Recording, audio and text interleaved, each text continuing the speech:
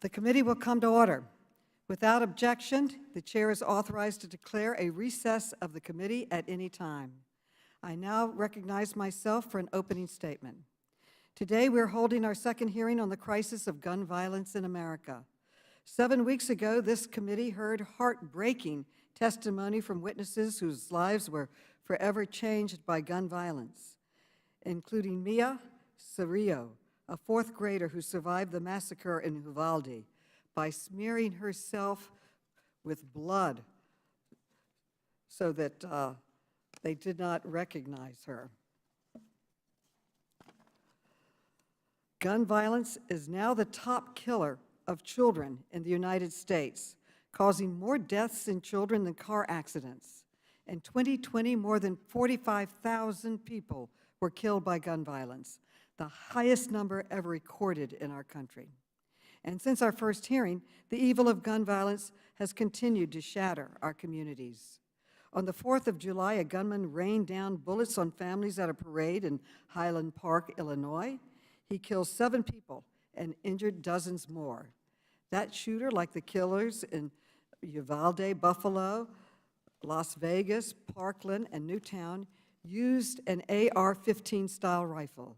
This is an ultra-deadly weapon engineered to kill enemy soldiers on the battlefield. Yet the gun industry has flooded our neighborhoods, our schools, and even our churches and synagogues with these deadly weapons, and has gotten rich doing it. That is why I launched an investigation into the gun industry. This morning, I released a memo with our initial findings, and what we found is appalling. Our investigation shows that 5 major gun manufacturers collected a total of more than $1 billion from the sale of assault rifles over the last decade.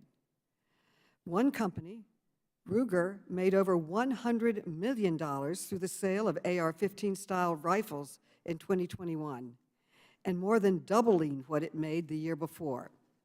Another company, Daniel Defense, tripled its revenue from these rifles from 2019 to 2021.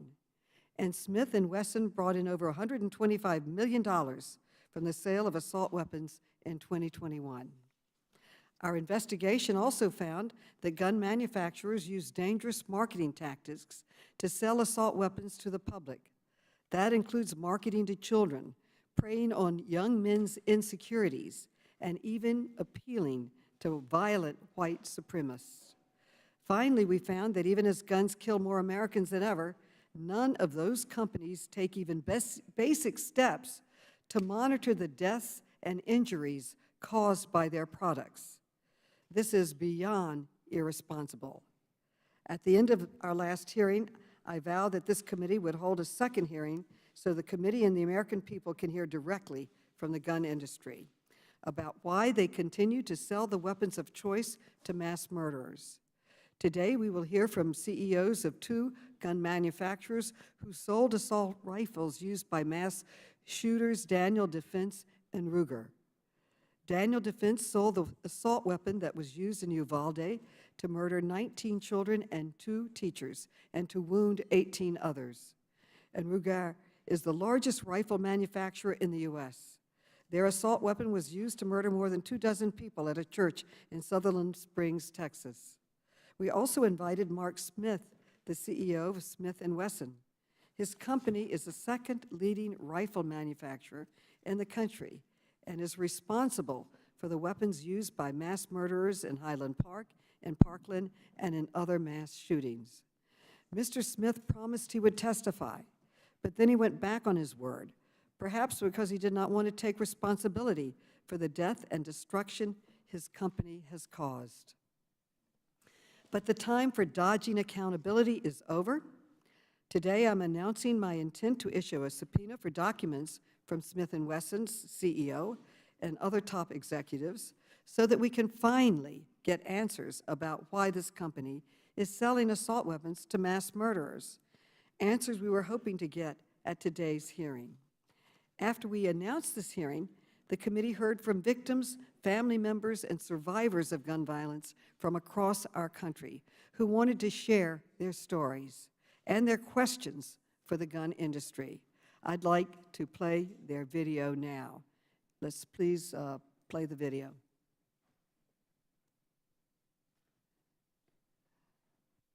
Hi, my name is Nicole, and nearly 10 years ago, I survived the Sandy Hook shooting in my elementary school when I was just 7 years old.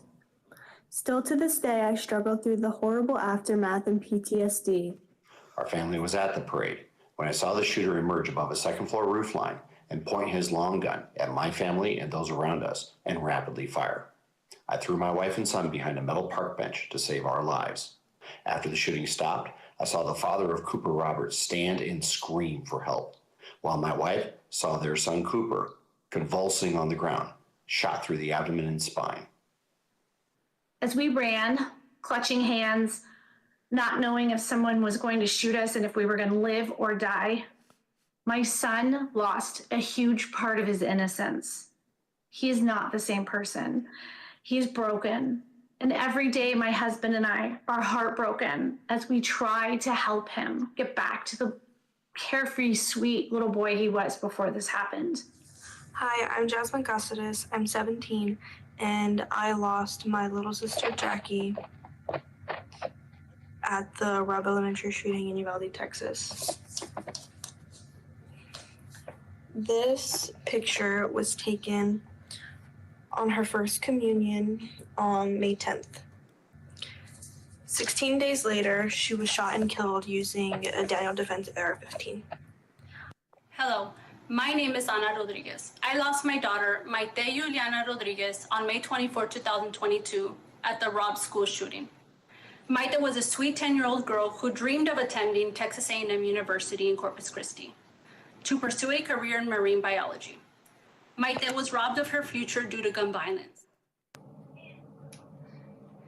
My fiance was shot and killed on May 14th by a white supremacist mass shooter when he went into Tops to buy our son a birthday cake. The shooter killed my fiance with a Bushmaster X-15 rifle. He also had with him a 12-gauge shotgun, a bolt-action rifle, full body armor, and a car full of ammunition. My name is Fred Guttenberg. I am the father of Jesse and Jamie Guttenberg. On February 14, 2018, I sent my 2 children to school to learn safely. Towards the end of that day, a gunman showed up at my daughter's school, killing 17. My daughter was one of the 17 killed.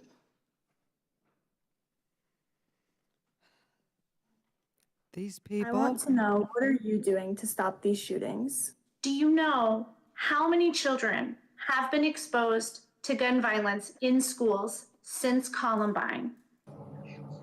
What are you going to do It's okay. to make sure that your products don't get into the hands of a white supremacist mass shooter ever again, who will take a child's father away? It's okay.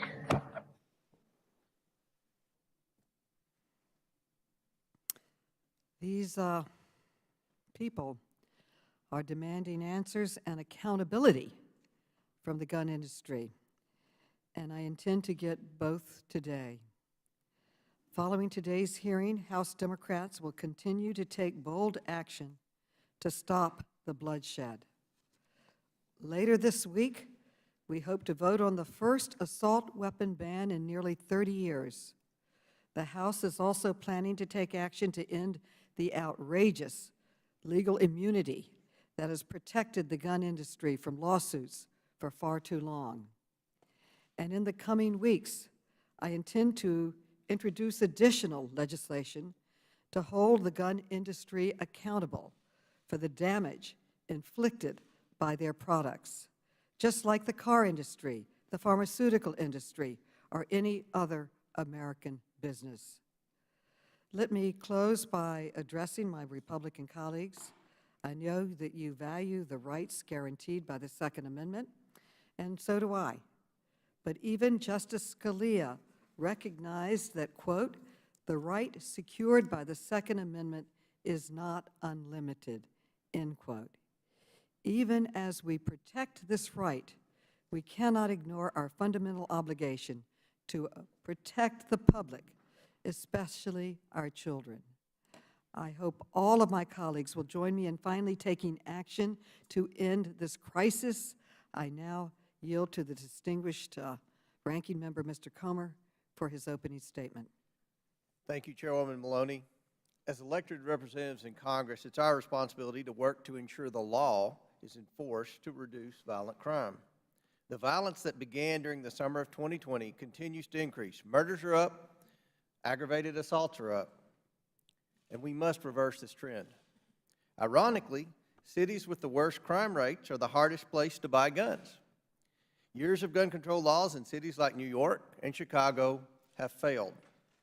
That's why I will continue to protect the rights of all law-abiding gun owners who safely use, store, and carry firearms, including the AR-15, which is the most popular rifle in the United States. It's become clear that the two parties in Washington have very different solutions of putting an end to the violent crime wave across the nation. Republicans want to target criminals. Democrats want to target lawful gun owners and take away their guns. We all took an oath to support and defend the Constitution. The Second Amendment ensures the rights of individuals to keep and bear arms and defend themselves in times of danger. Just recently, the Supreme Court reaffirmed our right of self-defense enshrined in the Second Amendment. Meanwhile, Democrats and President Biden continue to blame American companies for various national crises that their policies have made worse. From the price of gasoline to the surge in violent crime, Democrats are quick to point the finger at American industry. Their targets today, the American firearms industry. What did the American firearm industry do wrong? Their customers are allowed to lawfully buy guns. Their customers are allowed to exercise their Second Amendment right to keep and bear arms for their protection and other lawful purposes.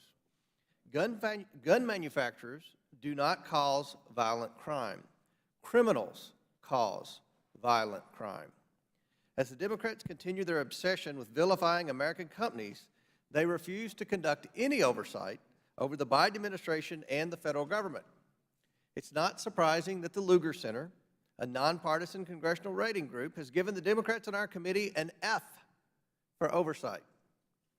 Democrats have no problem with subpoenaing oil companies and private citizens, yet we haven't heard from a single Biden administration cabinet secretary this entire Congress. When are they going to get a subpoena? We invited Attorney General Garland to today's hearing since he's responsible for agencies like the FBI and ATF. He's not here. In February, we invited the Department of Energy Secretary Granholm to talk about gas prices, but she couldn't make it. Just this week, we learned that Democrats get the same response from the administration as Republicans. They refuse to show up. After both EPA and FAA rejected an invitation to tomorrow's environmental subcommittee hearing, Democrats were so desperate to secure the participation of the administration that they offered to change the scope of the hearing so that both agencies would be comfortable testifying. It looks like they still aren't going to show up. Americans are suffering from the effects of an open border, including fentanyl streaming across into the hands of our youth, inflation at a 40-year high, and last month gas prices hit a record of over $5 a gallon nationwide. Madam Chairwoman, it's time that we hear directly from the people in the administration making policy decisions impacting the lives of all Americans. I would like to enter into the record a letter from Democrat Subcommittee Chair Ro Khanna expressing exasperation with the EPA for not appearing at a hearing tomorrow. Without objection. I would also like to enter into the record a letter that committee Republicans sent you earlier today stating that we support issuing subpoenas to administration officials if they are not appearing voluntarily. Without objection. Let's hold the Biden administration to the same standard that you hold private companies. Show up or get a subpoena. It's time that we do the job the American people sent us here to do. Holding the government accountable, instead of holding hearings like this to score political points against private companies. As I close, Madam Chair, will you commit to holding one hearing before the end of the year with the Cabinet Secretary? Just one hearing with one Cabinet Secretary. I will take it under advisement, and now we will introduce our witnesses. First, we will hear from Marty Daniel, Chief Executive Officer of Daniel Defense, LLC. Then we will hear from Christopher Killoy, President and Chief Executive Officer of Strom Ruger Company, Inc. Then we will hear from Brian Bussey, Senior Advisor at Giffords Law Center. Then we will hear from Kelly Sampson, Senior Counsel and Director of Racial Justice at Brady, United Against Gun Violence. Finally, we will hear from Antonia Okafor, National Director of Women's Outreach at Gun Owners of America.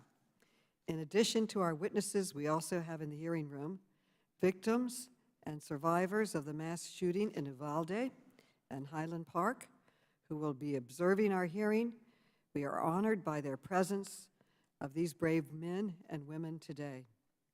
In particular, I want to welcome Felix and Kimberly Rubio, who testified at our previous hearing about their heartbreaking loss of their daughter, Lexi Rubio.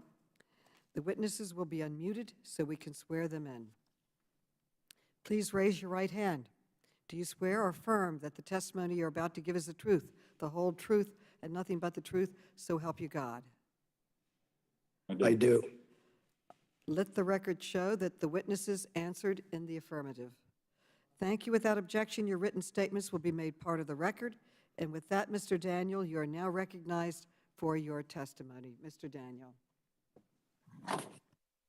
Thank you, Chairwoman Maloney. Chairwoman Maloney, Ranking Member Comer, my name is Marty Daniel, founder and CEO of Daniel Defense. I'm grateful for the opportunity to work with you and to join with Americans across the country in attempting to find effective solutions to combat the unacceptable increase in violent crime in our country, including the evil acts in Uvalde, Buffalo, and Highland Park that prompted this hearing. I'm sharing my views today to help ensure that the voices of law-abiding citizens and gun owners are understood by this committee. I am concerned, however, that the stated and implied purpose of this hearing is to vilify, blame, and try to ban over 24 million sporting rifles already in circulation that are lawfully possessed and commonly used by millions of Americans to protect their homes and loved ones, to safely sport shoot with family and friends, and to put food on the table as licensed hunters. This proceeding is focused on a type of firearm that was involved in fewer than 4% of homicides involving firearms in 2019. I believe in God, and my faith guides me and my family. Fundamentally, I also believe that there's good and evil in our lives. And what we saw in Uvalde, Buffalo, and Highland Park was pure evil. The cruelty of the murderers who committed these acts is unfathomable and deeply disturbs me, my family, my employees, and millions of Americans across this country. Lately, many Americans, myself included, have witnessed an erosion of personal responsibility in our country and in our culture. Mass shootings were all but unheard of just a few decades ago. So what changed? Not the firearms. They are substantially the same as those manufactured over 100 years ago. I believe our nation's response needs to focus not on the type of gun, but on the type of persons who are likely to commit mass shootings. In my judgment, the U.S. Secret Service and Department of Homeland Security have shown how we can best spend public resources in reducing these threats. Several recent studies by these agencies have concluded that mass shootings are preventable when appropriate community systems are in place. In my full statement, I identify other actions that can be taken without infringing on the constitutional rights of law-abiding citizens. As the Supreme Court stated in Heller, the enshrinement of constitutional rights necessarily takes certain policy choices off the table, including those that would diminish the Second Amendment rights of law-abiding Americans, such as banning common and popular guns. To close, I'm appearing before you on a voluntary basis because I believe strongly in our constitutional form of government and the role of Congress in addressing the nation's problems. I have respect for Congress, and I hope you will afford me the same respect as both a citizen and a manufacturer of a lawful product built for responsible citizens. Thank you. And thank you, Mr. Killoy. You are now recognized for your testimony. Chairwoman Maloney, Ranking Member Comer, and distinguished members of the committee, good morning. My name is Chris Killoy, and I am both fortunate and proud to be the President and Chief Executive Officer of Sturm, Ruger & Company, Incorporated, more simply known as Ruger. At its core, Ruger, like all companies, is simply a collection of people. We are fathers, mothers, grandparents, friends, and neighbors. From humble beginnings in Southport, Connecticut, very close to where our corporate headquarters is today, we have grown to a team of nearly 2,000 hardworking folks. We have factories in Prescott, Arizona, Mayodan, North Carolina, Newport, New Hampshire, and Earth City, Missouri, with smaller offices and personnel in various locations around our great country.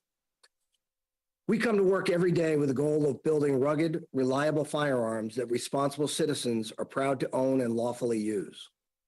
Our motto, Arms Makers for Responsible Citizens, is a testament to our company culture and philosophy dating back nearly 75 years. Among the materials provided to the committee are a few examples of what we have done these many years to advance our philosophy and demonstrate our core values of respect, integrity, teamwork, and innovation. As many companies in America move jobs overseas to improve their bottom line, we build our products in American factories. With few exceptions, our supply chain is nearly all domestic, often supported by small local businesses near our factories. We strive to provide good pay and benefits to our workforce with the hope that employees will become long-term members of our team. And we have the track record to prove it. Right now, we employ well over 100 dedicated employees with between 30 and 50 years at our company. I recently attended a retirement party for a husband and wife team who collectively dedicated 87 years to Ruger, more than a typical lifetime. Not many CEOs are as fortunate as I am to work with such great people. During the COVID-19 pandemic, we worked exceptionally hard to keep our workforce safe. Our COVID task force met nearly every day for more than a year to manage our response, track constantly shifting guidance, and make protocol recommendations. While these protocols had an adverse impact on production and profitability, we opted for the harder right and are proud of that decision. With the recent acquisition of the Marlin Firearms brand, we now offer over 40 product lines and nearly 800 product innovations. Our management team is small, hardworking, and effective. We work closely together every day and strive to do the right thing for our employees, shareholders, customers, and communities in which we are located. We operate in a rapidly changing and increasingly complex legal environment. We do our level best to meet our regulatory obligations, cooperate with law enforcement, and remain true to our corporate philosophy. As a company, we support many initiatives designed to promote the safe and responsible use of firearms. Examples include Project Child Safe, Fix NICS, and Walk the Talk America, just to name a few. These programs and others are detailed in the materials we provided to the committee. Our employees are very active in their respective communities. We have an internal company newsletter, the Ruger Action, which highlights the achievements of our workforce. Weddings, graduations, promotions, retirements, a first buck, and so on. I am always proud and pleased by the community outreach and service of our employees that I read about so frequently. Ruger is a collection of nearly 2,000 hardworking, dedicated individuals sharing the common goal of supplying rugged, reliable, American-made firearms to responsible citizens who use them lawfully every day.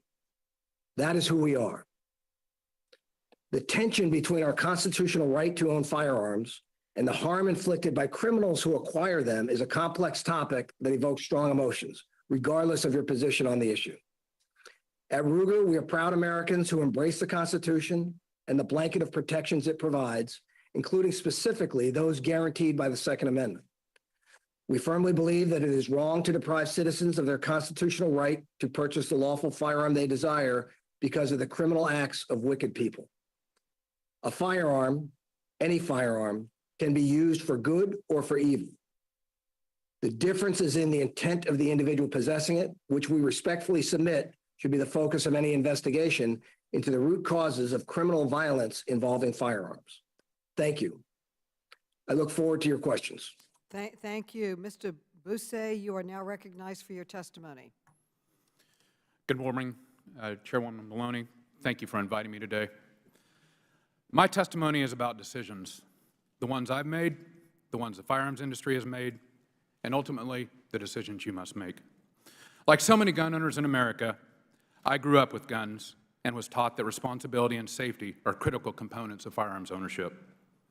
In 1995, I made the decision to get into the gun industry. For the first several years of my career, the same responsibility I was raised with prevailed there.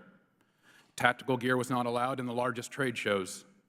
Companies like Ruger even included their founding motto on all advertising, arms maker for responsible citizens. By 2007, change was happening as most companies began combining guns with the political fear and conspiracy machine of the NRA. It worked very well because the same things that drove NRA radicalization also drove gun sales. Prior to 2008, guns like the AR-15 were a pariah, but they represented a new and untapped market, and the NRA and the NSSF needed new political symbols and profit. And so companies like Smith & Wesson made the decision to get into the AR-15 business. A few years later, the M&P-15, as in military and police, became the best-selling rifle in America. Eventually, young male gun customers in places like Parkland, Florida, Highland Park, Illinois, and Kenosha, Wisconsin, all decided to use an M&P-15. By 2008, Ruger made the decision to remove the responsible citizen motto from most of its public advertising. Those industry leaders who spoke out against this new trajectory were attacked and marginalized. Everyone was told that any new gun buyer or any gun marketing was good, so long as it furthered political aims and sold guns. The trend of dismissing responsibility has only worsened, and today the industry condones frightening marketing that openly partners with domestic terror orgs like the Boogaloo Boys, a group that hopes for race wars and wears Hawaiian shirts. There is no industry criticism of marketing like this.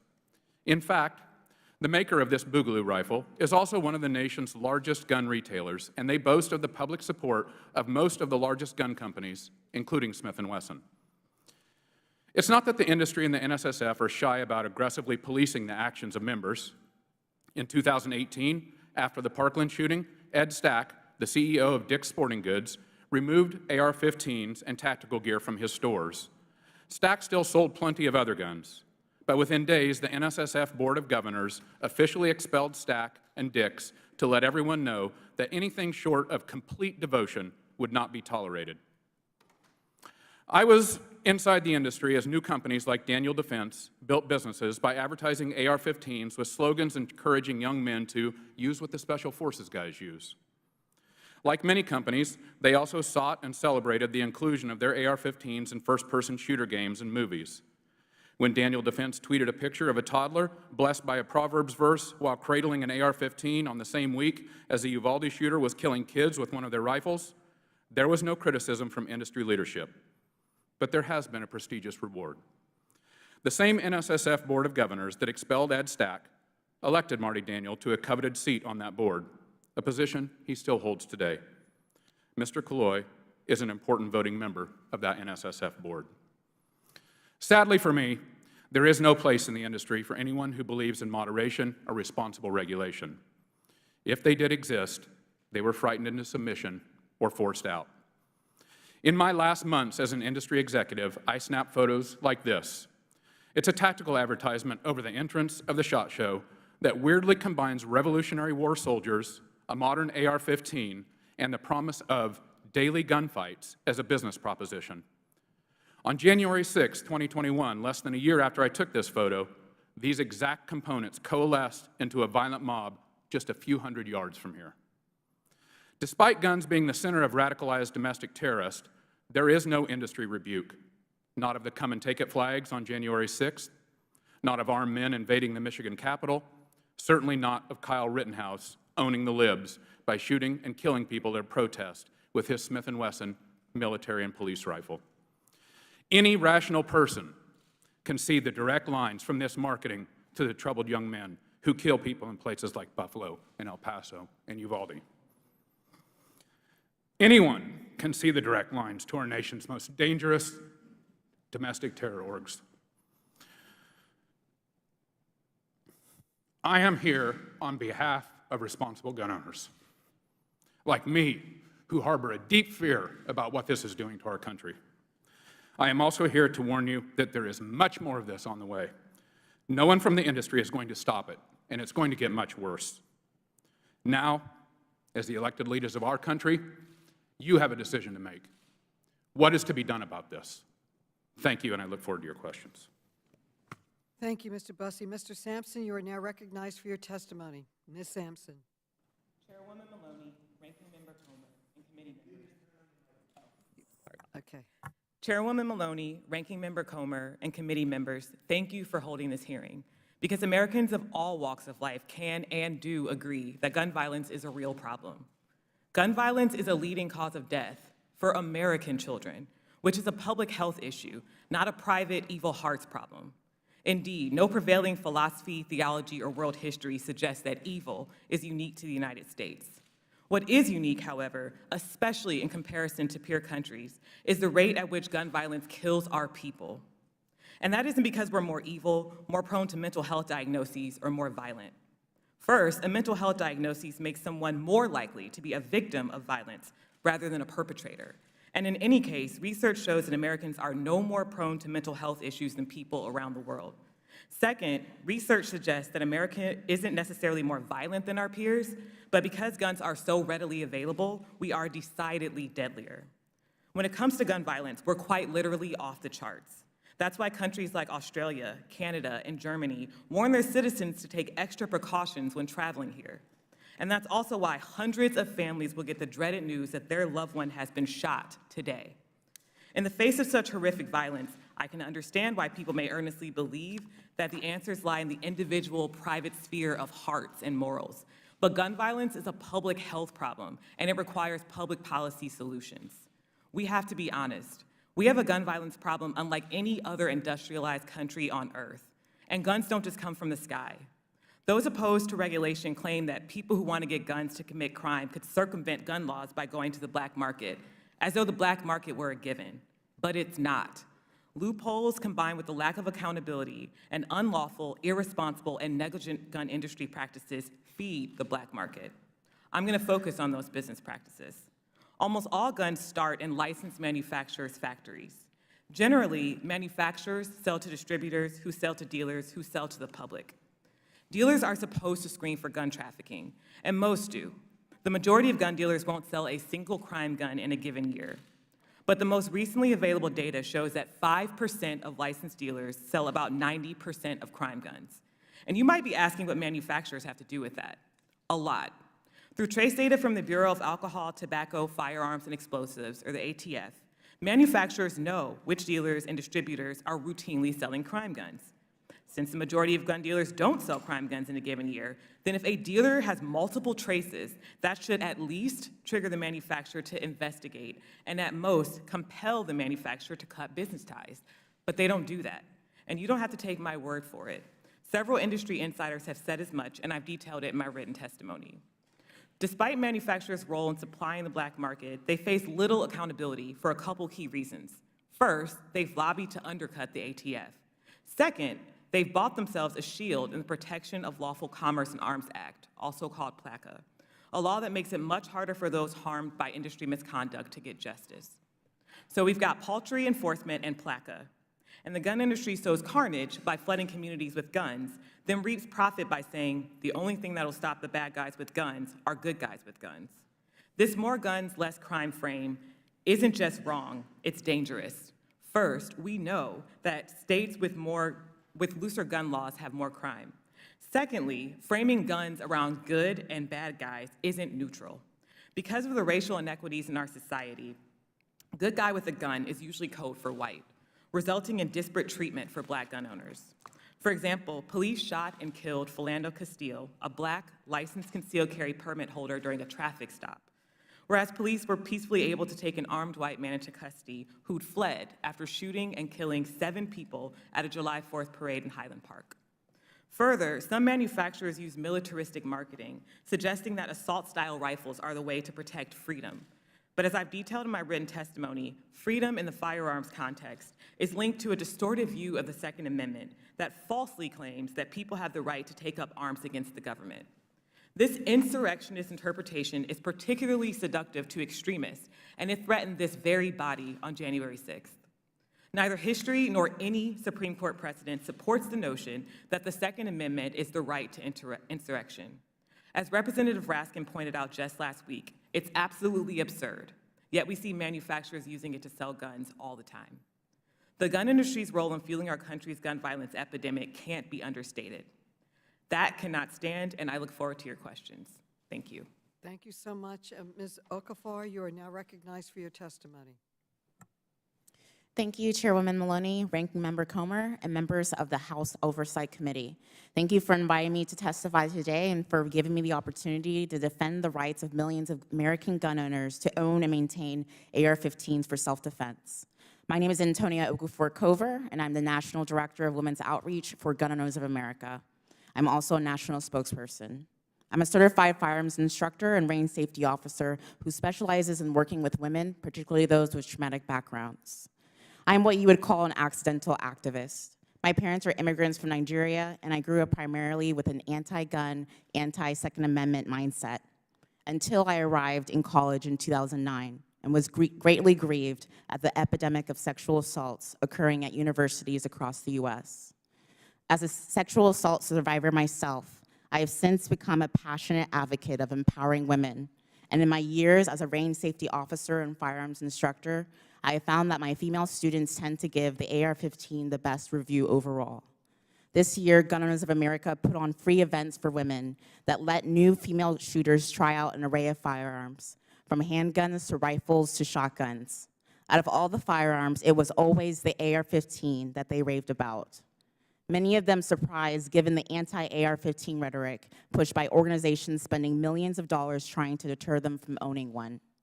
The AR-15 allows women to have a larger firearm without having to absorb the recoil as much as one does with a smaller handheld firearm. The AR-15 makes it easier for those who have a physical disadvantage to the attacker to have an upper hand. Having a rifle allows me the advantage of being able to shoot the attacker from much further away than a standard handgun. The #1 reason that women buy firearms is for self-defense. I'm a proud owner of a Daniel Defense rifle, and it is my go-to rifle. It is by far lighter than any other rifle I own. It makes it easier for me to hold, and yet it still does an incredible job of absorbing the impact after each trigger pull.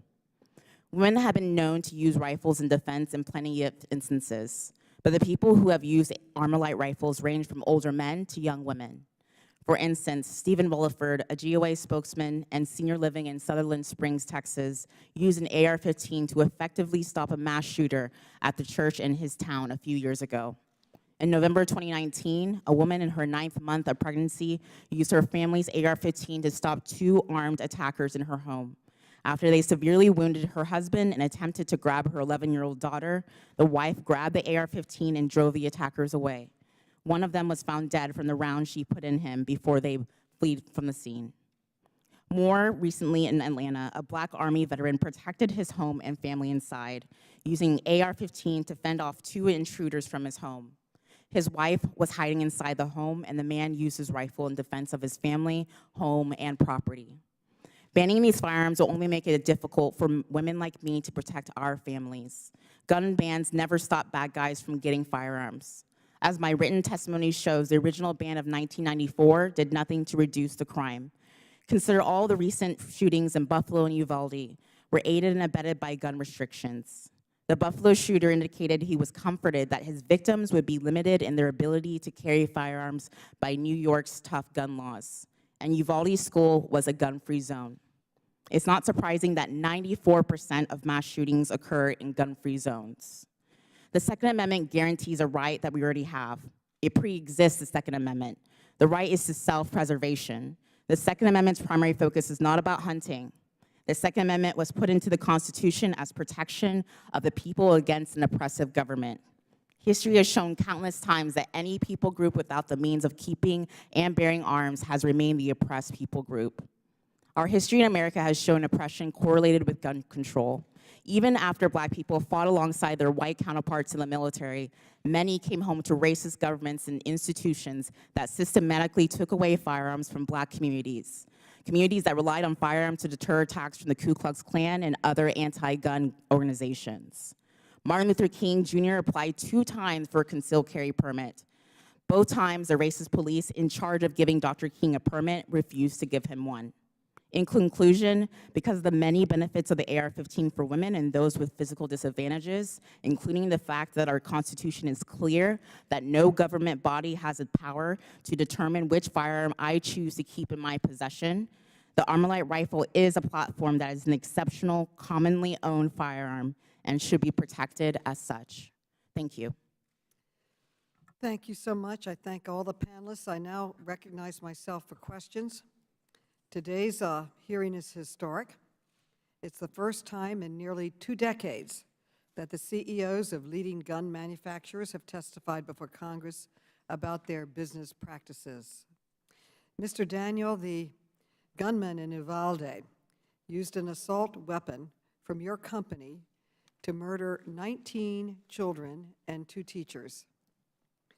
Your company said that this shooting was, and I quote, a horrifying tragedy, end quote, and that the victims and families are, quote, in our thoughts and they are in our prayers, end quote.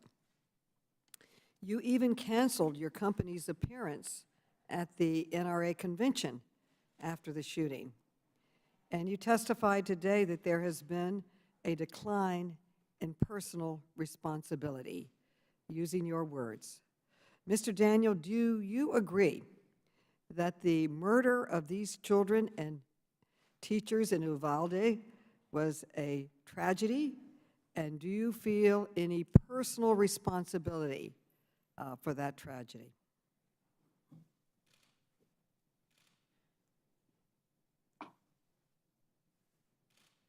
Chairwoman Maloney, I am deeply disturbed by these horrific acts committed by evil people. I cannot even imagine what those innocent children had to go through, and the teachers. I cannot imagine the horror that the families have to live with for the rest of their lives. These acts were horrible, and these acts need to be stopped. Thank you. Okay, reclaiming my time, Mr. Killoy. Weapons from your company, Ruger, have also been used in mass shootings, including the deadliest shooting in Texas history. I played a video earlier in which Americans impacted by gun violence had a simple question: what is the gun industry doing to stop the violence? We just heard from Mr. Daniel that we have to stop the violence. I think we all agree. What is the gun industry doing? And one obvious step is to end the sale of assault weapons to civilians and children. Yet neither company before us has been willing to take that step. Congress is moving to take that step. Mr. Daniel, how many more American children need to die before your company will stop selling assault weapons to civilians and young men?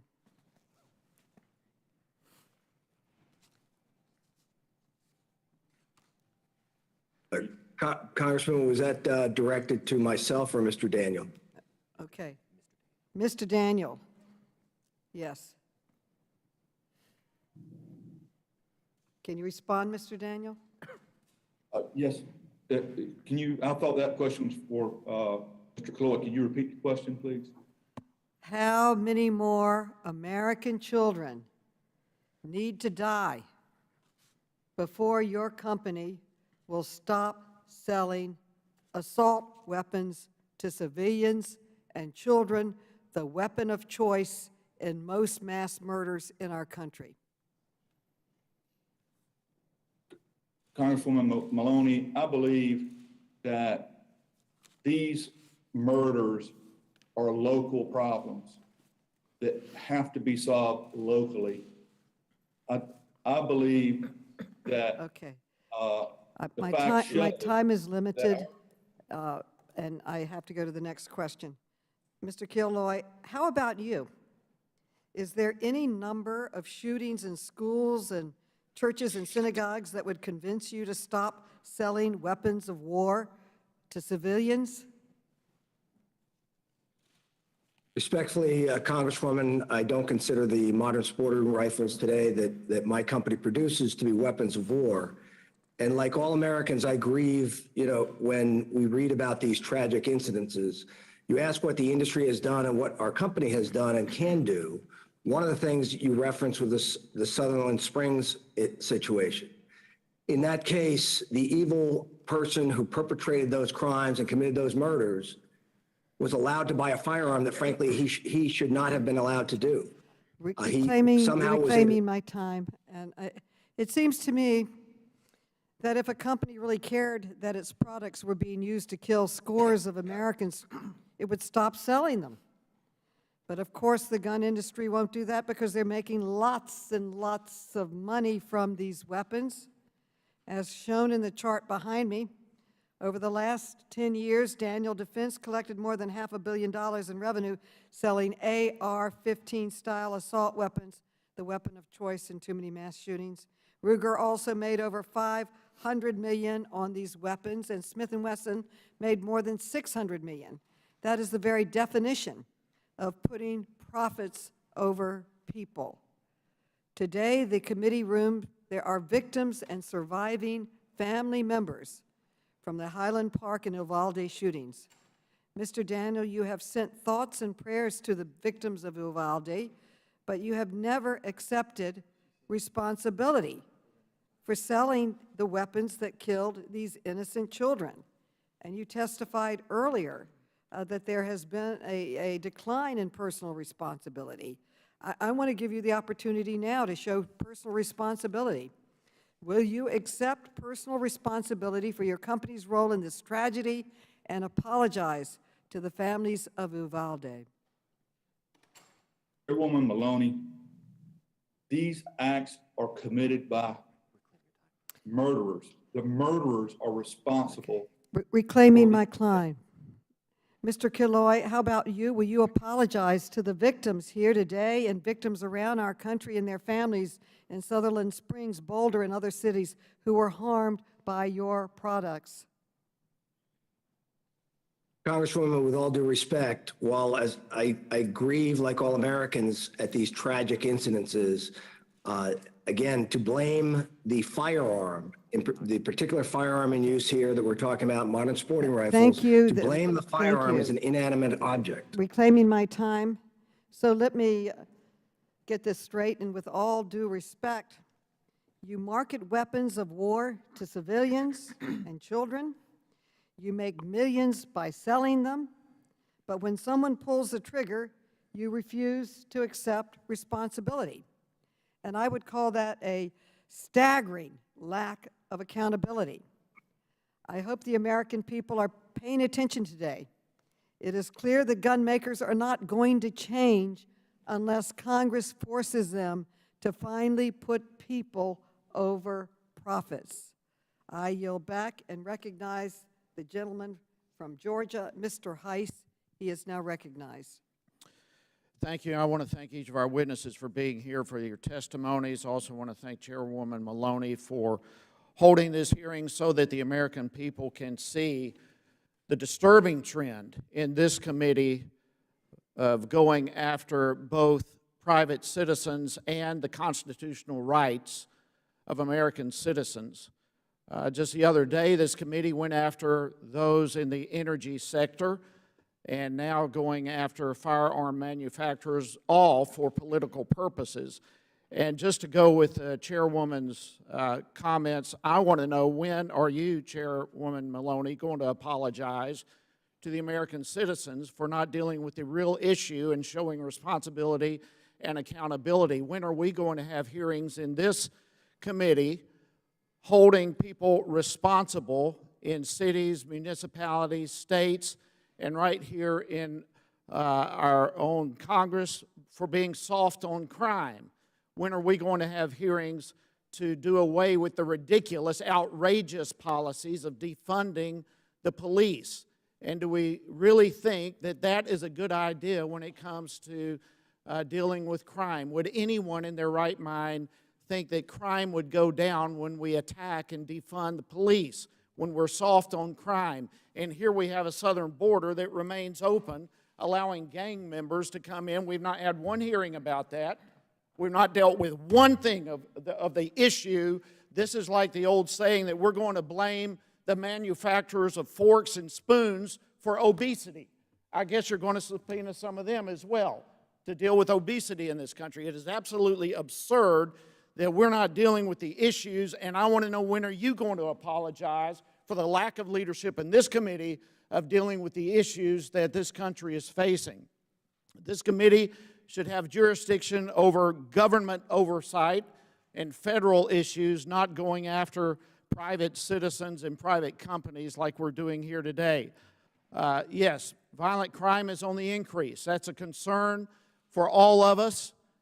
But to go after the manufacturers of guns while at the same time remaining soft on crime, defunding the police, supporting those policies, and keeping our southern border open for all sorts of criminals is absolutely disgusting to me and unthinkable. The height of irresponsibility and lack of accountability. My colleagues seem to forget that the American people have a right to own guns. It's a constitutional right to defend themselves, and yet we have a perpetual barrage of politicized buzzwords like have already been used here this morning, like assault weapons and weapons of war, to support arbitrary gun grabs, not from criminals, but from law-abiding American citizens. And it's time that we see some changes. Mr. Daniel, I'd like to go to you. There are approximately 8.5 million Americans purchased a firearm for the first time in 2020, and this is a trend that's continued to go up for the last several years. Does your company make or produce any illegal product?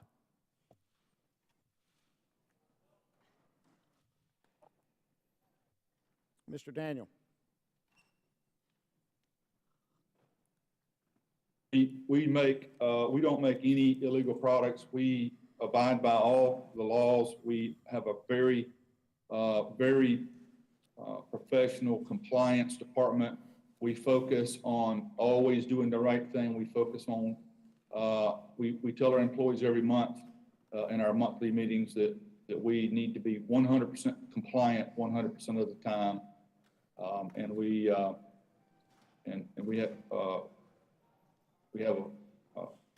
known to have a great system of making sure that we're everything is legal. And I have been to your company. I've toured it. It's an amazing place. Why do you believe so many Americans are choosing to exercise their constitutional rights for firearms and purchase firearms, particularly things like the AR-15, which seems to be under attack this morning?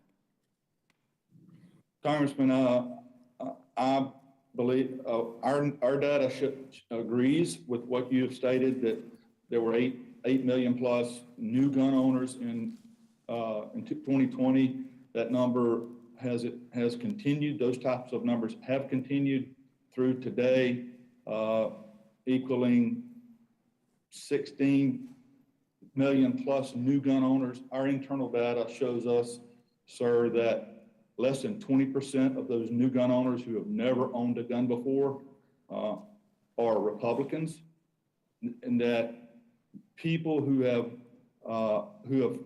made a decision in the past to never own a gun have changed their minds and are buying guns in unprecedented quantities. And I'm sure that's primarily to defend themselves because we're soft on crime. We're not dealing with the real issues. Ms. Okafor, let me go to you here. Lawful gun ownership is an integral part of a citizen's right to defend themselves. In fact, it's interesting, and Chairwoman, I have two articles here, but in 1982, the city of Kennesaw, Georgia, passed an ordinance requiring heads of households to maintain working firearms and ammunition. And interestingly, Kennesaw, which is a metro Atlanta city, certainly not a depopulated rural area, they have incredibly low crime rates, particularly violent crime. In fact, between 2012 and 2020, only 2 homicides in that city. And I have a couple of articles I'd like to submit to the record, please. Without objection. Thank you. Ms. Okafor, in your opinion, is private gun ownership one of, if not the most effective means of self-defense? Thank you, Congressman. Yes, absolutely. That is one of the most impactful ways of deterring any criminal from wanting to go to the places that are most vulnerable and defenseless. Like I said in my testimony, 94% of mass shootings occur in gun-free zones. So a criminal is going to go where they can do the most amount of harm in the least amount of time. And so those places that they know that they're not going to be able to do that, they're going to be a deterrent. Is that answer data-based? That's absolutely data-based. Okay. Thank you very much. I appreciate the chairwoman's allowing us to go a little bit over our time, but with that, I'll yield back, and I thank the witnesses for being here. The gentleman's time is expired, and he yields back. Our votes have been called, and after the questioning from the District of Columbia, Ms. Norton, who is now recognized, we will recess for the purpose of going to the floor to vote. Ms. Norton, you are now recognized. Thank you, Chairwoman Maloney, for this especially timely hearing. You're having this hearing at a time when gun violence is menacing the entire country. You do not open a paper these days, these mornings, without reading about gun violence, often involving many, many victims. I would like to preface my questions by noting that without statehood, the District of Columbia could have its local gun violence prevention laws, including its ban on assault weapons and high-capacity magazines, overturned by Congress. Republicans, including this Congress, have repeatedly tried to overturn D.C.'s common sense gun violence prevention laws. We have defeated each such effort, and I will continue to try to do so. It is clear that there is a common denominator to mass shootings that occur over and over and again in America, and that is the use of assault weapons. Mr. Bruce, how is an AR-15 style firearm different from other guns sold by manufacturers, and what makes an AR-15 more deadly and dangerous than regular handguns? Thank you, Congresswoman. An AR-15 is chambered in a very common cartridge, typically a .223 or a 5.56. In that way, it is similar to many other commonly used guns. But the AR-15 is based on the military version of the rifle, and it's specifically designed to be an offensive weapon of war for troops in battle to charge into places like buildings and battlefields to take as many lives as possible as fast as they possibly can. That's what the design of the rifle is for. It's, I think, an analogy may be in order. An AR-15, if you think about it in terms of cars, most cars and trucks have 4 wheels and a steering wheel and engines and all those things. And most rifles have a trigger and a barrel and a stock and all of those things. But in this case, the AR-15 would be much like a Formula One race car. It's like other cars, but it's specifically designed to do things very fast, very easy. At corners, it gets places very fast. So I think that's the analogy that should be used. It's a very telling analogy, I must say. All of these differences mean the damage to the human body from one bullet fired from an assault rifle is particularly gruesome. I'll just give one example. A trauma surgeon at the University of Texas said that a bullet from an AR-15 has so much energy that it can disintegrate 3 inches of leg bone and it would, quote, just turn to dust. Knowing this, it's incomprehensible that the AR-15 style rifles are so easy to purchase. Mr. Daniel, your company brags that it offers a buy now, pay later financing and consumer can buy this product in, quote, seconds. Mr. Daniel, did the Uvalde shooter use this financing program to purchase his weapon? Congresswoman, this shooting is still under investigation, and we shouldn't comment on this investigation.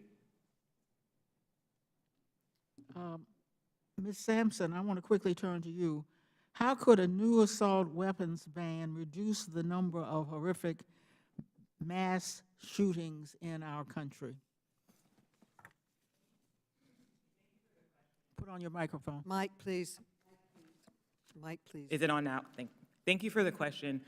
Renewing the assault weapons ban would prevent deadly mass shootings because we know that assault weapons are the weapon of choice for mass shooters because, as was mentioned earlier, not only are they able to shoot from a further distance, but they also allow a lone shooter to inflict much more harm on a greater number of people in a shorter amount of time.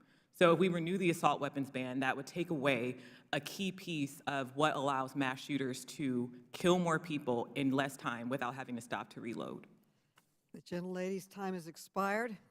Votes have been called, and to accommodate members voting, the committee will take a short recess and reconvene approximately 5 minutes at the close of the last vote in this series. The committee stands in recess.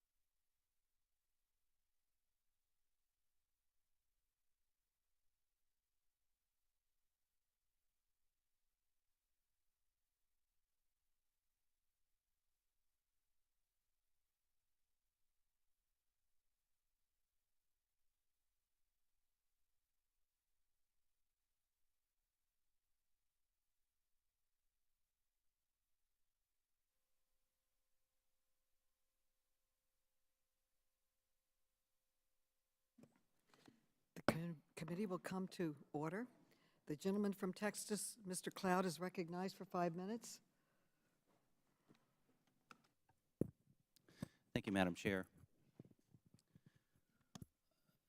Our United States Constitution was not written to be shredded in times of crisis or in tragedy. And tragically, we see often, and even in this body, to use every crisis and every tragedy as a reason to shred the Constitution, so to speak.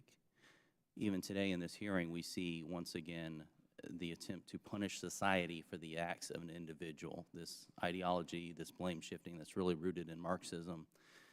It's the same ideology that gives terrorists and those who commit genocide their reasoning, and demagogues throughout history to justify their actions. And truly there's no single common denominator for the truly heinous acts we've all witnessed and that we've all been heartbroken over in our nation. But if we were to look at the common denominators, one of the biggest things we see is the breakdown of the family.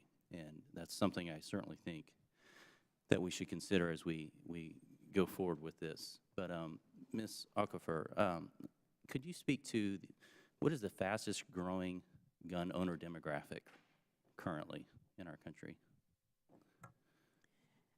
Thank you, Congressman Cloud. The fastest growing demographic currently is actually Black women, and particular women, of course. 48% of the 8 million new gun owners that we had from 2019 to 2020 were women, and of those, 21% of them are Black women. Any insight as to why this is happening and at this time? Particularly with Black women, there's many reasons. One of the big reasons is because, unfortunately, Black women are one of the demographics that have been victims of violent crime.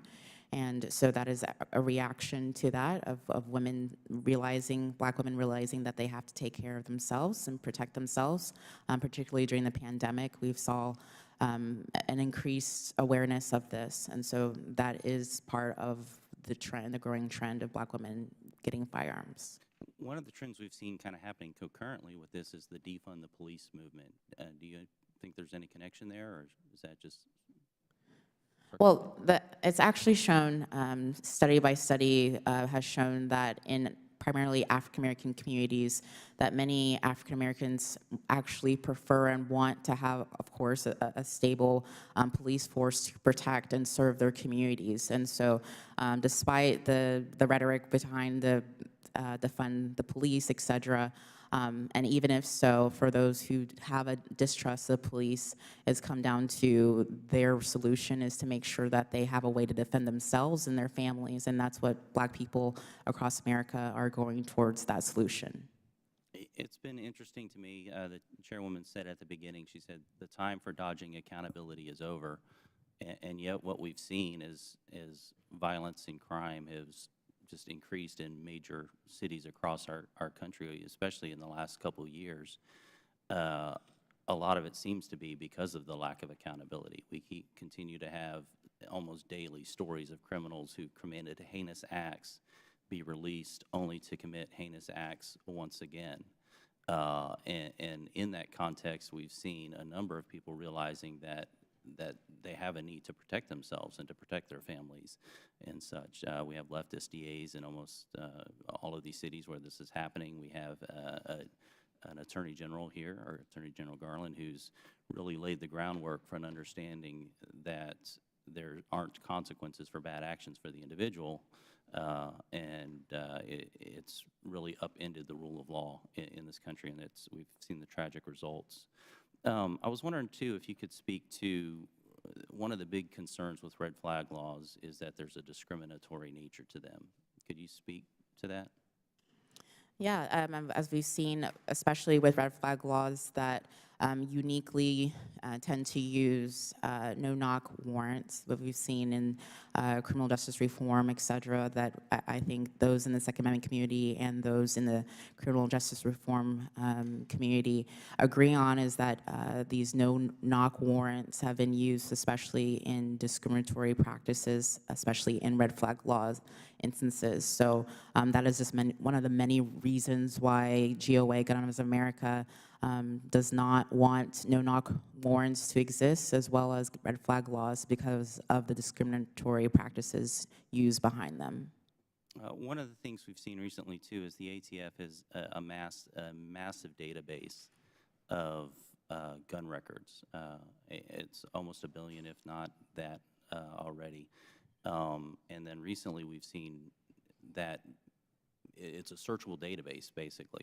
Now, federal law says that they are not allowed to create a gun registry, but they have a searchable database for all practical purposes, and recently we've begun to see stories of them trying to enforce this through local law enforcement, in showing up and surveying gun, or do you have this serial number in your house and those kind of things. Does that kind of thing concern you, and how do you think that squares with the Second Amendment?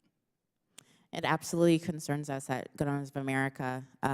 When it comes down to it, is that this is exactly why people are concerned about any type of registration, is because once registration is allowed, then it's very easy for any type of government agency to be able to use that to essentially, again, discriminate against gun owners and those that they deem to be quote unquote dangerous. And what that actually means tends to be anything from what they believe is a First Amendment difference or something like that. So when it comes down to it, that's part of the issue, is that any type of registration leads to gun confiscation in the end. The gentleman's time has expired. Thank you. The gentleman from Massachusetts, Mr. Lynch, is recognized. Thank you, Madam Chair, and really appreciate you holding this hearing. I thank the ranking member as well and our witnesses. On one of my other committees, I actually serve as the chairman of the Task Force on Financial Technology, FinTech. And our task force is continuing to investigate the emerging use of so-called buy now, pay later financing for online purchases. So I want to direct this question to Mr. Bussey and Ms. Sampson. A buy now, pay later allows consumers to purchase and immediately take possession of an item after agreeing to pay the purchase price over a fixed period of time. The use of buy now, pay later has really dramatically increased in the last few years, especially with the pandemic. Not surprisingly, buy now, pay later is also extremely popular with younger consumers because it entails a very, very light credit pull or credit check, and really targets those with minimal disposable income and little or no credit history. And by far, millennials and Gen Z consumers make up the majority of buy now, pay later users by age group. Regrettably, however, relevant to this hearing, buy now, pay later has really become popular as a way to finance online gun and ammunition purchases. While some of the major buy now, pay later providers like Affirm and Klarna and Afterpay explicitly prohibit purchasing guns and ammunition, some do not. And as recently reported by the New York Times, Credova Financial LLC and some other niche firms are actively exploiting the gap in gun sales market by teaming up with gun merchants to offer buy now, pay later financing to facilitate online purchases. In fact, Credova boasts a multitude of retail partners on its website, including several gun merchants. For example, the company is the financing arm for grabagun.com, which is an online gun seller offering handguns, shotguns, and what they say on the website, a huge number of AR-15s. Grabagun.com prominently highlights the convenience and benefits associated with Credova buy now, pay later, including no hard credit inquiries for pre-approval and zero money down.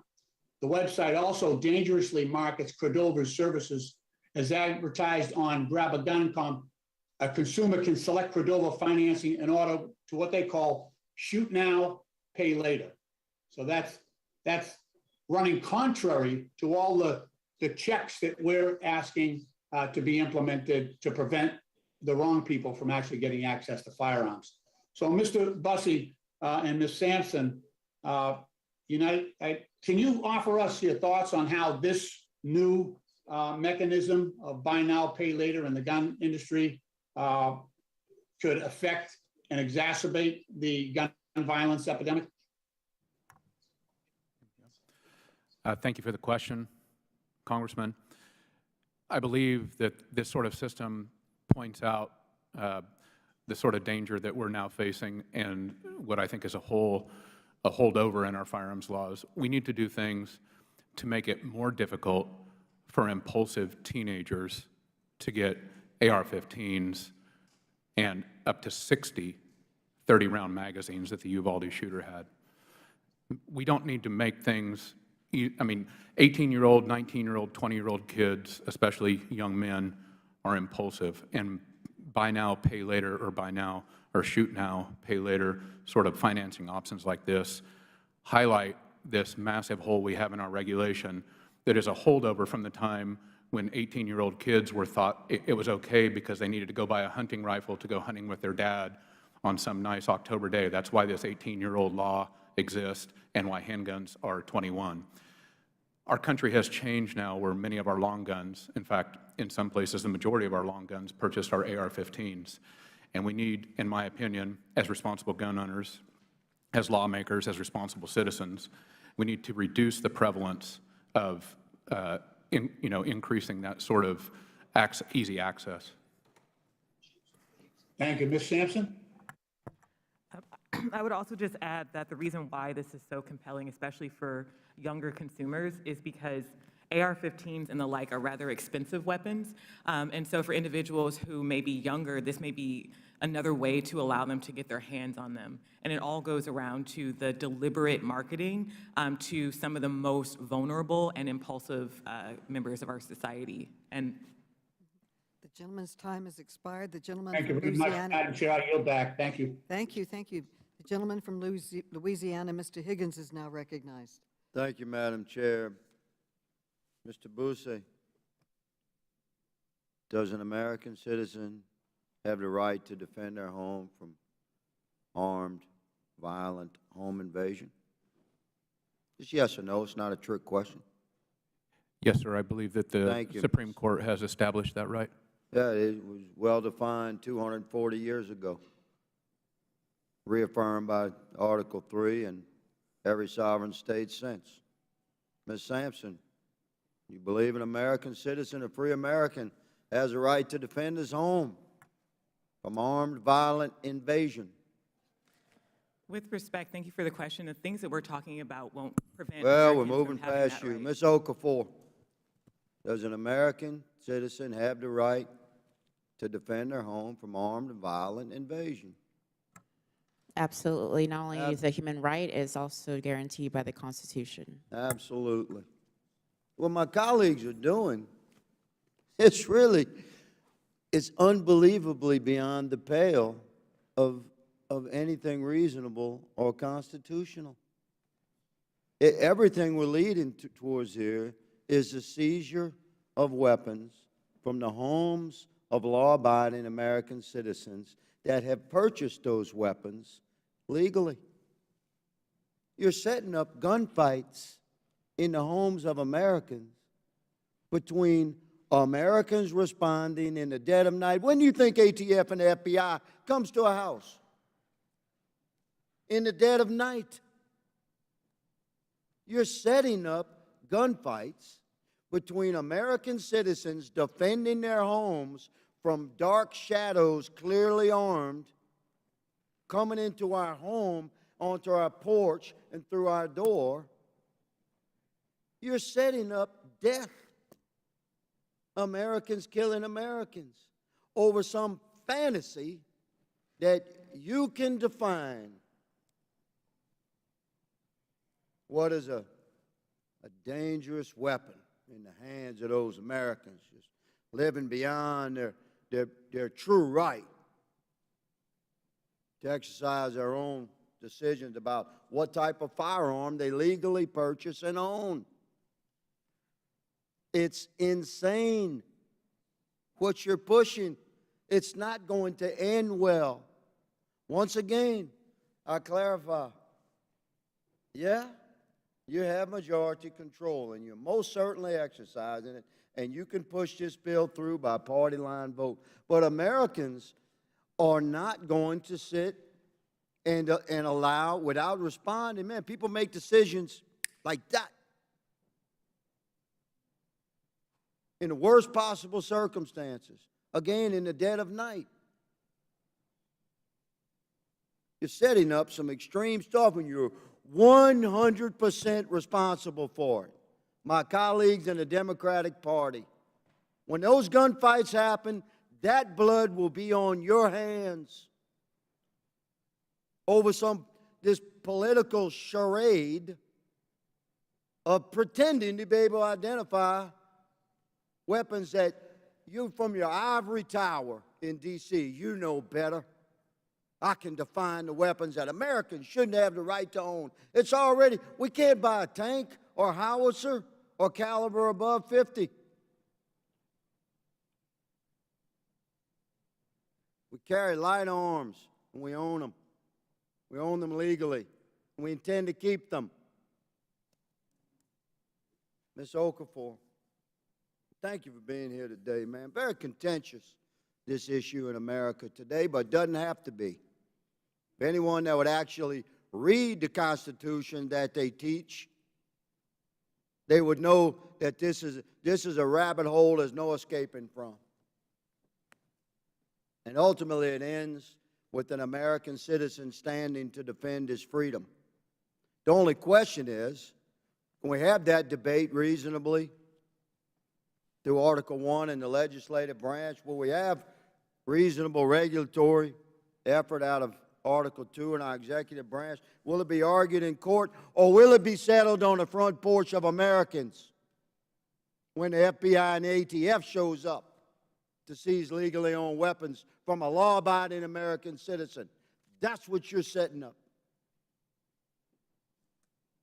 I'm sorry, Ms. Okafor, my time has expired, but my passion has not in defense of the Second Amendment. Madam Chair, I yield. The gentleman yields back. The gentleman from Virginia, Mr. Conley, is recognized for 5 minutes. I thank the chair. And let me just say to my friend from Louisiana, I can match his passion with my own. And we will not be threatened with violence and bloodshed because we want reasonable gun control. Is the gentleman pointing? I will not yield. I will not yield. It's I'm my not. time, Madam Chairman. And I'd like the time I'd ask the restored. gentleman I'd like to the time retract restored that from the statement. interruption. You just heard it. Another threat of violence. Madam Chair, I'd like the word stricken. Madam Chairman, it is my time. Madam Chair, point of order, Madam Chair. Can I put up? Members will suspend. The gentleman has a point of order. Madam Chair, the gentleman from Louisiana requested a retraction, and I do believe that Mr. Connolly said something that was not what Mr. Higgins said, and I don't feel that with our rules you're allowed to say things that are not true. Okay. Mr. Conley, will you retract? I don't know what it is I'm expected to retract. I heard you pointed at me and said I was threatening you, brother. If I can finish, Take Madam it back. Chairman, if I can finish in response to your question, Madam Chairwoman, Pardon? I heard the gentleman from Louisiana say that blood would be on our hands if we attempted to pass legislation that could yield to his imagination, apparently, of ATF agents and FBI agents going to someone's front porch and taking away their weapons.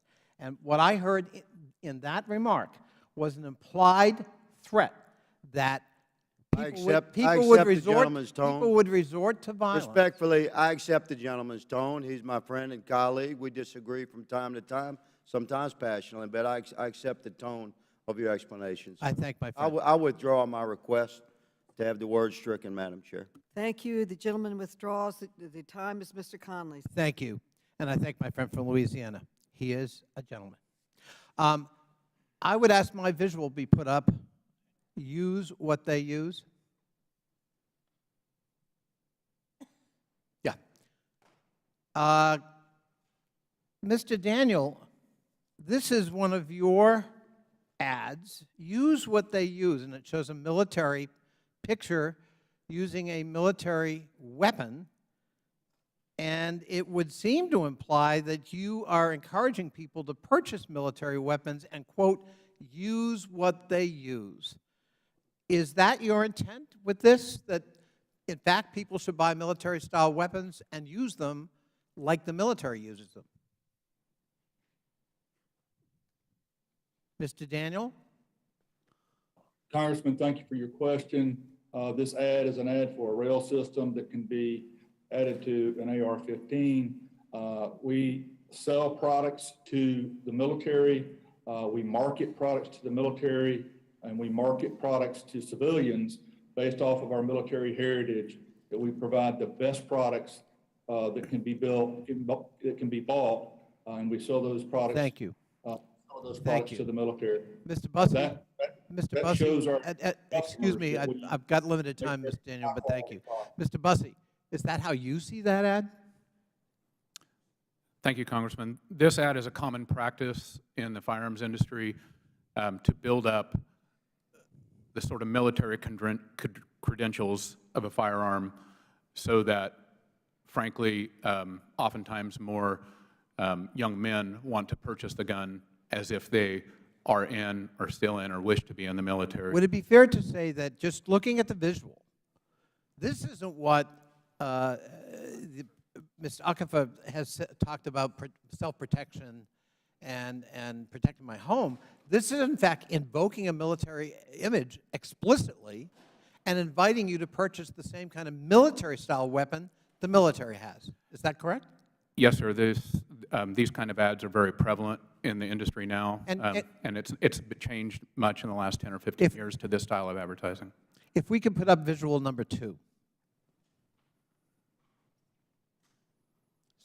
Yeah. So this is extraordinary to me. What weapon is that, Mr. Bussey, that is being handed to a toddler? That's a Daniel Defense AR-15 version. So this is an ad by Daniel Defense handing an AR-15, and what it says is, train up a child in the way he should go, and when he is old, he will not depart from it. What are we to take from that message, Mr. Bussey? I don't think that's the meaning of the original Proverbs verse, sir. No. No, it's kind of a distortion of Scripture, maybe. Of course, I don't think they had A-15s when Scripture was written. Mr. Daniel, if a child uses one of those guns to shoot himself, under the law, is your company liable, or are you liable by law? Ad about, this is not a question about safety, sir. This is a question about the purpose of this ad. No, no, no. I'm asking you a different question right now because I got limited time. I'm asking you a legal question. Are you liable if a child shoots himself with one of those guns? I don't know the answer to that, sir. I'll be happy to talk to my lawyers and get back to you. I would suggest to you respectfully the answer is no, but all right. If a child uses one of those guns to shoot a friend or sibling, are you or your company liable? Congressman, this child in this photo was not being taught to use a gun. I'm not talking about that just yet. I'm asking a legal question about liability, and the answer again is no, because of the law, which protects people like you and your company. Ms. Sampson, I want to give you an opportunity to respond to the witness testimony from your companion at the table, who talked about AR-15s. You know, they're safer, they're easier, the recoils, and they protect us. They protect us, including she invoked sexual assault. And I want to give you an opportunity, given your role. What do you think about that? AR-15s are the best way to go in terms of self-protection? Thank you for that question, Congressman. There's actually been research done into the number of shots fired by individuals when they're facing a home invasion, for example. And in any case, most of the time, the answer is about 2 to 3 shots, if at all. So an AR-15 is totally unnecessary for something like personal self-defense.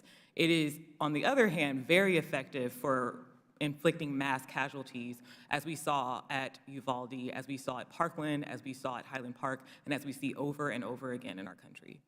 I thank you. My time has expired. Thank you, Madam Chairwoman, for holding this very important hearing. The time has expired. The gentleman from Ohio, Mr. Jordan, is recognized. Okay, Mr. Clyde. Mr. Clyde is recognized. Thank you. Thank you for yielding, Mr. Jordan.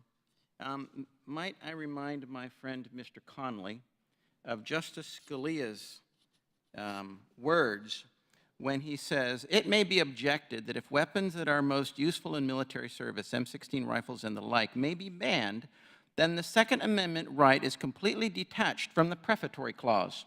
And the prefatory clause would be a well-regulated militia being necessary for the security of a free state. So it may well," and this is again Justice Scalia, "it may well be true today that a militia, to be as effective as militias in the 18th century, would require sophisticated arms that are highly unusual in society at large. Indeed, it may be true that no amount of small arms could be useful against modern-day bombers and tanks. But the fact that modern developments have limited the degree of fit between the prefatory clause and the protected right cannot change our interpretation of the protected right." Would my friend yield for a second? No, I would not. I mean, do you understand what that statement says? That statement says that the Second Amendment protects weapons that are of primary use to a militia. And what is a militia? A militia is all able-bodied personnel that can be called up in defense of a free state. That is exactly what Justice Scalia says in the Heller decision. Now,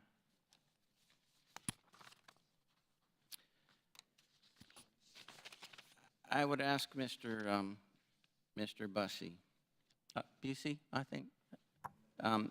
You said that you have a lot of experience in the firearms industry. How is an AR-15 any different from any other semi-automatic rifle with a detachable magazine? Let's say like a Remington 7400, chambered in .223 or .556. The AR-15 and the military version rifle on which it is based is designed specifically for offensive use in war, and the Remington rifle to which you refer is not designed for that. There are numerous design factors. I don't think we have enough time. I certainly don't have enough time on this clock to list all the features which denote that. Okay, do they not both fire one round with a single pull of a trigger? Yes, sir, they do. Okay. Do they not fire the same caliber of round, .223 or 5.56 ammunition? They both can be chambered in that caliber, yes, sir. Okay, do they not both feed from a detachable box magazine? Yes, sir, they do. Okay, so basically what you see is looks. Just it looks different. That's not true.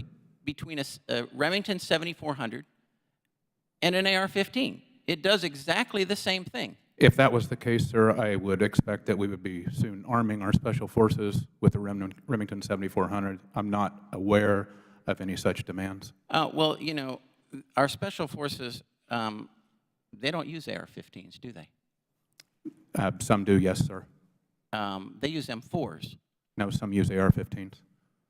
And they have different things that attach to them, like optics and like laser designators and like flashlights and all sorts of other things. Most of which are available to civilians as well, sir. Absolutely, they are, okay? But the Remington 7400 does exactly the same thing with every pull of the trigger that an AR-15 does. So I disagree completely with your statement that the AR-15 is a weapon of war. Sir, you must disagree with the folks in the military who request the AR-15 and the Mr. Busey, this is not a discussion. Okay, thank you.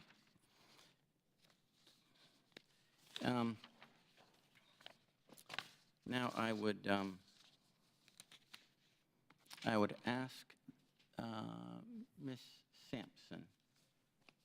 You said in your statement that though trace data from the dealers or distributors, trace data from manufacturers,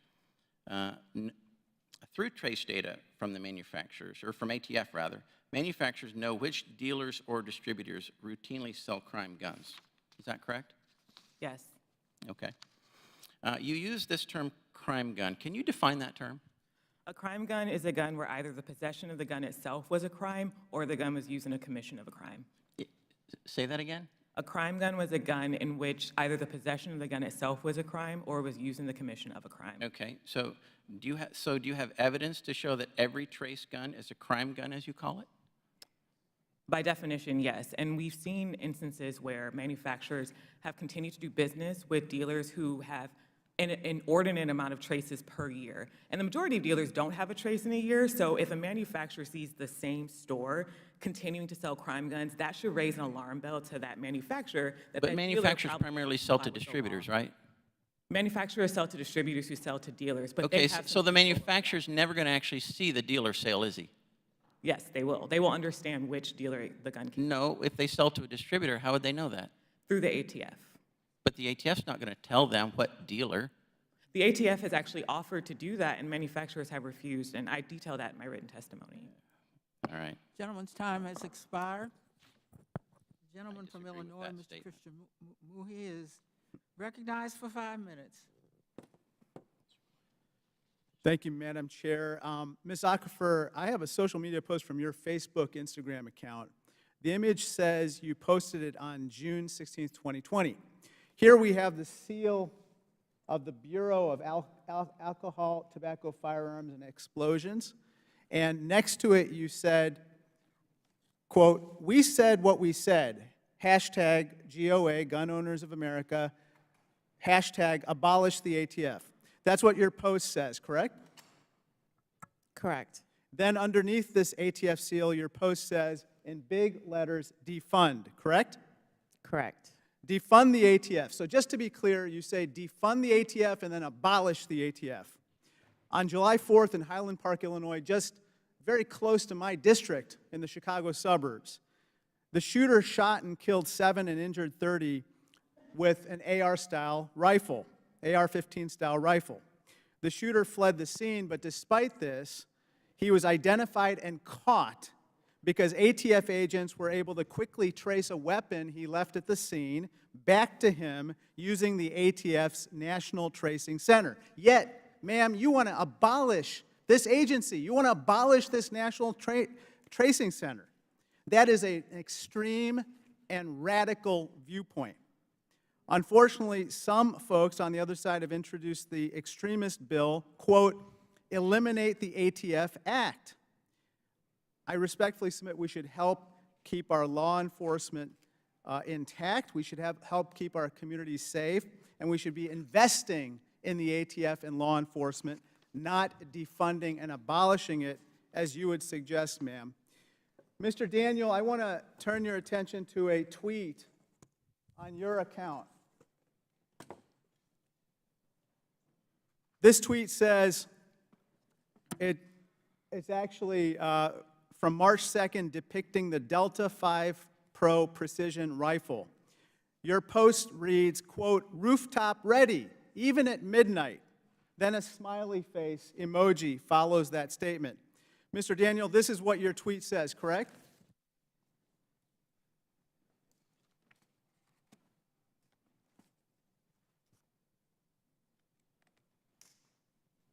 Yes, that's correct, sir.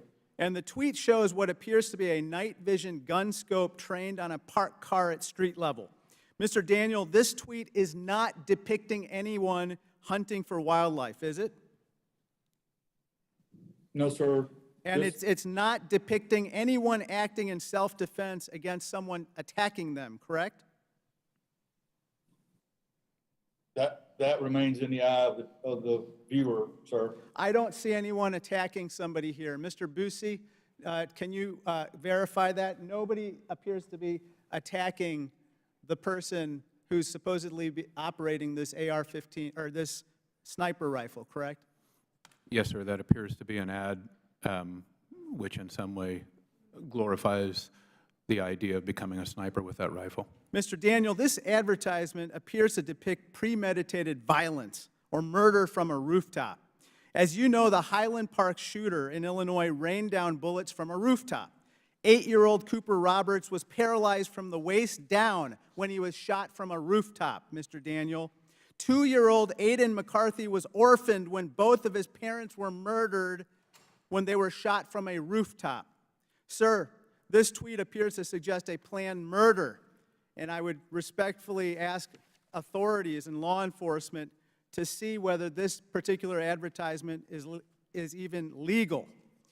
Mr. Busey, according to various outlets, including the Daily Beast, the Sig Sauer Corporation is selling a new weapon called the MCX Spear Rifle. In fact, Mr. Busey, you were recently quoted saying, quote, "It'll shoot through almost all of the bulletproof vests that are worn by law enforcement in the country right now." You stand by that statement, correct, sir? Sir, the stated purpose for sourcing that rifle was to defeat body armor on the field of war. So I'm not stating anything that the company advertisement and that the sourcing information did not state. Mr. Daniel, I presume you don't want your weapons to be used to harm law enforcement. Will you commit that you will not sell a weapon that tears through bulletproof vests? Congressman, we sell the very best products made for self-defense in the world. So you're not answering the question. This is a yes or no question. Mr. Killoy, same to you. I presume you won't sell a weapon that tears through bulletproof vests, will you? Congressman, with all due respect, the ability to pierce body armor typically relates to the ammunition, not the firearm. And so you will not sell that ammunition either, will you? Congressman, we do not sell ammunition. We sell firearms. We sell in a variety of calibers, but we do not currently sell ammunition. Gentleman's time has expired. The gentleman from Florida, Mr. Donalds, is recognized for 5 minutes. Thank you, Madam Chair. First and foremost, obviously in the committee room today, we have family members from Highland Park and from Uvalde. For what you guys have had to go through, loss of your loved ones is a tragedy, obviously, for you, but for all of us, because nobody wants to see these heinous acts occur. Like, everybody is truly grieved by it.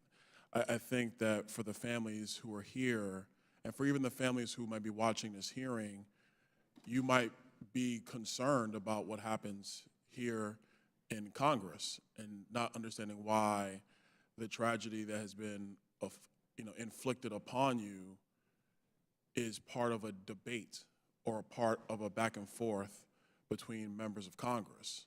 And I think it's important for not just the families, but for the American people to understand that when these tragedies occur, we grieve with you, but we also have the responsibility for governing the nation. We do not have the ability, although sometimes in previous Congresses that ability has been taken, but in my view, we do not have the ability to just simply pass laws because of tragedy or because of heartache. When we pass laws, the appropriate way to conduct ourselves as a legislative body is to understand what has happened in our country, but then still having to apply the Constitution, still having to understand and apply the various elements of natural law, and still having to apply a consistent fabric that all Americans can live under and can honor and can respect.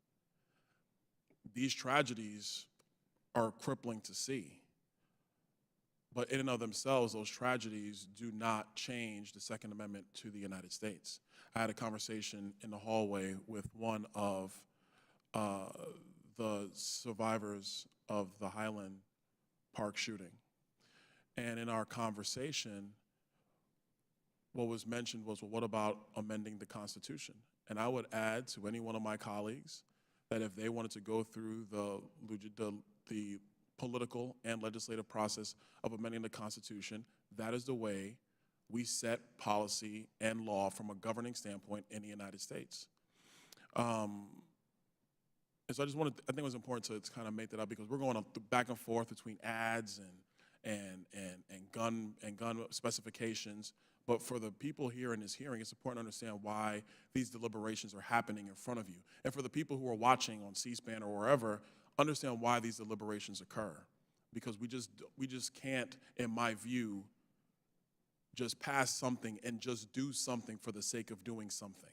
because the history of Congress is replete with Congress doing something and often doing it wrong, and then ignoring what they did wrong because you already got the ticker tape parade.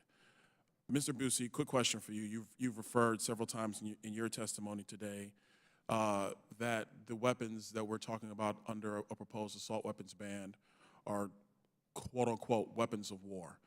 And I'm paraphrasing your comments.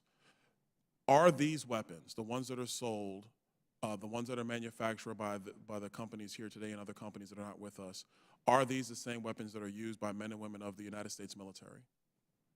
With very, very minor differences, yes, they are, and in some cases, they are superior to the guns that we are supplying to our soldiers. Can you stipulate the differences between the guns that are used by members of our military versus what are sold by retailers? That would be an awful long list, but I think what you're getting at is whether many of the guns supplied to the military have a selective fire switch, which means they can fire in 3-round bursts or fully auto versus semi-automatic. So what our men and women in military have are 3-round bursts and fully automatic. Is that available for sale in retail in the United States of America to citizens? Not generally, no, but there are many firearms instructors who now advocate that single fire, as in semi-auto fire, is more effective and more deadly than 3-round burst or fully auto. Advocating versus what is actually allowed on a firearm, those are two different things. Wouldn't you agree, Mr. Busey? Excuse me, sir, I don't understand your question. If your position is that semi-automatic firing is somehow better than fully automatic or 3-round bursts, those are different distinctions. Isn't that true? I didn't make that designation, but there are many firearms instructors, including military firearms instructors, who now advocate for single shot as in semi-auto. Ms. Okafor, the weapons that are used by the United States military, are they superior in frankly, stopping power and ability to repel forces in a military theater than what is sold on the open market today to Americans? No, sir, I don't believe so. I'm talking to Ms. Okafor, sorry. Sorry. I'm sorry, can you repeat that? I'm a little over, but I thank the chair for her indulgence. The weapons that are sold by retailers today that are the subject of this day's hearing, are they similar in stopping power and effectiveness than what is used by members of the United States military, even though they have the same look? An M16 or M4 or an AR-15 are different in the fact that you're able to have the bursts or 3-round bursts or the fully automatic option that's readily available to military versus having to have a Class 3 license that a civilian has to have and obtain in order to have a firearm with that capacity. All right, thank you. The gentleman's time has expired. Gentleman from Maryland, Mr. Raskin, is recognized for 5 minutes. Thank you, Ms. Chair. Mr. Daniel, you said that the suffering of the children in Uvalde and other victims of the AR-15 was, quote, unfathomable to you. Does this mean that you do not understand the impact of AR-15s on human flesh and the human body? Congressman, what I was referring to is the horrible situation that these people had to endure and do we understand the impact on the human flesh of your product? Yes, sir. Every firearm is capable of killing a human. Okay, reclaiming my time. In his important testimony today, Mr. Bussey referenced the bloody violence that we experienced on January 6, 2021, something not mentioned by our colleagues who continue to think it was a tourist visit and are clearly soft on criminal insurrection and soft on criminal violence against our police officers. Americans killing Americans, that's a good description of what's taking place with gun violence today. But on January 6th, we experienced the worst domestic insurrection against our government since the Civil War. More than 150 officers were wounded and injured, and several people were left dead in the rampage. The rioters shut down the counting of electoral votes and drove the House and the Senate out of our chambers. And although there was a huge arsenal of pistols, rifles, AR-15s, and other firearms brought to the area by the insurrectionists on January 6th, the email and text traffic of the extremist groups reveals that many of them decided to temporarily leave their firearms in specific sites outside of D.C. because of the district's stringent gun laws until they thought the firearms would be necessary. Now, amazingly, in the wake of this savage insurrectionary attack against our government, the NRA and its followers in Congress continue to propound the idea that the Constitution, specifically the Second Amendment, gives people a right to violently attack and overthrow the government of the United States. This so-called insurrectionary theory of the Second Amendment maintains that its purpose is to allow citizens to wage armed resistance if they think the government is being unfair or unjust. The reading is absurd and flies in the face of the plain text of the Constitution, which in at least 7 different places that I count clearly forbids and punishes armed resistance against the U.S. government. A few examples. The Republican Guarantee Clause, Article 4, Section 4, provides the U.S. shall guarantee to every state in this union a Republican form of government and shall protect each of them against invasion and against domestic violence. This was written in the Constitution specifically in response to Shays' Rebellion and armed resistance to the government, which the founders strongly condemned. The Treason Clause, Article 3, Section 3, Clause 1, states, treason against the United States shall consist only in levying war against them or in adhering to their enemies. What is violent insurrection against the government if not levying war against the United States? Section 3 of the 14th Amendment says, anyone is sworn an oath under the Constitution to defend it and support it, but betrays it by engaging in insurrection shall never be allowed to hold federal or state office again. And one more example, Article 1, Section 8, Clause 15 says, Congress shall have the power to provide for calling forth the militia to execute the laws of the Union, suppress insurrections, and repel invasions. Now, do our colleagues really believe that the Constitution explicitly and repeatedly gives the government the power to suppress violent insurrections, but the Second Amendment in invisible ink gives the people the right to engage in violent insurrections? This is absurd and outlandish. And when I've pointed it out, the only substantive response I've gotten from my colleagues is a quotation from Patrick Henry, an anti-federalist who strongly opposed the Constitution precisely because he thought it gave the government way too much power and the people not enough to rebel against the government. And when I pointed this out, my friend Mr. Roy of Texas, who's by far the most articulate and able defender of this doctrine, concedes that I'm right about the Constitution, but shifts over to talk about the Declaration of Independence, which I cheerfully concede is a revolutionary document, and which explained why, after a long train of abuses and usurpations by the Crown and Parliament, we needed to dissolve the political bands of union with England. But that's the whole point. We are governed by the Constitution, which is positive law, and nowhere does it grant a right of insurrection. It opposes it at every turn. As a matter not of constitutional law, but natural law, people can decide to overthrow their government, but you do that on your own time, at your own risk. The Constitution does not give you the right to destroy the Constitution and the government. And another way to understand this point is to think about nonviolent civil disobedience. Even nonviolent civil disobedience is not protected by our Constitution. Dr. King and SNCC, those people went to jail because they believed in civil rights and were willing to pay the cost. They never claimed that the Constitution gives people the right to break the law, much less take up arms against the government. So the facts are very clear. The Second Amendment does not give you the right to engage in insurrection. They should stop saying that. And Justice Scalia was extremely clear in the Heller decision that the Second Amendment does not give an unlimited right to carry whatever guns you want, wherever you want. I yield back to you, Madam Chair. Gentleman's time the gentleman is over time.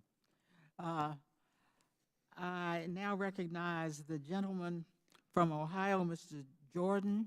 You are recognized for 5 minutes. Thank you, Madam Chair. I'll tell you what we believe. We believe the right to keep and bear arms shall not be infringed, period.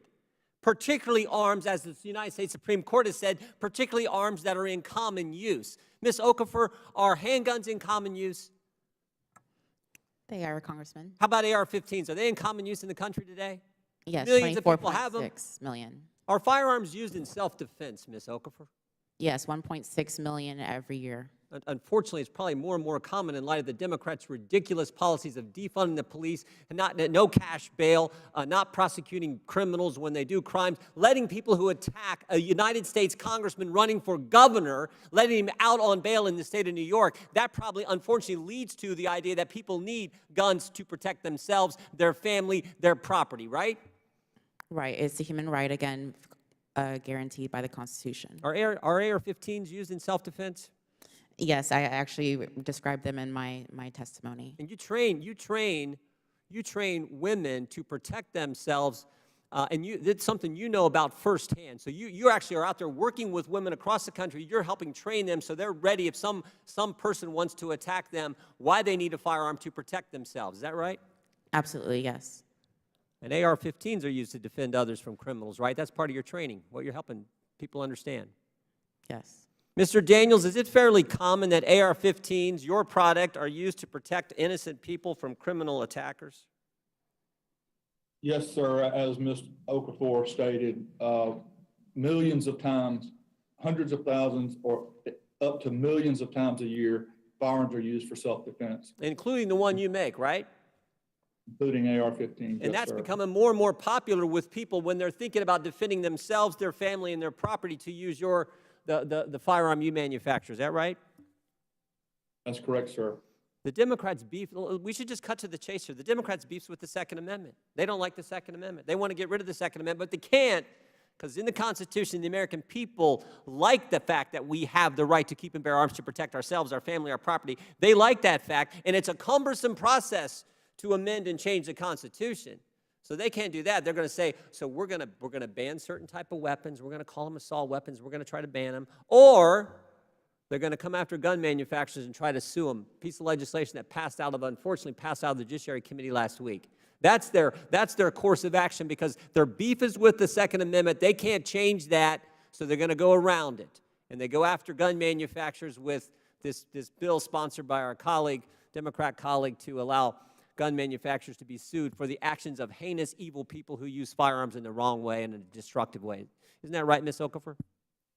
That's correct, and I would like to say, and that's why I've said vocally, and GOA concurs, that abolishing the ATF is precisely that, because it's unconstitutional, but especially the fact of the matter is that they use that as a bureaucratic way to go around an elected body to be able to put restrictions on firearms, and so that is why the ATF should not exist. Their beef with the Second Amendment, though, is not limited to going after gun manufacturers and allowing them to be sued. It's not limited to banning certain weapons that they want to define as assault weapons or whatever else they want to try to ban. It's not limited to their ridiculous red flag concept, bribing states to do red. It's also what they did through the bureaucracy, through Treasury with Operation Choke Point, where they tried to choke off the financing of gun manufacturers as a way to get at the Second Amendment because they know they can't do it, they can't change it via the Constitution like you're supposed to if you're going to try to do that. Is that accurate, Ms. Okafor?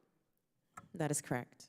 All right, Madam Chair, this is, look, I hope this effort goes nowhere. It looks like, at least if you can believe the press today, looks like the Democrats aren't going to bring up the assault weapons ban on the floor this week. That's a win for liberty. That's a win for the Second Amendment. Not going to bring up looks like they're not going to bring up the bill that Mr. Schiff is sponsoring, which would allow gun manufacturers to be sued in a ridiculous way. So those are hopefully some wins for the American people and a win for the Constitution.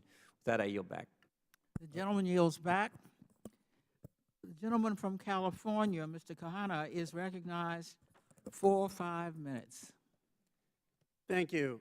Thank you, Madam Chair.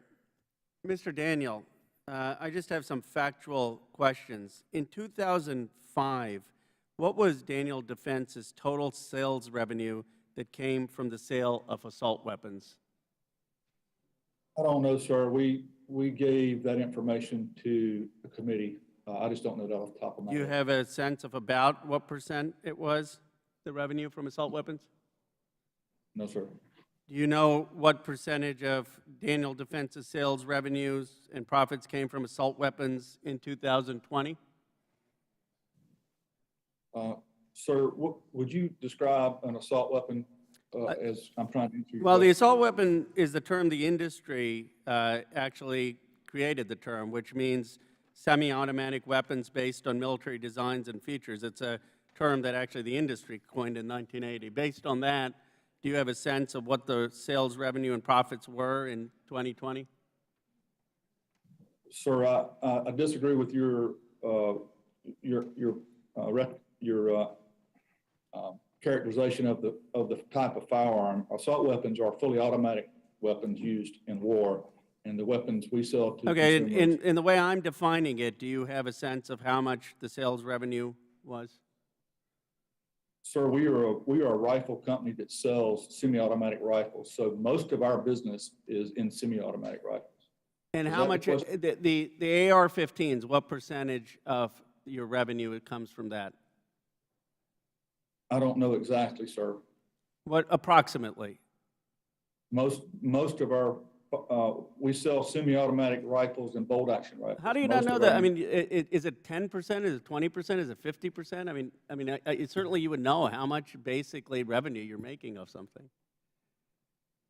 Are you asking about a revenue or a percentage of revenue? The percentage of revenue of AR-15s, how much is it? It's a factual question. You could say about 10%, about 50%, about 90%. I would say probably 80% of our sales. 80% comes from that. And about in 2005, do you know about how much revenue was from AR-15s or similar type rifles? No, sir, I don't have that information. All right, would you guess it was about 10%, 20%, 50%? 2005, sir, we didn't sell AR-15s in 2005. Right. Or any similar weapons, you didn't, right? That's because there was the assault weapons ban. And I just want to be clear, you're saying 80% of your revenue now comes from AR-15s. And in 2005, I'd like you to submit to this committee year by year a statistic of how much money you're making of AR-15s or assault weapons, or if you don't agree with my definition of semi-automatic weapons like AR-15s that have military designs and features, which was the industry definition. But I'd like you to submit that to this committee from 2005 onwards. I'm a bit perplexed that you don't know how much revenue you're making out of the sales of these weapons. I mean, 80% is a lot, and I'm surprised you don't know how it's tracked. I mean, I think your shareholders may be surprised by that. Mr. Killoy. Will the gentleman yield? Will the gentleman yield? No, not right now. I mean, is it for a question? Yes, for a question. Let me just finish this on my time. No, I have a question for you. You just asked Well, is my time being counted? This is the gentleman's time. I'm happy after my time has expired to entertain a question. I don't want my time to be interrupted. Mr. Killoy, in response to Sturm Rogers, more than 2/3 of your shareholders have called on your company to produce a human rights assessment of the products you manufacture. When, Mr. Killoy, will this report be complete? Congressman, actually, less than 50% of our shareholders actually voted for that proposal. However, it did pass at our most recent annual meeting. We plan to consider that in due course at the next upcoming Ruger board meeting. However, I would remind the committee that that was an advisory vote. Let me just say this. Do you currently track crimes committed by the products that you sell? No, sir, we do not. Would you commit to tracking that as part of this report, a human rights assessment that you're now required to do? Congressman, respectfully, that's not our job. We're not law enforcement. We don't have the resources, training, or capability to do anything other than monitor news The board wants you to do a human rights assessment of the products you manufacture. I would assume that the first thing you would want to know is how many people were injured or killed based on those products to do that assessment. And you're saying you wouldn't do that? Sir, it's actually a shareholder vote. The board, of which I am one of 9 members, we will consider that and consider how we go forward on doing that. But frankly, we don't violate human rights. And to say we do is just not correct. Well, I'm just saying what your shareholders The gentleman's time has expired. The gentleman from Pennsylvania, Mr. Keller, is recognized for 5 minutes. Thank you, Chairwoman, and Ranking Member Comer, and our witnesses for being here today. The Second Amendment protects Americans' constitutional right to keep and bear arms. And as a gun owner myself, I have immense respect for the responsibility that comes with owning and operating a firearm. Ms. Okafor, as an instructor, can you please explain to us or walk us through some of the best practices you teach regarding firearm storage and safety? Of course, depending on what type of firearm, but in general, overall, when it comes to storage, it's usually based on what is best, of course, for that person in their home. Also, if they're going to be taking it on their person outside of the home, or keeping it in their home. But usually it's, of course, to keep it in a safe place, a place that is readily accessible to them and those who are able to use it safely, and in storage to make sure that it's something that isn't in plain sight to anybody who's not able to use a firearm in a safe manner. Basically, the responsibility that comes with the right of owning a firearm. Absolutely. It comes down at the end of the day to the individual, the family members, to make sure that those who are in the home are able to properly use a firearm in a safe manner. I am a mother of 2 children, and when they're of age, as early as they can, I'm going to make sure that they know how to properly use and store a firearm. That's the responsibility of any firearm instructor and owner. Thank you. There were almost 40 million background checks performed last year, yet some criminals seem to still go under the radar. What rules and regulations are in place for those who lawfully possess and use firearms? The rules and regulations go from safety, of course, of making sure that they know the 4 safety rules of making sure they know their target and what's behind it. They know that any firearm should be seen as loaded. There's several different safety measures that any instructor is going to impart upon their person that they're working with. When it comes down to it, though, it comes down to their home and their environment and what's best for their environment to make sure, again, that they're able to defend themselves in their home in a quick manner. Do you think stricter laws on firearm manufacturers would actually curb violent crime? No, I mean, right now we already have strict laws on gun manufacturers. The fact that, again, the ATF has already rules of an FFL, for example. The fact that, again, the typical person, it's very, very expensive to even acquire any type of fully automatic firearm to begin with, because of the Hughes Amendment and the 1986 amendment that kept it very, very hard for most people of any type of lower to middle class socioeconomic status to be able to achieve to have a firearm in that sense. When it comes down to it, most people can't afford most AR-15s because of the prices that are behind it. So when it comes down to it, ATF and the FFL laws that go with the ATF have put many restrictions already on gun manufacturers as it is. It was already mentioned about you know, the estimation of how many guns are used in self-defense. You know, it's a CDC ordered a study, and it estimated, you know, 500,000 to 3 million times a year in self-defense. So how would additional rules and regulations impact Americans' ability to protect themselves, especially women and people in communities of high crime? These additional gun restrictions have already shown to restrict those, particularly those of a lower socioeconomic status. I know we were referring to this buy now, pay later. The thing is that really what it's going down to is that you're making it harder, you're putting a financial barrier on those who only quote-unquote crime is that they unfortunately don't have the means of paying for something which is their fundamental right to exercise is with the Second Amendment. So that's unfortunately what we're seeing when we see these gun restrictions. We're seeing it really keep people who should be able to protect themselves and their families from being able to do so because of financial barriers. Yeah, thank you. It's time for Democrats to stop villainizing law-abiding citizens for exercising their constitutionally protected rights and instead focus on enforcing current law by supporting law enforcement and full prosecution of violent individuals and criminals. As President Reagan once said, we must reject the idea that every time a law is broken, society is guilty rather than the lawbreaker. It's time to restore the American precept that each individual is accountable for his actions. Thank you, and I yield back. The gentleman yields back. The gentlewoman from California, Ms. Porter, is recognized for 5 minutes. Thank you. Other industries take seriously their responsibility to manufacture products that protect consumers. With firearms, this responsibility is a matter of life and death. One study found that nearly 40% of accidental gun deaths could be prevented with technology that prevents non-authorized users from firing guns. And these ideas are not new. This study was published nearly 20 years ago.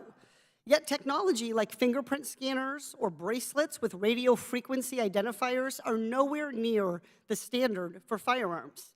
Mr. Killoy, how many of your firearms come equipped with fingerprint scanning mechanisms? Congresswoman, none of them currently come equipped with such a device. None. Mr. Daniel, how about Daniel Defense? How many of your weapons come equipped with fingerprint identity scanners? Congresswoman, we do not sell any type of firearm this way. Our customers have not asked for such. Okay, so that's a no. This is my cell phone. Mr. Killoy, it scans my fingerprint each time I go to unlock it. Is this a weapon? No, ma'am. Can this fire bullets that shred people's vital organs? This phone? No, Congresswoman, it can't. Then why should this device require more steps to operate than your company's firearms, which have been used in accidental shootings, mass shootings, and homicides? Congresswoman, respectfully, your cell phone doesn't generate internal pressures of upwards of 60,000 pounds per square inch. The operating system of a firearm is extremely dynamic, extreme high pressures, lots of moving pieces, and first and foremost, a firearm, especially one used for self-defense, needs to function reliably. Okay, As, respectfully, reclaiming my time, these fingerprint scanners are offered in some firearms. Some manufacturers sell this, and they work. Your company and Mr. Daniels' company chooses not to. Let me demonstrate again how long this takes. It's instant. It's instant when I pick up my phone. Certain safety features, other safety features like chamber-loaded indicators or magazine disconnects are required for any gun sold in my home state of California. A magazine disconnect prevents a gun from firing if the magazine is not attached. My kids' Nerf guns have this safety feature. This decades-old safety feature prevents guns from shooting bullets that remain in the chamber after a magazine has been removed. Mr. Killoy, do all Ruger rifles that have magazines come equipped with magazine disconnects? Congresswoman, magazine disconnects typically are a feature offered on a handgun, a pistol in particular. Do all your And in handguns or fact, pistols have magazine disconnects, sir? Some do and some do not. Okay, so some do and some do not. Mr. Ruger, do your guns have magazine disconnects? Sorry, Mr. Daniel, do your handguns have magazine disconnects? Ma'am, we don't sell handguns. And your large capacity guns do not have that feature either? Our rifles do not have that feature, no ma'am. Magazine disconnects are also not new. These features come standard in every gun that is sold in my home state, and those features prevent accidental deaths. In 2020, 149 children died in incidents when the person did not intend to fire the gun. Mr. Killoy, Mr. Daniel, kids are dying because you refuse to implement these safety technologies like fingerprint scanners and magazine disconnects. And these technologies were studied and developed decades ago. Mr. Killoy, will your company commit to adding fingerprint scanners to every firearm Ruger manufactures? No, Congresswoman, we will not. Mr. Daniel, same question. Will your company commit to adding fingerprint scanners to every Daniel Defense firearm? Congresswoman, our guns fire when there's a bullet in the chamber, and it doesn't fire when there's not a bullet in the chamber. A gun should be kept, and if it does not want to be fired, if the owner does not want to fire it, they should not keep around in the chamber. But the question is, will you commit to adding fingerprint scanners as a safety technology to every Daniel Defense firearm? Yes or no? No, ma'am, our customers are not interested in that. Mr. Killoy, will your company commit to adding magazine disconnects to every magazine-loaded Ruger firearm? Congresswoman, we have in many of our pistols, our semi-automatic pistols, we offer that as a feature. And if our customers choose to buy one of our firearms that has a magazine safety disconnect, they can. Other times they choose not to have that particular feature. The gentlelady's time has expired. The gentleman from Arizona, Mr. Biggs. is recognized for 5 minutes. Thank you, Madam Chair. This hearing is yet another transparent attempt to malign law-abiding Americans and American companies. My Democrat colleagues correctly note that there's been an increase in violent crime in this country over the past 3 years, but incorrectly claim that firearm manufacturers are contributing to or fueling violent crime. The laws of supply and demand apply to the firearms market in the same way that they apply to other markets. Firearm manufacturers are responding to demand from the American people who are experiencing dramatic increases in homicides and aggravated assaults in their communities. Americans who are seeking to protect themselves and their families, a right recognized in this country by our Second Amendment.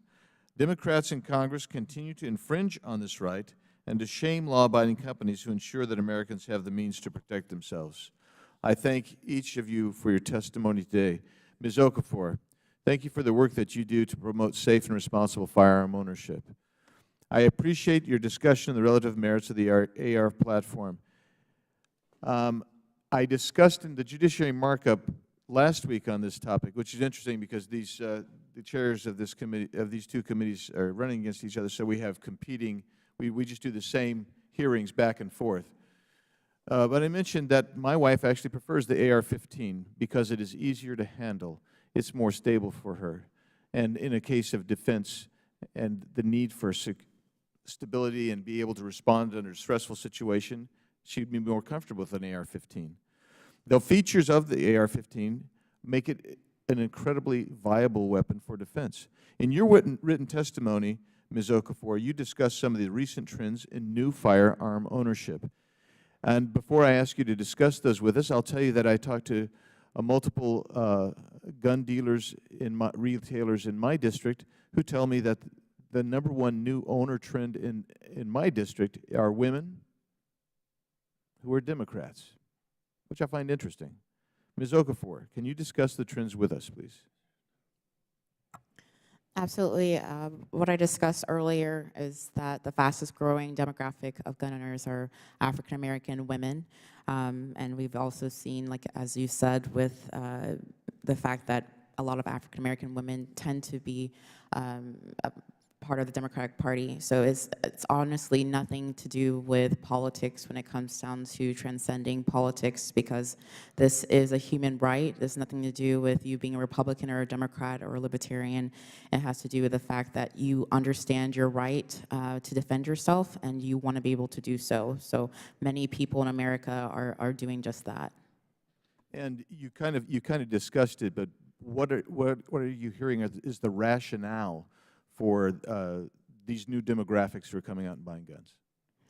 Particularly for women in general, what I've found many times, particularly other mothers, saying that they know that at the end of the day that it comes down to them to defend themselves, to defend their children, particularly during the pandemic when unfortunately there were in many instances where people weren't sure if they were going to have a police officer, police department get to them in time because of what was going on. So many people, including what was going on during that chaotic 2 years, found it necessary to then purchase a firearm, particularly for self-defense.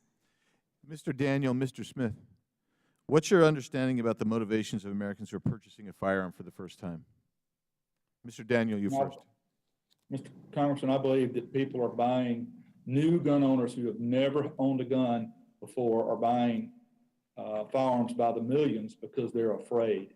They're afraid because of the violence they see in the riots. They're afraid because of criminals are not being prosecuted, and they're afraid because of the rise in crime that they see.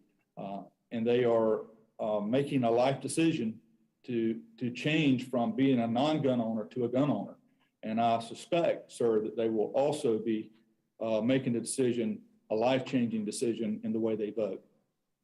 Thank you. Mr. Smith?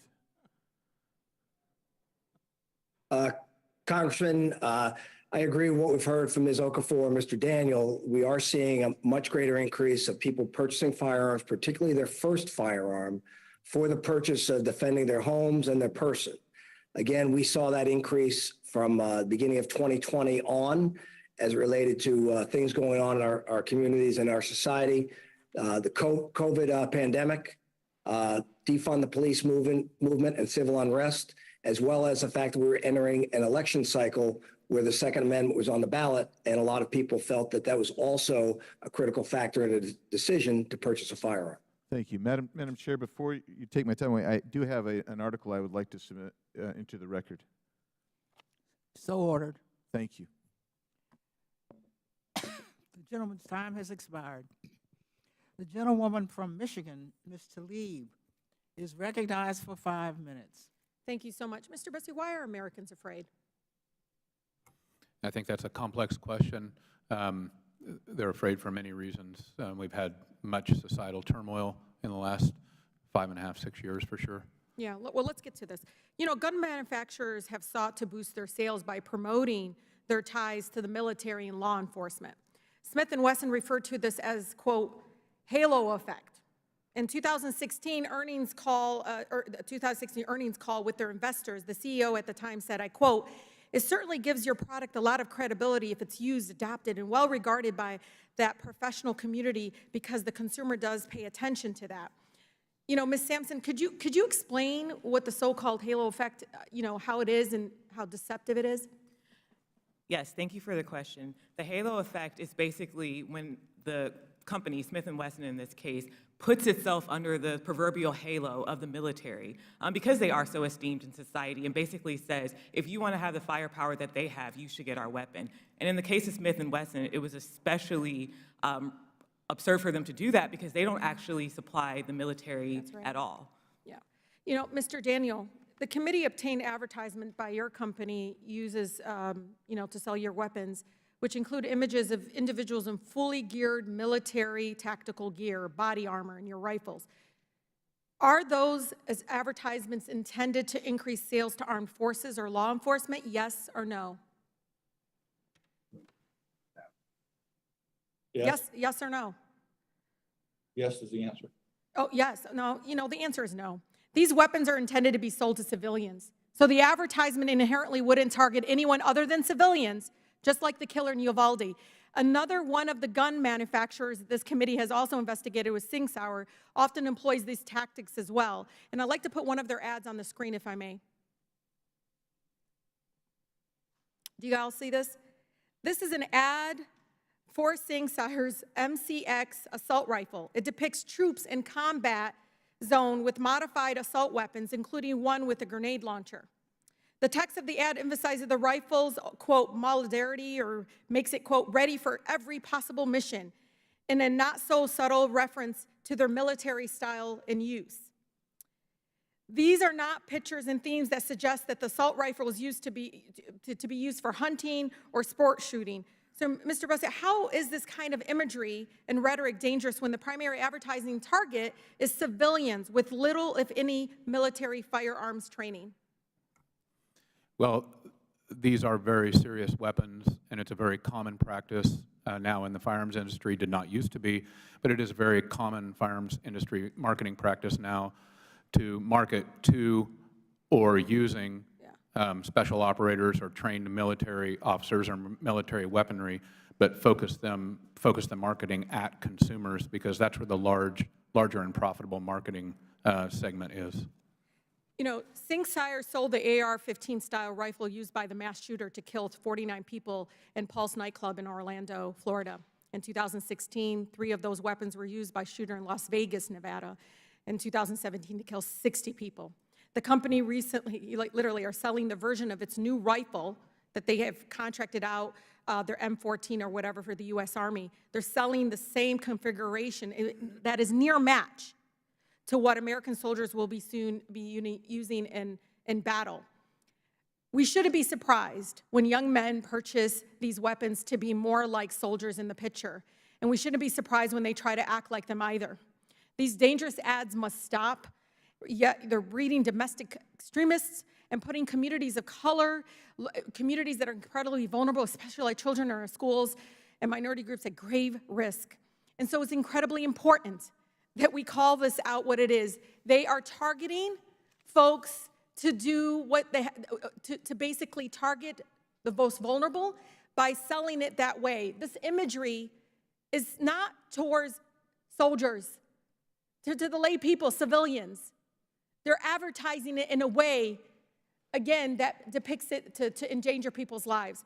And so it's incredibly, again, important that we understand this is intentional. The halo effect is real and is profit-driven, and lives are lost because, again, they don't care who dies. They care how many guns they're selling to people. And the more people they can show that you can be like law enforcement and soldiers that have been trained in military battle, then they're going to be able to, again, expose us to more death and more violence. With that, I yield, Madam Chair.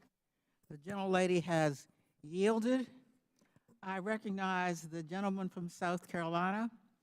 Mr. Norman, you are recognized for 5 minutes. Thank you, Madam Chair. You know, I think I've heard it all. I've heard my good friends, Democrat friends, asking why people feel unsafe. It's because of the dismantling of the police departments that they feel unsafe. I hear my good friends on the other aisle tell manufacturers how to build a gun when I don't think they've ever had any experience building a gun. I think I've heard my friends on the other aisle talking about concern for civilians. What in the world? Where is the concern on the 300 per day use that are dying from fentanyl because it's coming across the border unfettered because of this administration's lack of will to stop an invasion at the border?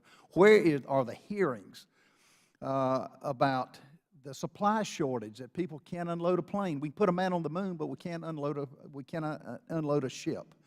You know, what about the 154 cities that have been torn up with no repercussions from those who did it? I mean, the list goes on and on. And, you know, I keep hearing gun violence, gun violence.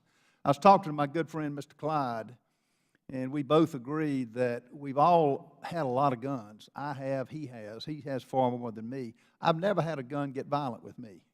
Never in my life have I had a gun get violent with me, but I have seen where people use guns for the wrong reasons, just like the Ford that went through the Christmas parade that ran over people. It's by deranged people. It's by mentally unstable people. And it's insane, some of the things that my Democrat colleagues want to do. Make the gun manufacturers liable. You know, it's unbelievable that you'd make the Ford makers of automobiles liable for every wreck, or those who get drunk on Jack Daniels, make them liable.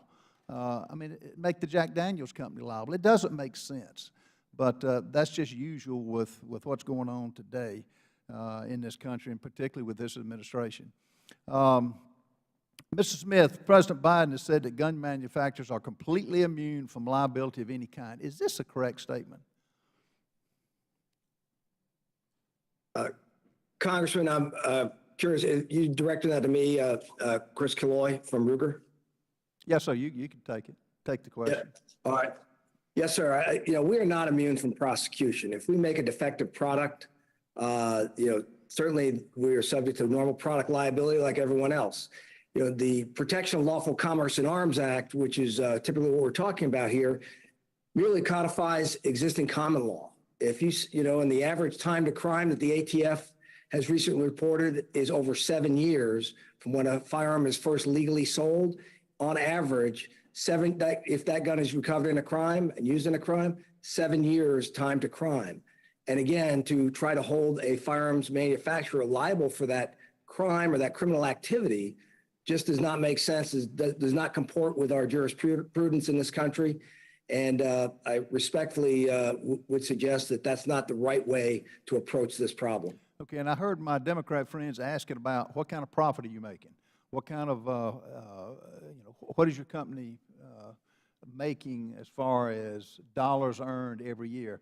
Has any municipality ever returned the tax dollars that support our public education? Has any of the money that your company pays to support our first responders ever been returned? Has any of the municipalities returned the money that goes for law enforcement? No, Congressman, it is not. So they take your tax money, yet we've got my Democrat colleagues who are basically trying to say that you're making obscene profits. You compete with other gun companies, don't you? You don't have a monopoly, do you?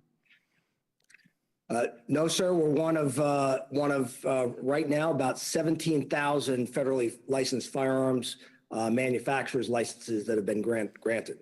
So that you compete on the open market. It's called capitalism. And it's what so many of my Democrat colleagues, they're professional politicians, but they've never been in the free market. They have never experienced making money or losing money. And for politicians to tell you how to build a gun, I think I've heard it all. But it's the most ludicrous, insane question that I can even think of. But I want to thank you for appearing today. Thank you for answering the questions. And for each of you, we're not going to let we're going to try not to let them strip the Second Amendment. We're going to fight as much as we can to stop that. Thank you so much. I yield back. The gentleman yields back. The gentlelady from Ohio, Ms. Brown, is now recognized for questions. Thank you, Madam Chair, for hosting this very pressing and relevant hearing. You need a mic. You need a mic. Thank you.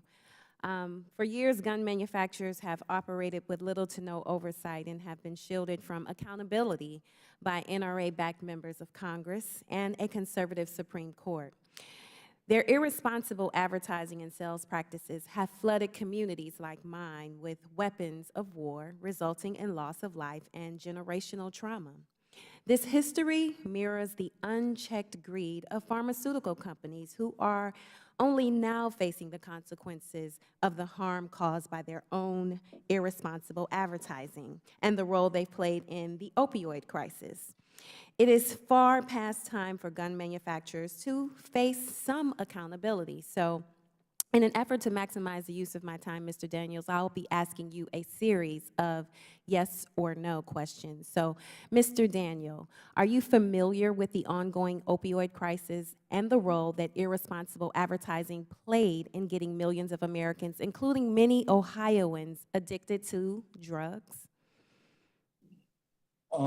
I'm somewhat familiar with an opioid issue, a problem, but I'm not real familiar with the advertising. What is the advertising? I would encourage you to then look into the well-documented reports about these advertising practices and familiarize yourself with the guilty plea of Purdue Pharma, which has been filed and resulted in billions of dollars of fines that they have been directed to pay as a result of their dangerous advertising. You will see an ad. Mr. Daniel, I have a photo of some promotional items Purdue Pharma once distributed to promote the purchase and consumption of OxyContin displayed. As an American, do you have any concerns with the marketing of OxyContin in a way that could have been viewed as trivializing the addiction and deaths that occur from it? Yes or no, please. I'm not familiar with this advertising, and I'm not sure what they're trying to do here. Well, let me help you.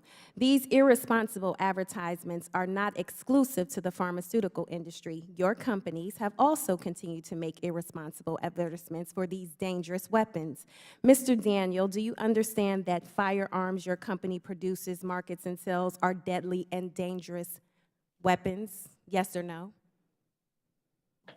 Congresswoman, we make the best firearms for self-defense. Yes or in the no? world. They have to be dangerous to be good for Yes or no? Let me help you. To be clear, the U.S. law does consider a firearm to be a deadly weapon. So let me ask you another question.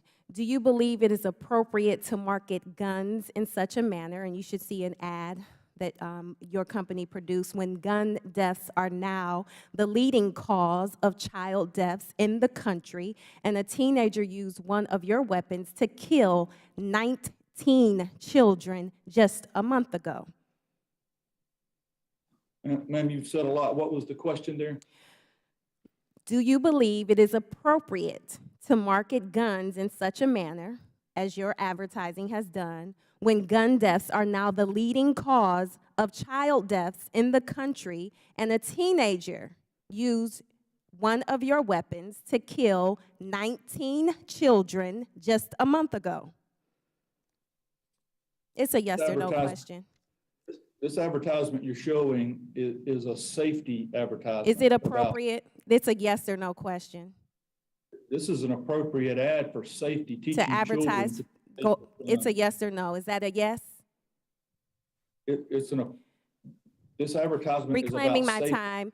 Mr. Bousse, you're familiar with the marketing practices of gun manufacturers. Can you speak to why this kind of advertising is dangerous and which groups this advertising is often directed at?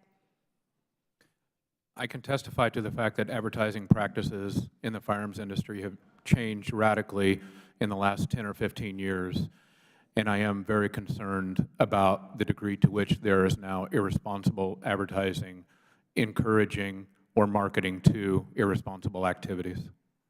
Thank you. Madam Chair, I represent a community that is facing a gun violence epidemic. Just like during the opioid crisis, irresponsible companies are pumping vast amounts of dangerous product into our communities without a care for the lives that have been lost or the inherent lethality of their products. History is repeating itself, and gun manufacturers are playing fast and loose with their advertising. If they do not take responsibility for the weapons of war they are selling to the public, Congress will gladly step in and do so for them. And with that, Madam Chair, I yield back the remainder of my time. The gentlelady yields back, and the gentlelady from South Carolina, Ms. Mace, is recognized for 5 minutes. Thank you, Madam Chair. And I want to thank everyone who was here today, particularly for the families who have experienced enormous grief in their lives. Thank you for having the courage to show up on the Hill today for what is, I'm sure, a very difficult day for each and every one of you. I hail from South Carolina's 1st Congressional District, and unfortunately, we are no stranger to gun violence or mass shootings. 7 years ago this summer, we had Mother Emanuel, where a white supremacist bought a gun he should not have legally been able to buy, went down to Charleston, South Carolina in the 1st Congressional District and murdered 9 black church members at Mother Emanuel. Just a few months ago, on April 26th, there was another shooting in a parking lot next door to a Little League baseball game where over 30 shots were fired, and the video showing the terrified children crawling off the baseball field and their parents in fear in Pepper Hill in North Charleston. And we've seen these spikes in crime, spikes in shootings, but it's not just crime with firearms, it's crime, it's women who've been raped. Rapes are up, assaults are up, aggravated assaults are up, mental health issues are up in this country over the last 2 years. Political crime is up. We saw someone who showed up on the steps of the Supreme Court justice, basically, armed and dangerous and ready to kill. And I've seen political crime in my own neighborhood. I had someone come up to my house and spray paint it. I've had my car keyed. I've had my life threatened. Someone threatened to hang me 2 weeks ago. And so we're seeing an increase in violence all across the country, regardless of political spectrum. But right now, this hearing today, there's shouting into the microphones. There's vilifying of gun manufacturers. There's debate on, a particular bill we might vote on this week that we're not going to be able to vote on right now because it's not progressive enough. But what we're talking about today isn't getting at the heart or the root of the problem. And we're going to have this hearing. It's going to be theater. It's going to be a performance today for the cameras that are here. And we're not going to solve the problem of violent crime or violent crimes with firearms. And we've got folks on this committee that want to defund the police. Well, the reason Democrats can't have a vote on banning certain types of firearms this week because there's other legislation out there that doesn't go far enough, that funds police, doesn't defund them. And we can't have a real conversation about what's getting at the root of the problem. We had Highland Park devastatingly a few weeks ago where 7 people were killed. Well, just last weekend, just a few days ago in the city of Chicago, 65 people were shot, 5 people were killed. And this is every single weekend in the city of Chicago where they have gun control measures and they're not working. And this is a very emotional subject. It's personal to me. It means a lot in my district. And we've got to get to the root of the problem. And many things that we could be talking about today. The active shooter alert that we passed out of the House a few weeks ago, one step in the right direction. But what I've learned in my research trying to figure out gun crimes in this country is most of the legislation that we are tackling at the federal and state level will not address the issue whatsoever. Ms. Sampson, I have a few questions, and Ms. Okafor, I have a few questions with the little bit of time that I have left. Ms. Sampson, my first question for you today is, does a gun commit a crime? Individuals with guns commit crimes. Thank you. Is there any other industry in the country where we punish the manufacturer of a product that's made legally, purchased legally, that might then be later used to break the law? Do we do that? Do we punish manufacturers of alcohol or cars or knives for crimes that may be committed with those products later? So the distinction there, thank you for that question, because there's been a conflation. We're not trying to hold manufacturers accountable for other people's activities. We're trying to hold manufacturers accountable for their activities and fueling the market. And when it comes to that, we do that. So the example Okay, would I'm be going to when you have- reclaim my time just real quick because I have a couple more questions, but thank you. And I would argue that my colleagues on the other side of the aisle are making it more about that than the other. So recently we passed legislation up here that would ban certain firearms under the age of 21. Did you know that Dylan Roof, who killed the mother of Emanuel 9, he was 21 at the age when he bought his gun. He was also 21 when he committed that crime. Ms. Sampson, do you know the percentage of folks across the country who are picked up with firearms illegally? Do you know what percentage are maybe charged with the crime and or convicted? I do not. Okay. It's hard to get that data. In fact, in the state of South Carolina, when we had this vote on this bill a couple of weeks ago, I learned that the vast majority of crimes committed with guns in the state of South Carolina, and I'm sure states are different, but the vast majority are going to be the same, over 3,000 last year alone, but the vast majority of crimes with guns are committed by people over the age of 21. Thank you, and I yield back. The gentlelady yields back. The gentlewoman from Florida, Ms. Wasserman Schultz, is recognized. Thank you, Madam Chair. I'd like to talk about how gun manufacturers market weapons of war to young people today. In 2012, the editor of Junior Shooters magazine wrote, and I quote, "Each person who is introduced to the shooting sports and has a positive experience is another vote in favor of keeping our American heritage and freedom alive," unquote. He continued, quote, they may not be old enough to vote now, but they will be in the future." My first question is Mr. Daniel. Mr. Daniel, do you agree that getting young people interested in firearm ownership is positive for the industry's long-term profits and viability? Yes or no? Congresswoman, we actually started a foundation to help train young children to learn how to use firearm safety. Reclaiming my time. My question is, do you agree that getting young people interested in firearm ownership is positive for the industry's long-term profits and viability? Yes or no? Congresswoman, gun safety is important to our company. I wasn't asking, reclaiming my time, I'm not asking about gun safety. I'm asking about whether or not you agree that getting young people interested in firearm ownership is positive for the industry's long-term profits or viability. Can you please answer my exact question? Yes or no? Yes, parents buy guns for their children all the time. Yep. I ask because gun manufacturers employ various strategies to zero in on young people. And this marketing and mainstreaming of weapons of war in children's hands shows up in shocking and disturbing places. In the world's tourist mecca of Orlando, Florida, and even in my own community of Miami, firing weapons of war is marketed as a fun tourist attraction, even to visitors as young as 10 to 13 years old, as we can see from this promotional package from the Lock and Load Miami machine gun experience, as you can see right here. Mr. Daniel, you have included children in your advertisements and social media market, correct? Congresswoman, if you're referring to the ad that was just shown. I'm asking you if you included children in your advertisements and social media marketing, yes or no? Yes, but we're not marketing to the children. It's a simple question. You have included children in your social media market. I'm reclaiming my time. In fact, you post images of pop stars like Post Malone posing with a machine gun, and hashtags like hashtag gun porn and hashtag pew pew. Yes or no? Ma'am, the gun that Post Malone was Okay, did you or did you not, reclaiming my time, excuse me, sir, I'm reclaiming my time.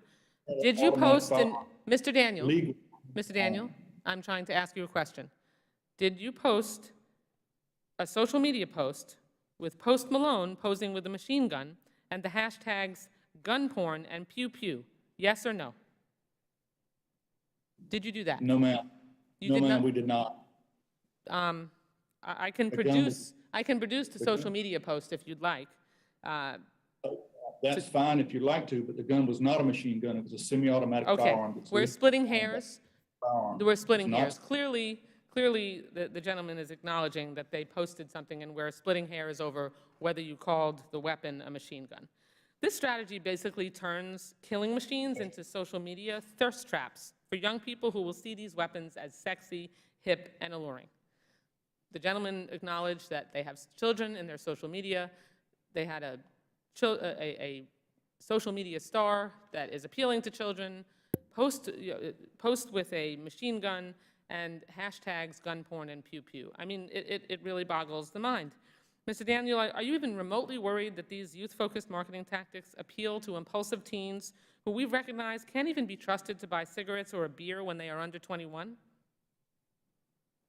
Are you worried about that at all? Congresswoman, we are focused on teaching young people to use guns responsibly and safely. Okay, reclaiming my time. The social media and marketing that you do to children is not remotely focused on safety, nor is it trying to do anything other than having guns be more appealing to children.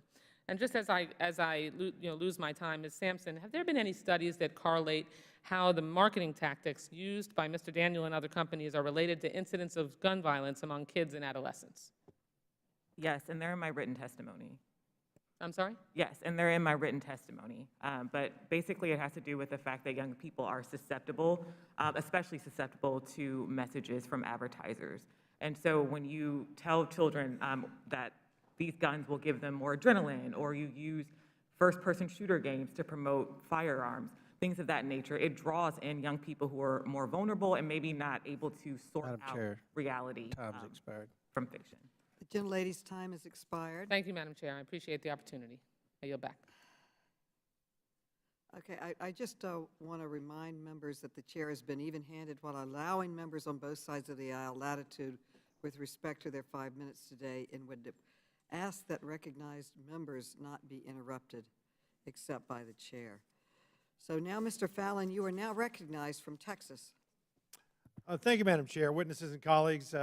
I appreciate the opportunity to examine a critical industry that helps protect the freedom of American citizens every day. Ms. Aquifer, I just wanted to say it's great to see you again. Denton County strong. Good to see you. Good to see you, too. It seems strange to me that this committee has decided to bring in some of the largest firearm manufacturers in the country, but not the Attorney General, who is actually in charge of enforcing our gun laws and who conducts oversight on the ATF, the FBI, and other pertinent agencies, or why this committee hasn't brought in city and state attorneys who are refusing to uphold the law in a lot of these democratic areas. And why on earth aren't we discussing the scourge of violent crime in those same democratically controlled areas? Fact of the matter is that more gun laws and restrictive gun laws do not lessen crime. And I have to restate the last thing I said in our previous Second Amendment infringement hearing, that if you look at countries, for instance, like El Salvador, Jamaica, Venezuela, Honduras, that have some of the most restrictive gun laws in the world, they're also the most dangerous countries in the world with the highest homicide and violent crime rates. But let's not, it shouldn't escape our notice that democratically controlled cities in our country with the most restrictive gun laws in our nation have actually higher murder rates than those aforementioned countries. St. Louis has a higher murder rate than El Salvador, and so does Baltimore. And it's actually safer to visit and live in Venezuela than it is to live and visit Detroit, Michigan. 50 years ago, there were 180 million guns in this country, and the murder rate was 9.6 per 100,000. And just before COVID, there were almost 400 million guns in this country, and the murder rate was 6 per 100,000. Again, more gun laws doesn't equal less crime. Mr. Busey, I got a quick question for you. You're a gun owner, and you were a firearms executive for decades, is that correct? Yes, sir. Do you own, let's say, 5 guns, personally? Yes, I own 5. Do you own more than 10? Yes, I do. Okay, so fair to say that you know a lot about different types of guns. I know some about some types of guns. All right, civilian AR-15, is that a fully automatic weapon? No, sir. Okay. And then there are several states that have so-called assault weapons bans, is that correct? There are some, yes, sir. And are they uniform? Are they exactly the same, or are they different, each state? I'm not an expert on each state law, don't know. So you don't know if they're exactly the same cookie cutter? I don't. Okay. They're not, and I think it's because maybe, just maybe, we can't even seem to define what an assault weapon is, and that is a vague term and left up for interpretation. And Mr. Busey, you also are on record, if I'm not mistaken, please correct me, that you're calling guns weapons of war. I just heard one of my colleagues say it as well. I'm not sure your question there, sir. All right. Have you called firearms weapons of war? I have not called all firearms weapons of war, no. You have called some weapons of war?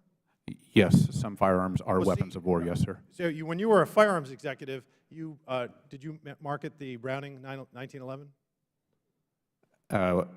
I marketed and sold 1911 style pistols, yes, sir. So 1911s were the firearm of the United States military from World War I to Vietnam, about over 50 years? They were the defensive handgun of choice for most military operations, They yes, were a weapon of war. See, what I find offensive by that term is, and my colleague just said it as well, is I own an AR-15, and it's not a weapon of war, and I don't want to hurt anybody. It is a defensive weapon. It is a tool to allow me to protect my property, but far more importantly, my family, my children, and my wife.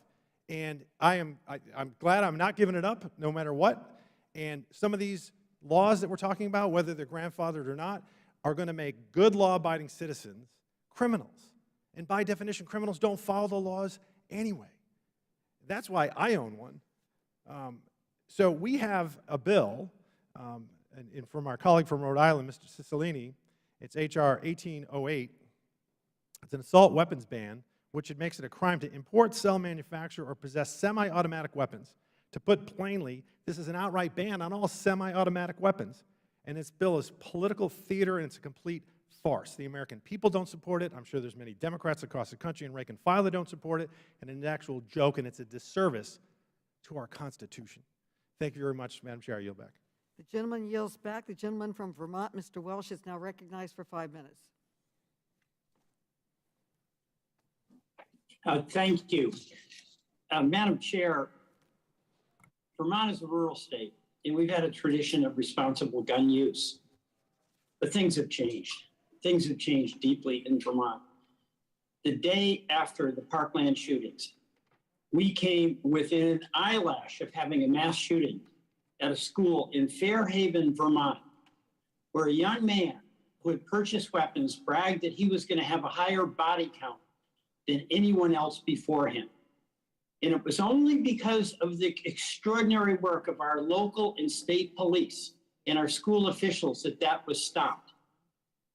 In the night after that incident, where the near death of those kids almost came about, there was a school meeting. And as good a job as our police had done and our school folks had done, parents were expressing some anger and concern. And what it was, it is the apprehension that every parent has in this country now that the security that they had when they put their child on the bus or left their child off at the schoolhouse, that they would come home safe. That's been shattered. And it's not just a one-off incident in Parkland, but we're seeing it time after time. And it's the AR-15 that is the weapon of choice. And by the way, that weapon of choice, it's not accidental. 18-year-olds can buy that and they can't buy a beer. It's a weapon of choice because of the marketing. Be a man. Get this. On the road to manhunt. This is the way you can show how big a person you are. It is marketing this to vulnerable people who have wild expectations of what it means to be a man. So, Mr. Bossy, how much marketing do you do? I mean, is this worth it? Maybe could you restate the question, sir? Are you asking how much marketing? How much marketing are you doing? I'm no longer in the firearms industry, sir, so I'm not doing any marketing. Mr. Daniel.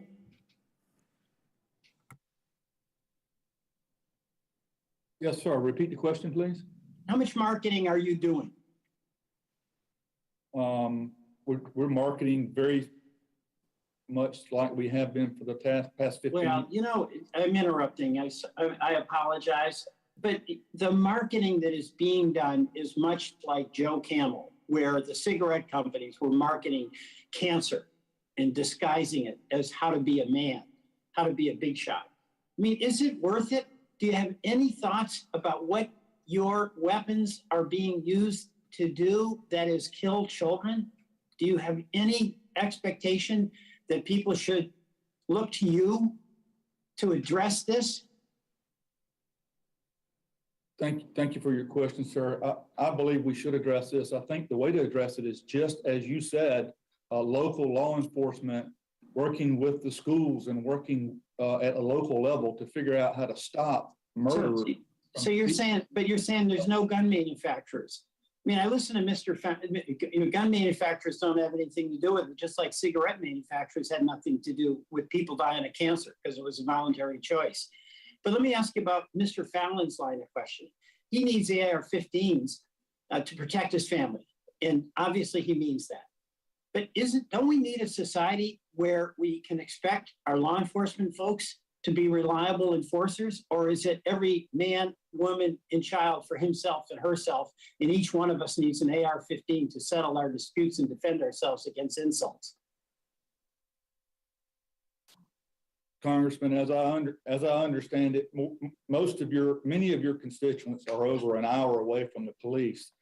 Yes, the police are very important, and they are our first responders. But until they get there, sir, the American citizen is the first responder. Right. So what you have is a culture that you support to arm everybody so they can defend themselves while they're waiting for the police. So our civic society, our civil society depends on everybody being armed and having a more powerful, longer range weapon than their neighbor. I believe that the American citizens have the right and the responsibility to take their firearms that they've bought for self-defense and defend themselves and their family. Right. Until the police arrive. Yes, sir. And you're glad to manufacture those and sell them. I yield back. Okay. Yes, sir. The gentleman's time has expired. The gentleman from Kentucky, the distinguished ranking member, Mr. Comer, is recognized for 5 minutes. Thank you, Madam Chair. Ms. Okafor, you are a certified firearms instructor who specializes in training women. You've stated that already. What would you say to people who want to restrict the purchase and use of guns like AR-15s? I would say for all this talk about manhood, et cetera, again, that the stats show that of the 8 million new gun owners that we had just in the last couple years, almost half of them are women. So we're talking about women here. We're talking about women who are also AR-15 gun owners as well. And because I've seen in my experience as an instructor and as a woman as well, that it is far easier to hold and use a AR-15 without having to worry about the recoil that comes with having a smaller handheld firearm. So it's been able to absorb a lot of that impact, and it's been therefore something that a lot of my female students are happy to have. In your opinion, would gun control policies to prevent the sale or possession of AR-15 rifles impact everyone equally, or are there some groups who would be more impacted than others?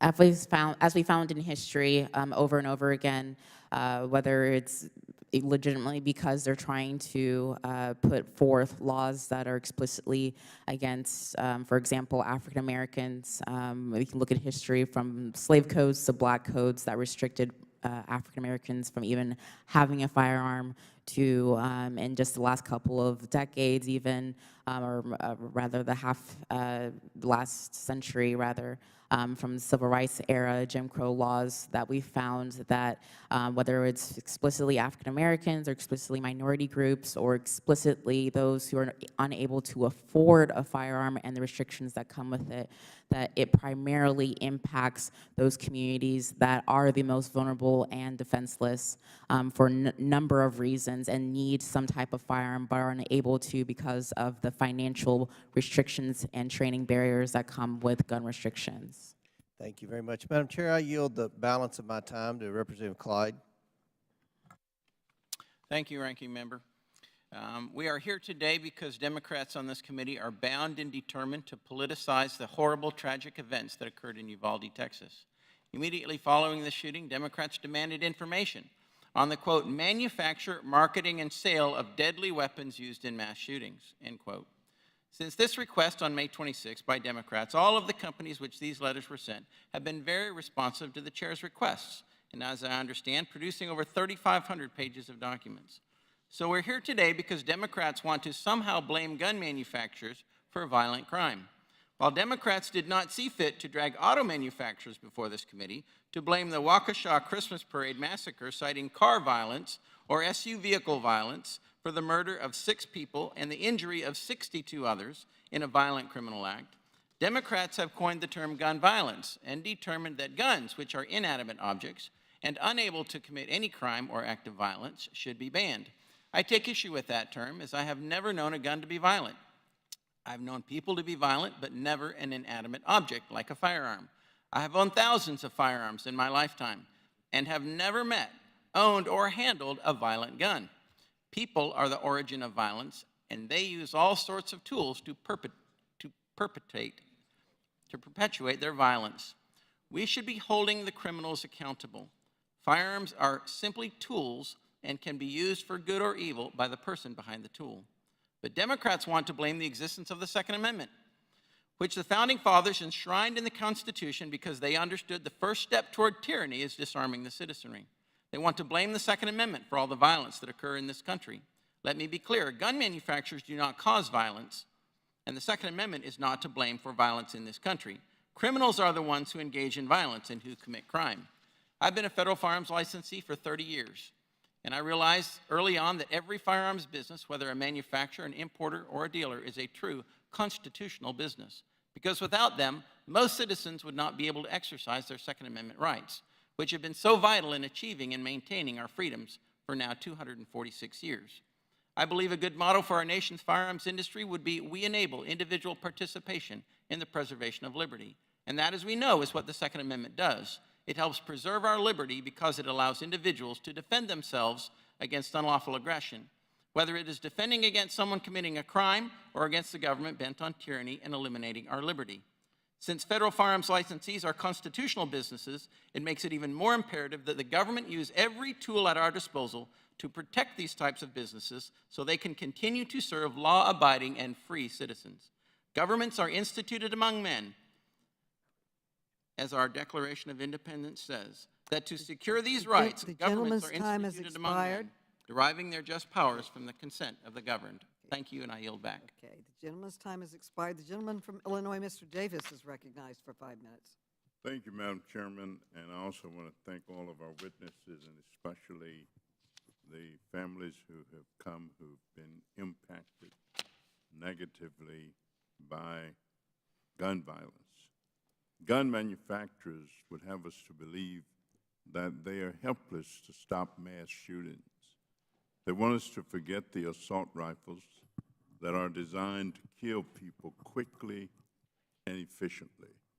And with the right parts, including high-capacity magazines, these weapons can shoot hundreds of rounds in a matter of seconds. One of the gun makers here with us today famously came up with the very idea of banning high-capacity magazines more than 20 years ago. In the lead up to the 1994 assault weapons ban, William Ruger, a founder of Sturm, Ruger reportedly told Tom Brokaw in an interview that, and I quote, "No honest man needs more than 10 rounds in any gun." Mr. Ruger then lobbied every member of Congress to put in place, and I quote again, "a simple, complete, and unequivocal ban on large capacity magazines." But after he retired, the company took a turn. Mr. Ruger began to lobby against restrictions on large capacity magazines and now sells them for profit. Mr. Killoy, does your company currently make guns that accept magazines with more than 10 rounds? Yes, Congressman, we do. Mr. Daniels, same question to you. Sir. I'm Yes, sir. sorry. Mr. Daniel? Yes. Thank you. Mass shooters have used legally purchased high-capacity magazines in some of the worst killings this country or any country has seen. The shooter in the Las Vegas massacre was able to fire 100 rounds in 10 seconds because he used a high-capacity magazine. The Uvalde shooter carried more ammunition into Robb Elementary School than a United States soldier carries into combat. 10 states and the District of Columbia have banned high-capacity magazines, but they're not illegal everywhere. And these dangerous accessories have spread to all areas of the country. Ms. Sampson, why is banning high-capacity magazines at the federal level necessary? Thank you for the question. It's important to ban high-capacity magazines at the federal level because we are a country that's connected. States don't exist in an island, and we often hear people, for example, raise the city of Chicago as an example as to why laws don't work. But Chicago exists within Illinois, which exists in the United States. And it's an example of where guns have come from the state of Indiana, for example. And so even if we have a high-capacity magazine in one state, that doesn't mean that individuals in that state who want to do harm can't go to another state and get around it. So we need federal solutions because we are a nation of states that are united. And so there's no way to really get at the issue and deal with the problem effectively unless we have a national ban, unless there is unity across the country that these weapons of mass destruction really ought not to be available to regular, everyday, ordinary people to do what with? Nothing but kill.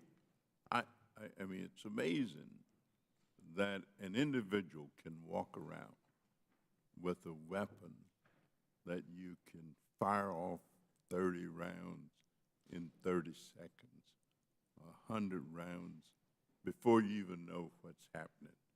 So let me thank all of our witnesses for their answers. The solution is really simple. We must ban these weapons of war and get them off our streets. I thank you, Madam Chairman, and yield back the balance. Gentleman yields back, and the gentleman from Wisconsin, Mr. Grossman, is recognized for 5 minutes. Well, I'd like you to thank you for having the hearing, but the topic always irritates me.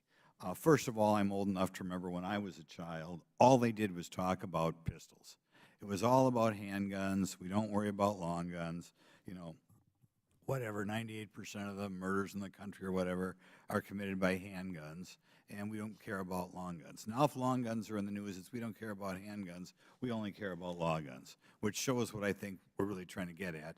People do not want American citizens to have guns. They want it to be law-abiding. They want to restrict it to the type of citizens who don't obey the law and the government, which I find a little bit offensive. I also find it offensive is that one more time we're talking about a pathology in this country, and we do not address the structure of the family. And I think like so many other things, there are areas in society where you have almost no murders and areas where you have a lot of murders. And I think they largely correspond with areas in which we have weak families and strong families. And one more time I'm attending hearing here, I get the same thing in the Education Committee. We just ignore this big elephant in the room, the structure of the family. But I'd like to yield the remainder of my time to Mr. Clyde. Thank you to my colleague from Wisconsin. Mr. Daniel, I want to ask you a couple questions here and reiterate something that's been mentioned already. President Biden made the claim that gun manufacturers are, quote, the only industry in America that is exempt from being sued by the public, the only one. Madam Chair, I would like to ask a unanimous consent to submit this article published by AP News on February 9th, 2022, that says, despite Biden's claim, gun makers can indeed be sued. Without objection. Thank you. Isn't it true that your company still remains liable under the law for any potential design or manufacturing defect that lead to injury or property damage or breach of contract or warranty of a product or facilitating a known transfer to a prohibited person? Is this not all laid out in the Protection of Lawful Commerce in Arms Act enacted in 2005? Can you still be sued by the public for any of these kind of breaches? Yes, sir, we can. So, thank you. I just want everyone to know that the firearms industry is not exempt from being sued by the public for a myriad of things. Now, Mr. Daniel, does Daniel Defense sell AR-15 rifles to police departments, to sheriff's offices, and to other law enforcement agencies? Yes, sir, about 30, average about 30 agencies a month. 30 agencies a month. That's pretty impressive. Do you have any idea of how many of your company's firearms are in the hands of law enforcement, protecting and defending the peace so that our citizens can live in freedom? No, sir, I don't have that off the top of my head. I would imagine that at 30 agencies a month, that's probably a lot, though, would you not think? Yes, sir. So why do law enforcement agencies choose to use Daniel Defense firearms? Sir, we build we are very dedicated to building the very best firearms in the world, and the products that we build are dependable, and we take good care of our customers and treat them the way we want to be treated. And we think these are the reasons why people choose our products. Thank you. As someone who has obviously had tremendous experience in the firearms industry and seen the highs and lows of sales, would you agree that the firearms industry is very sensitive to government overregulation or the fear of increased government restriction on a constitutional right? Yes, sir. So tell me what happens to sales when additional restrictions are a potential on the horizon. Do they go up or down, or do they stay about the same? Our sales fluctuate wildly based off of the politics and the conversations about firearms bans. Okay, does that also happen when crime and uncertainty is on the rise? Do sales increase? Yes, that's correct. Okay, so when the Democrats who have carried the mantle and promoted the idea of defunding the police, and Democrat cities around the country started to cut their budgets, cut the budgets of their police departments to fall in line with the defunding of the police narrative, people have feared for their safety, and so firearms dealers saw an increase in sales. Would you agree? Yes, sir. Unprecedented in the last 2 years of new firearms owners buying firearms that have never owned them before. Thank you. I would submit that people are voicing their opinions with their pocketbooks, and I think that's a very, very strong opinion across the nation. Thank you, and I yield back. The gentleman yields back. The gentlewoman from Massachusetts, Ms. Presley, is recognized for 5 minutes.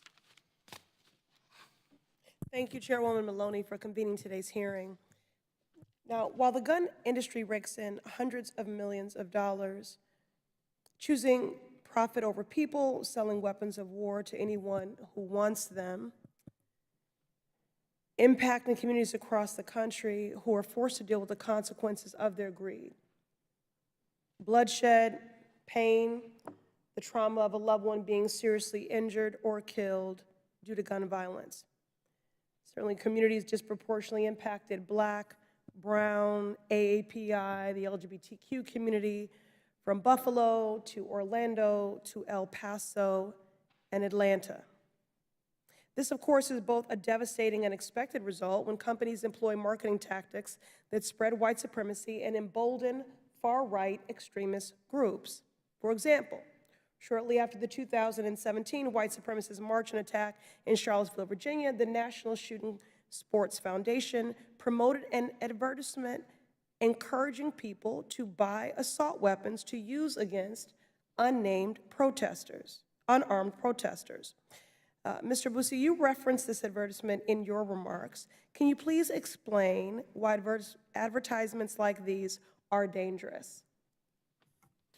Thank you for the question. And to clarify, that is not a National Shooting Sports Foundation ad. That is an advertisement from an AR-15 company that was displayed at the National Shooting Sports Foundation SHOT Show in 2018.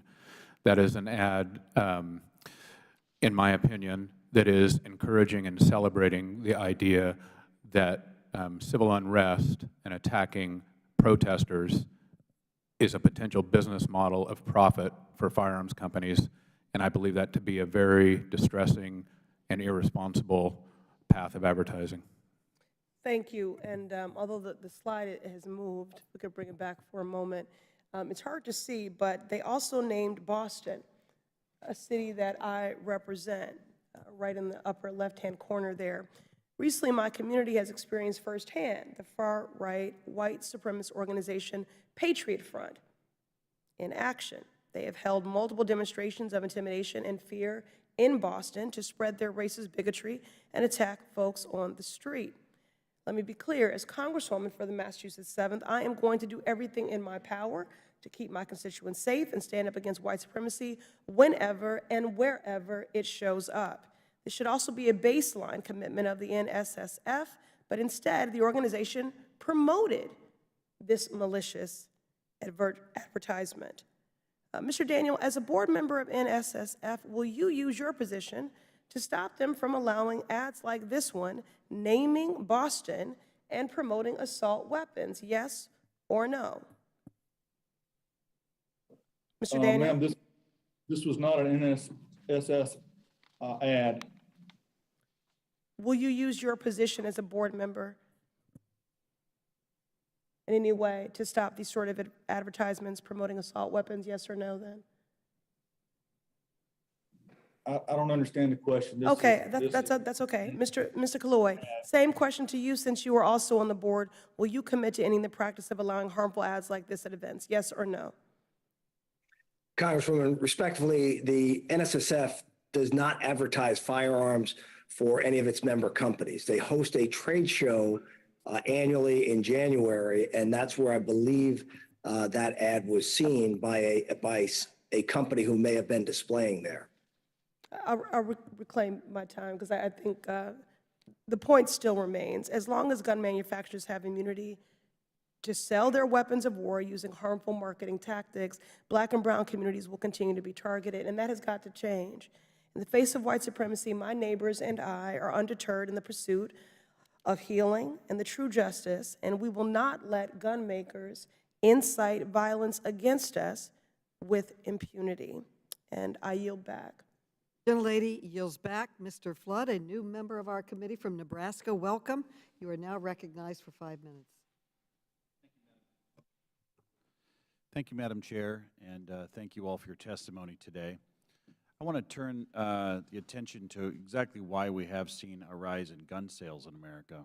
According to FBI statistics, specifically those related to lawful purchases of handguns and other types of guns through background checks, nationally 75% has been the increase that we've seen from 2019 to 2020.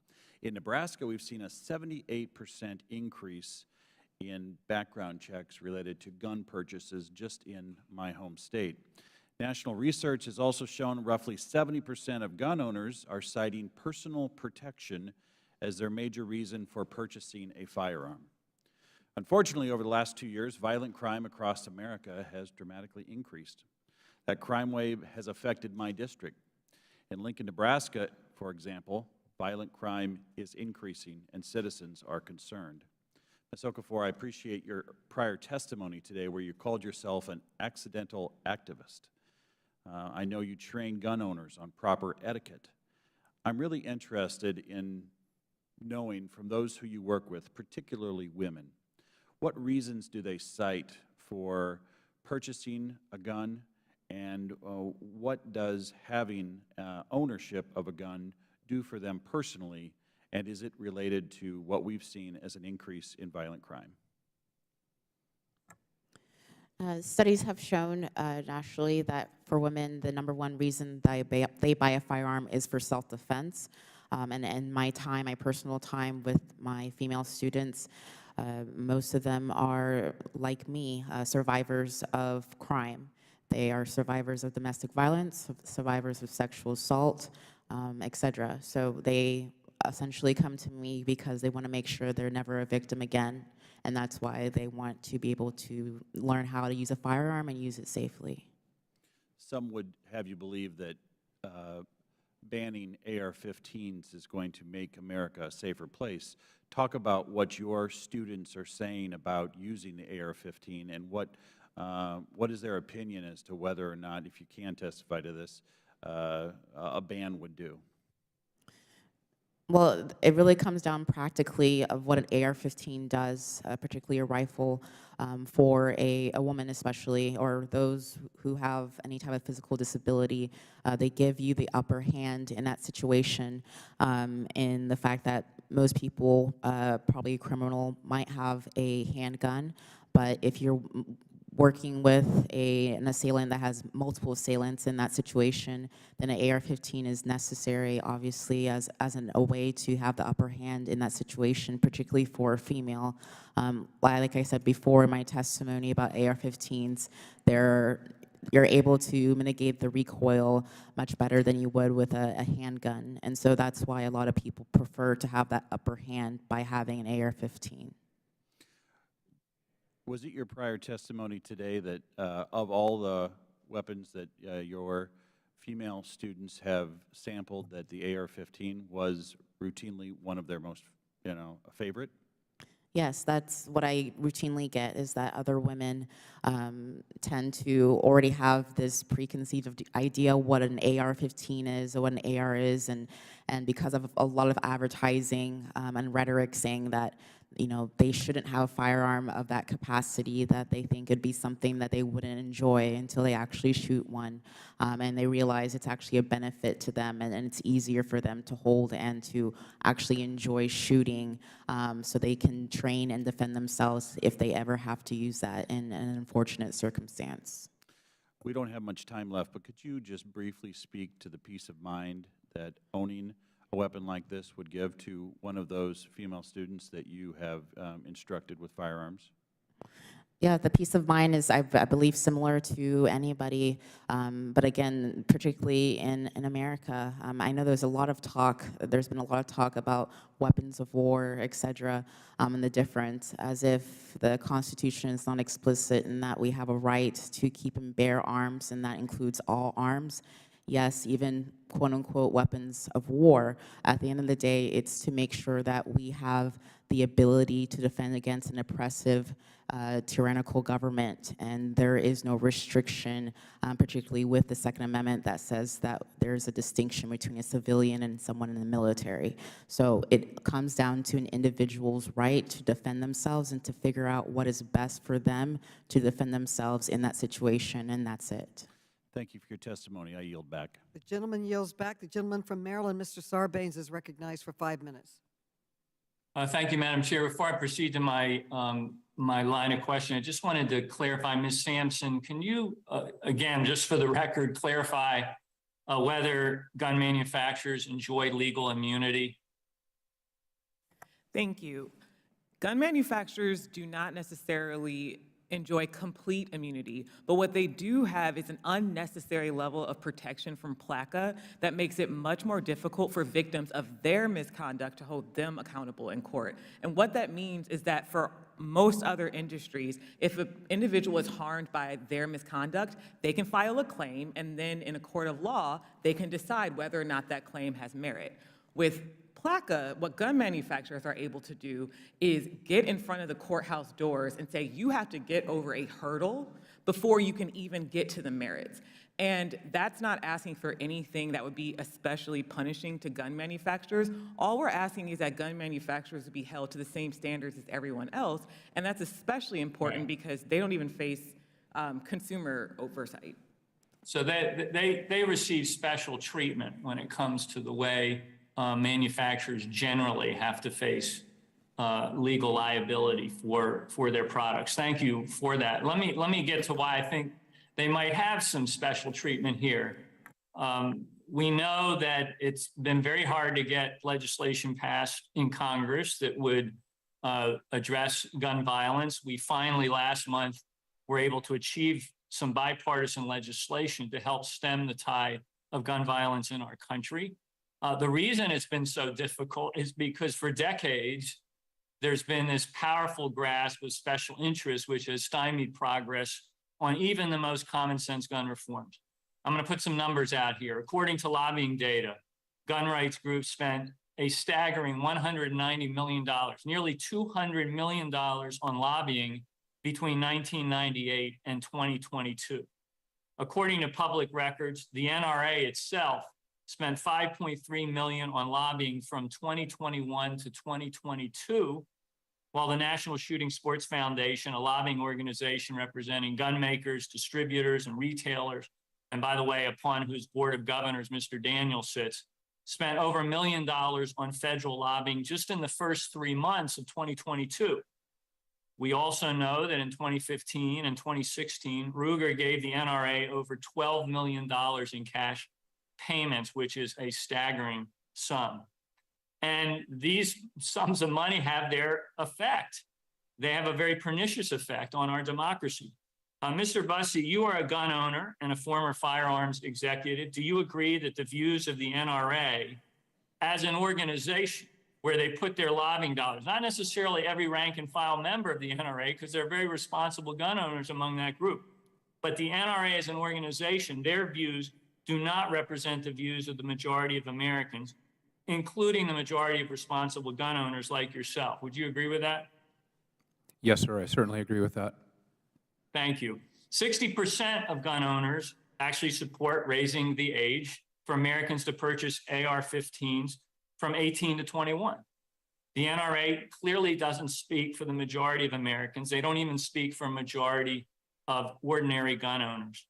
Ever since the Supreme Court's devastating decision in Citizens United, groups like the NRA have been ever more empowered to drown out the voices and the votes of everyday Americans by funneling dark money into our political process. In 2016 alone, the NRA spent upwards of $54 million on independent expenditures to candidates and parties, nearly double the amount it spent during the 2014 midterm elections, and more than double the expenditures during the 2012 election cycle. Much of this amount, $34 million, was routed through the NRA's Institute for Legislative Action, the organization's lobbying arm, which is not subject to donor disclosure laws.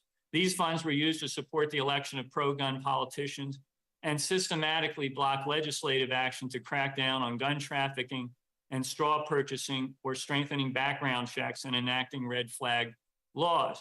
Now, fortunately, these reforms were enacted as part of the Bipartisan Safer Communities Act last month.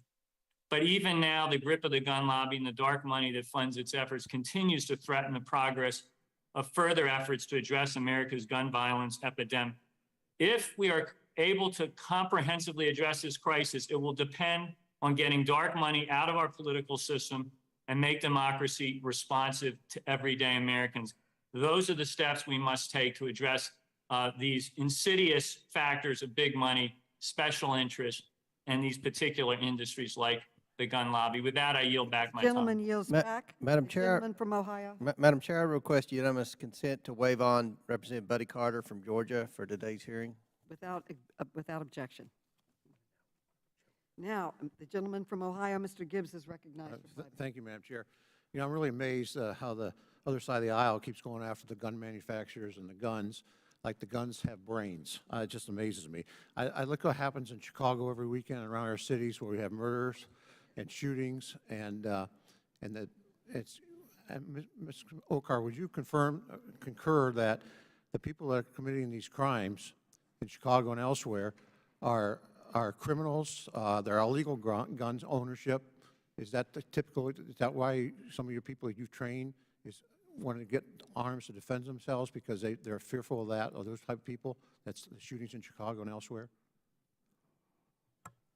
The women that I train tend to be fearful of anybody, regardless of where they live, where they're going to do a criminal act towards them. But the people that they're fearful of are the people that are committing the crimes or have ownership illegally of firearms, and that's kind of typical of, as I broad brush it.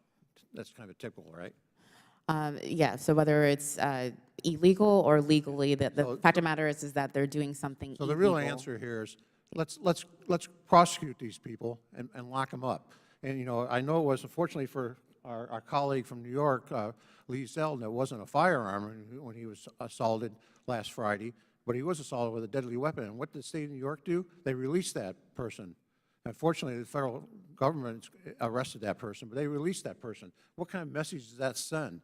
There's ways to do violence, not just with guns. But I don't know why we take so much time talking about guns when we got an element out here we're not addressing the criminal activity and prosecuting those people. That just sends the wrong message, and to go after law-abiding citizens that want to defend themselves under the Second Amendment, it's just really incredibly that we're not focused on that, Madam Chair, what's really going on in this country. When you send a message to criminals out there that, hey, don't worry, we're going to let you go and you're not going to get prosecuted, and that just sends the wrong message. And so we really need to deal with that and not attack our Second Amendment rights. I yield the rest of my time to Representative Clyde. Thank you. Thank you very much to my colleague. Mr. Busey, in your statement you said that guns pretty much are at the center of radicalized domestic terrorists. Is that right? I made a statement similar to that, yes, sir. Okay, and then you also said in my last month as an industry executive, I snapped photos like this and with a photo. It's a tactical advertisement over the entrance of the SHOT Show that weirdly combines Revolutionary War soldiers, a modern AR-15, and the promise of daily gunfights as a business proposition. And then on January 6, 2021, less than a year after I took this photo, these exact components coalesced into a violent mob just a few hundred yards from here. Were there any AR-15s taken into the Capitol by rioters on January the 6th? Yes, I believe there is documentation of AR-15s in the mob. Not sure where they were location-wise. In the Capitol? Not to my knowledge, but I'm not in the Capitol. That is correct. Not to my knowledge. Were any guns taken into the Capitol, to your knowledge? Do not know the answer to that. I think the answer to that would be no, there weren't. So I don't really understand how you say these exact components, when you talk about firearms, coalesced into a violent mob just a few hundred yards from here. I don't really, can't quite understand how you get there in talking about firearms and January 6th, where there were no firearms whatsoever in the Capitol, taken into the Capitol by rioters. Now for Ruger. I would like to ask a question to our good friend, Mr. Killoy, the CEO of Ruger. Thank you for being here today. I understand that you are. I understand that you're a West Point graduate and a veteran of the U.S. Army. Yes, sir, that's correct. I graduated in 1981, then spent 5 years on active duty and 15 in the Army Reserve. Wow. Well, thank you for your service to our nation, sir. That is quite an impressive record. Can you tell me, does Ruger sell firearms to law enforcement agencies? Yes, Congressman, we sell to quite a few law enforcement agencies directly, as well as through our network of law enforcement distributors. And Ruger firearms are particularly popular as off-duty or backup guns for many law enforcement sworn officers. Thank you. And I want to thank you and your company for being a leader in the gun manufacturing industry. And also want to thank you for being a constitutional business and for the work that Ruger does to make quality firearms affordable to all economies of citizens so they can protect themselves, especially during this time of increasing crime across our nation. So thank you to Ruger and its employees. And the gentleman's time has expired. The gentlelady from Illinois, Ms. Kelly, is recognized.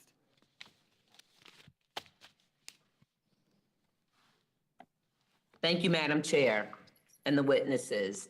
Since 1976, the gun industry has been exempt from oversight by the Consumer Product Safety Commission, despite over 45,000 Americans dying from gun-related injuries in 2020 and over 25,000 so far this year. A teddy bear has more safety oversight than guns do. Mr. Busey, why would including guns under the Consumer Product Safety Act make them safer?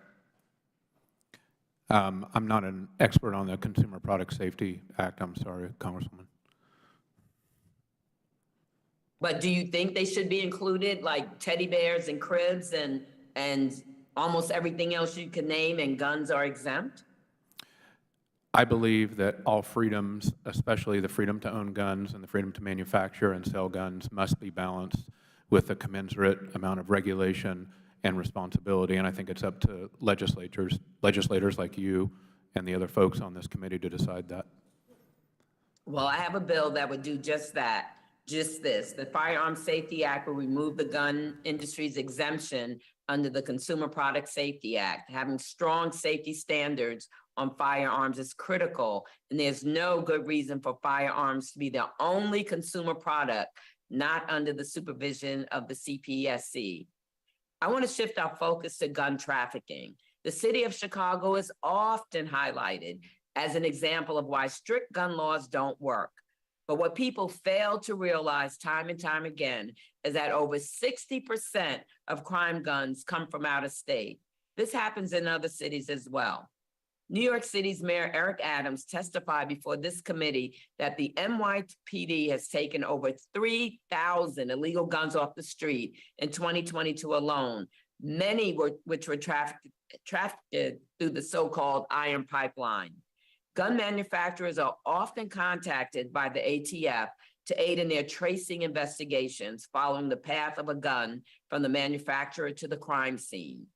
Mr. Kalloy, does Ruger take any steps to identify problematic patterns of dealers or stop shipments of firearms to dealers who sell a disproportionate amount of crime guns?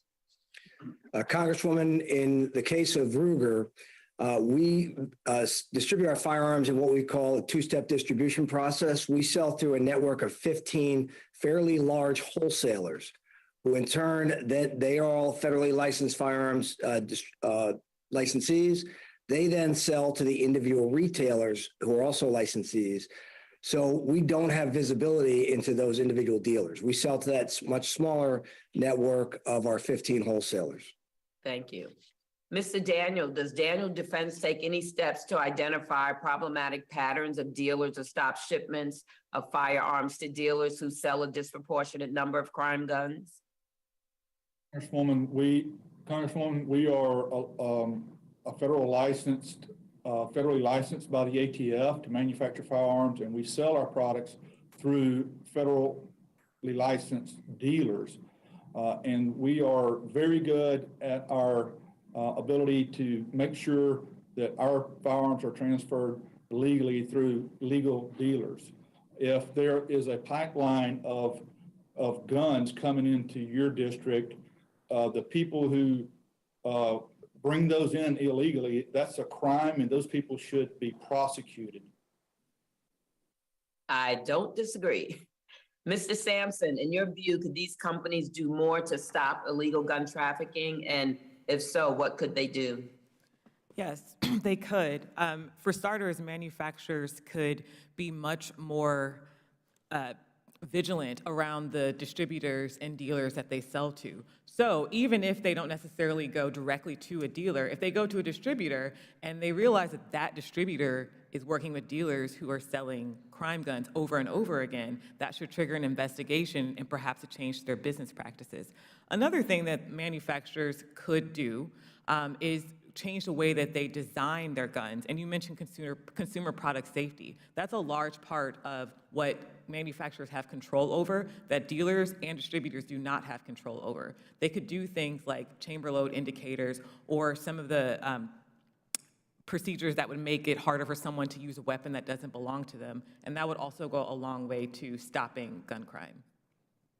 Thank you. And lastly, one last question for Mr. Kaloy and Mr. Daniels. We have heard today support for abolishing the ATF. Do you support abolishing the ATF? Speaking on behalf of Ruger, no, we do not. We work closely with our regulators, and we do not support that. Thank you. Okay. Mr. Daniel? Yeah, I agree with Mr. Kaloy. We are licensed dealers and we are licensed manufacturers. We sell through, we are regulated by the ATF, and we are not in support at this time of eliminating the ATF. Okay, the gentlelady's time has expired. Thank you so much. Thank you to the witnesses. Okay, the gentleman from Texas, Mr. Sessions, is now recognized. Madam Chairman, thank you very much, and I appreciate you holding this hearing today. And I want to thank all 5 or 6 of our witnesses that are here today to offer testimony to allow us to get closer to these questions about not just the profits of gun manufacturers, but the practices. And the way I see it is, I'm delighted that each one of our manufacturers have taken part in today's hearing because, in my opinion, they provide proper elements, things that I grew up with as a young man, hunting, fishing, things that I have chosen to have as a sport, and I'm delighted that they're in the United States of America, not just Smith & Wesson, which I carry, but also Ruger is a great product.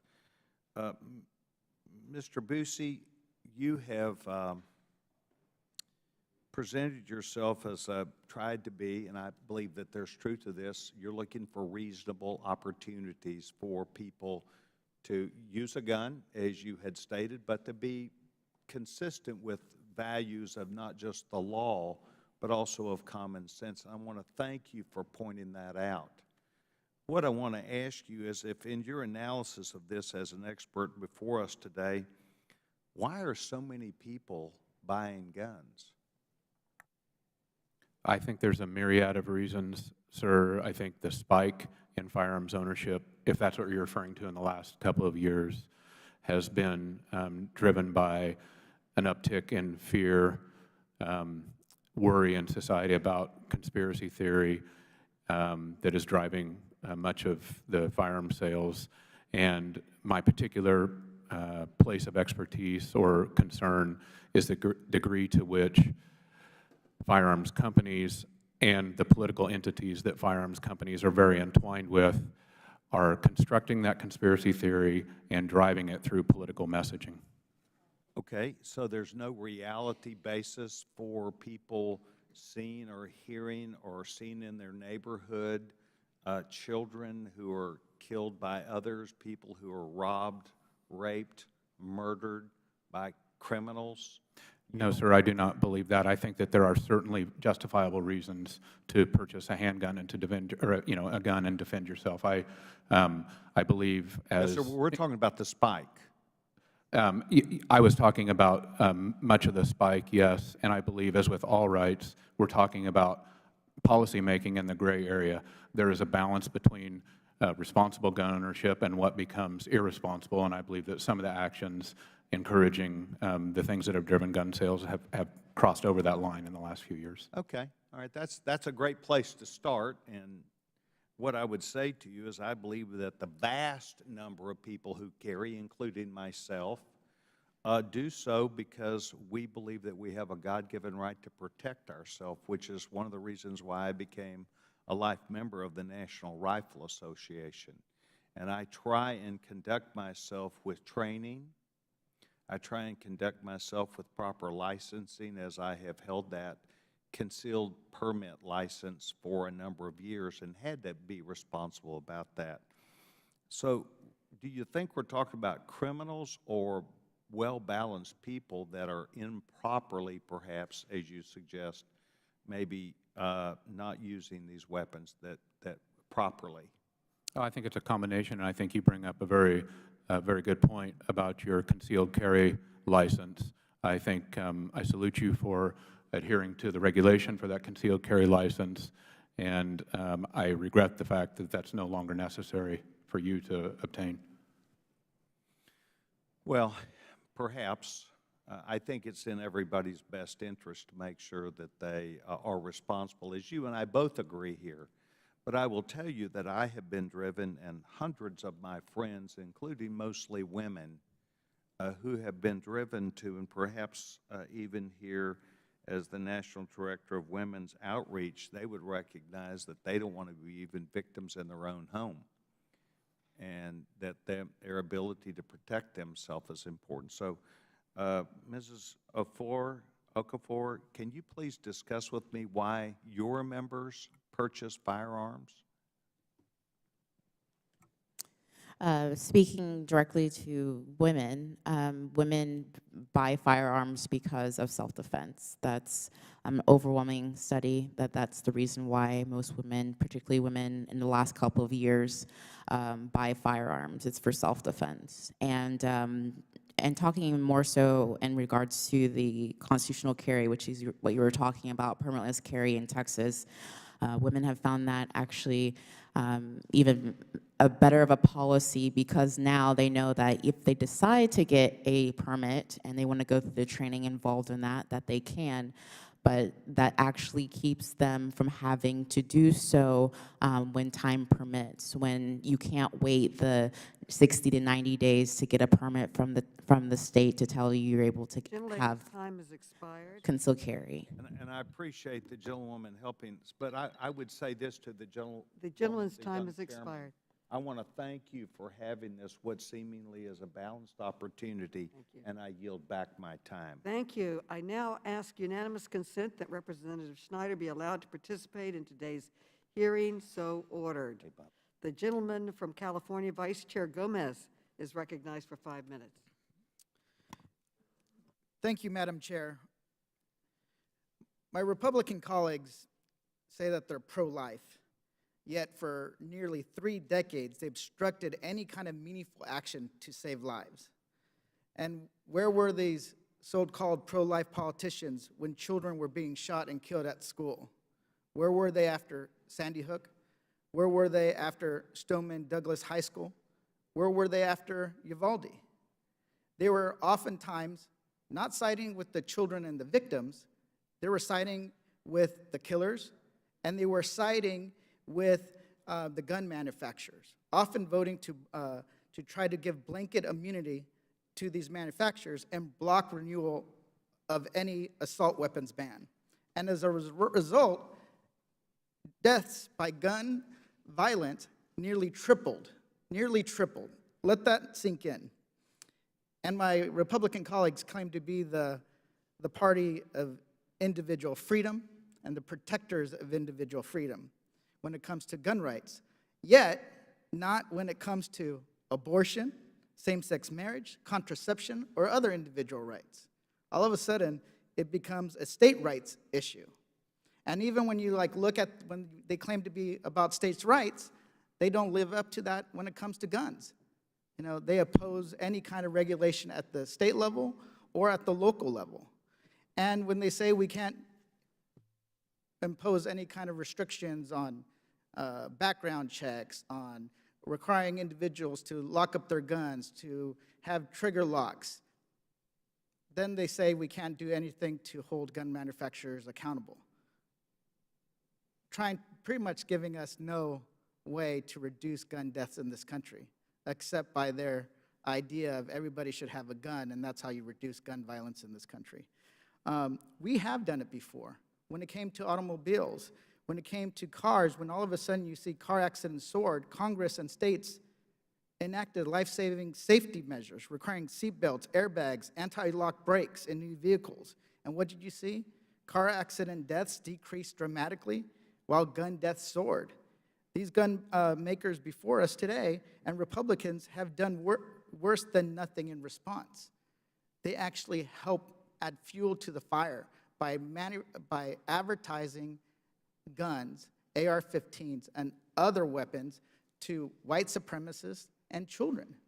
You know, this is what we're dealing with. Mr. Daniels, you have told my colleagues earlier today that you oppose federal regulation on gun safety and see gun violence as an issue to be solved locally. So does that mean you support state laws like those passed in California that ban marketing guns to children and allow residents to sue those who violate state safety standards, produce and sell weapons of war? Sir, children can't buy guns, and I was speaking to the local community being taking responsibility of all the people who are involved. So that's a in the no. So community. you basically believe that guns should be marketed towards children? We market our guns to adults, law-abiding adults for lawful purposes. So, Ms. Daniel, I'll take back my time. Mr. Bousset, from your experience, if the gun industry thinks their products aren't the cause of gun violence, why have they consistently lobbied to exempt themselves from liability and common sense gun safety regulations? And why have they succeeded? And at what cost when it comes to death and violence? Thank you for the question, Congressman. I am greatly distressed at the degree to which the firearms industry has funded a powerful political machine that has fought common sense federal gun regulation at every turn that is broadly supported by the American public. These things include universal background checks. They include raising the minimum age on the purchase of long guns to 21 and many other things. And the reason that it has been fought is because cranking up the political pressure in this country is a profitable business model for the NRA and other groups that use this topic as a way to divide our society. Thank you. Gun violence is being normalized in our country at the expense of children and families. I've had constituents killed. One was killed in Las Vegas in the mass shooting. You know, this is something that we have to fight against, because this isn't normal. It's not okay, right? Where we have to be in fear of our lives for our friends and families if they go to church, school, a parade.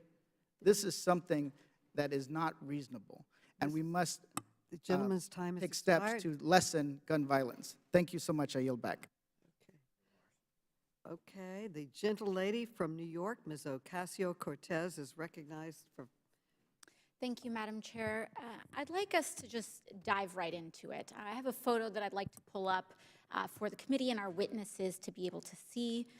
Can we get that pulled up? It's on. Okay, perfect. Mr. Daniel, you are CEO of firearm manufacturer Daniel Defense. This photograph is from an advertisement featured for your company. Do you know, I'd like to draw your attention to that red tattoo featured in your company's advertisement. Do you know what that tattoo is? Mr. Daniels?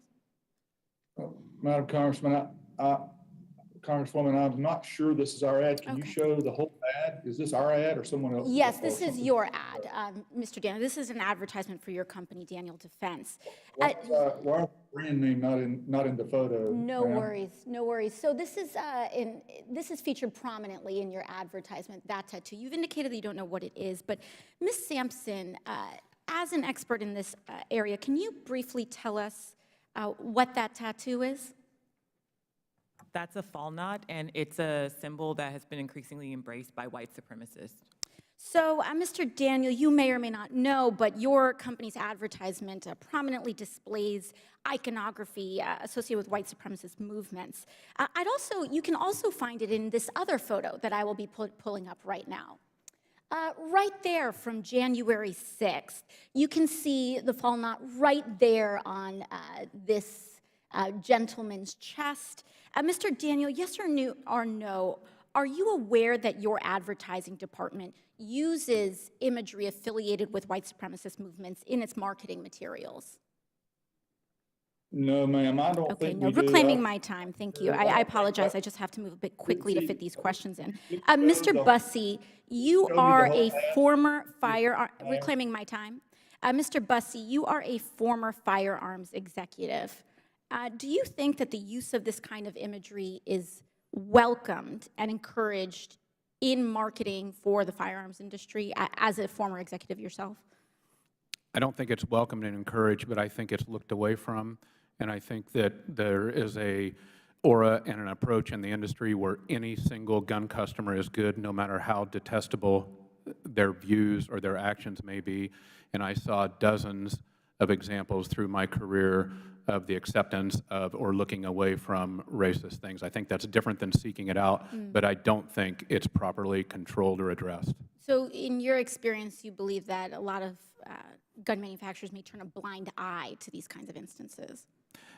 Yes, Congresswoman, that's correct. I think they've turned a blind eye because the industry has within its DNA now the belief that any single new gun owner is good no matter what they do or how they market. And that's why you heard earlier the representatives from Ruger and Daniel Defense, both of them who've sat on the NSSF board, would refuse to condemn the ads. Thank you, Mr. Bussey. And the toxic marketing does do enormous harm. We've seen the results with white supremacists using these weapons to target and kill Black Americans shopping for groceries in Buffalo, attending church in Charleston, targeting Jewish communities in Tree of Life.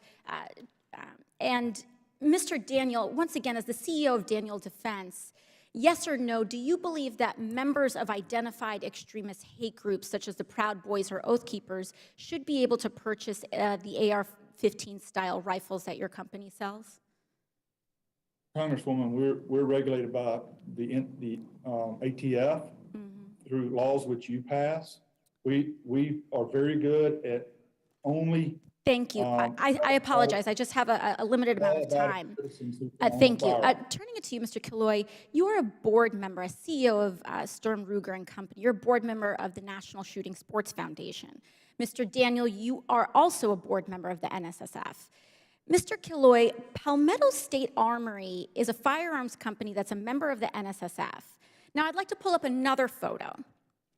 As a member of the foundation that you're in, right here, Palmetto State Armory has used imagery clearly designed to appeal to the FBI-identified far-right domestic terror threat, Boogaloo Boys, with products such as this AK-47 style pistol designed in the same floral pattern that is often used by these group members to identify one another. Mr. Killoy, as a board member of the NSSF, do you condemn marketing firearms to identified extremist groups such as the Proud Boys or Oath Keepers or Boogaloo Boys? Yes or no, do you condemn your industry explicitly marketing materials to domestic terror threats? Congresswoman, the National Shooting Sports Foundation does not control individual member companies. But this is a member of your foundation, Mr. Killoy. But I take exception to the fact that, you know, I can assure you there is, we do not tolerate racism or white supremacy. Do you condemn marketing these materials?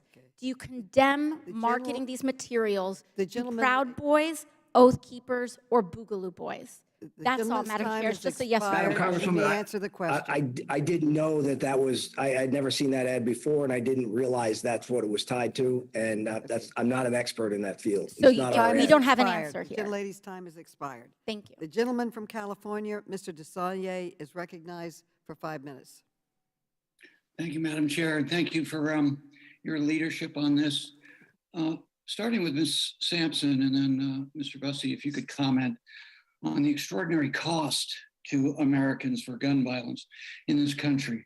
And first, I want to refer to a GAO report from last year that the chair asked for that has been covered, including in an article in the New York Times. It estimated that the cost of gun violence is over $1 billion at very least, just in terms of medical costs to federal taxpayers. 60% of these medical costs are paid for through Medicare, Medicaid. And then on another just recent by Everytown Research, the numbers are really sort of staggering to a broader study titled The Economic Cost of Gun Violence, $557 billion annually, comparable to 2.6% of US gross domestic product. So compare those numbers for me based on $3 billion worth of profits, and I take it as after-tax profit, as reported by Trace for gun manufacturers. To me, this is a huge subsidy in addition to the horrible pain and suffering, but just from a financial standpoint. So first, Ms. Sampson, particularly for the Everytown report, but also the GAO and other reports, could you add your comments to the cost of gun violence to American taxpayers? Thank you, Congressman. I think, as you called it, it is a sort of subsidy because at the same time that American taxpayers are bearing not just obviously the emotional cost in terms of trauma and death, but also financial costs of gun violence, the gun violence epidemic, the gun industry is continuing to make profits, and then they use the violence that they in part facilitate to market to people to tell them that they need to have even more weapons. And so as we hear a lot of talk about self-defense, for example, well, a lot of people want to defend themselves because they're afraid of being shot by people who shouldn't have weapons. And rather than making sure that we make the industry accountable for allowing people to have weapons that they shouldn't have, they just continue to fuel that market. And so they're able to evade responsibility, they're able to evade transparency, and they're able to evade oversight, all while putting the cost of that on American taxpayers and on Americans themselves who die as a result of that misconduct and irresponsibility.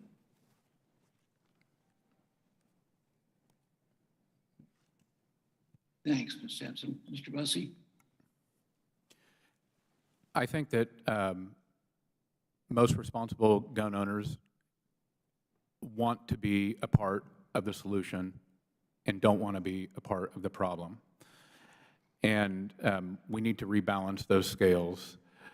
So to the degree to which irresponsible activities or insufficient regulation is leading towards cost and cost of gun violence, I believe through my own experience that responsible gun owners want to play a part in being a solution to that. Mr. Bussey, I want to talk to you a little bit about having been in elected office in California for a long time and very active in violence prevention programs from a public health standpoint. When we look at, and there's a story in the New York Times recently about just comparing states with evidence-based research, gun violence prevention, and the collective effect they have. So in California, laws, some of which that I have authored at the local and state level, you're 25% less likely to be a victim of gun violence.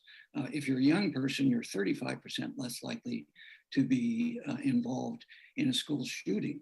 So the gist of that, to me, and the evidence-based research that particularly we've funded in California at the University of California at Davis and their violence prevention program, not just guns, but also in this instance, these policies work, and you're less likely to be harmed by guns if we have these initiatives.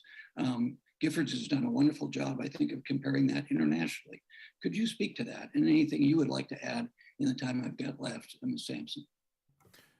Thank you, Congressman. I think that you're correct, and I would like to take issue with some of the statements I've heard here from other representatives today telling us that gun laws don't work or that they won't be applied to anybody but criminals. And I would like to take your example and apply it to two recent shootings, the Uvalde shooting and the Buffalo shooting.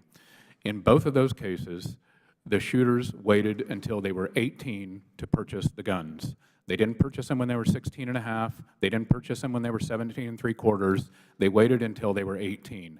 Why is that? Because the law said they couldn't purchase them until they were 18. So to your point, in California and to those cases, the fact is that the laws impact the way people purchase and use guns, and we need to, as a responsible society, and you as a governing body, need to take that into account. The gentleman's time has expired. You go back, Madam Chair. Thank you. The gentlelady from California, Ms. Jackie Spear, is organized and recognized for 5 minutes. Thank you, Madam Chair. I find this hearing to be both edifying and very painful. Mr. Killoy, in your testimony, you made the assertion that modern sporting rifles are not inherently more dangerous than other popular firearms. Is that true? Is that what you said?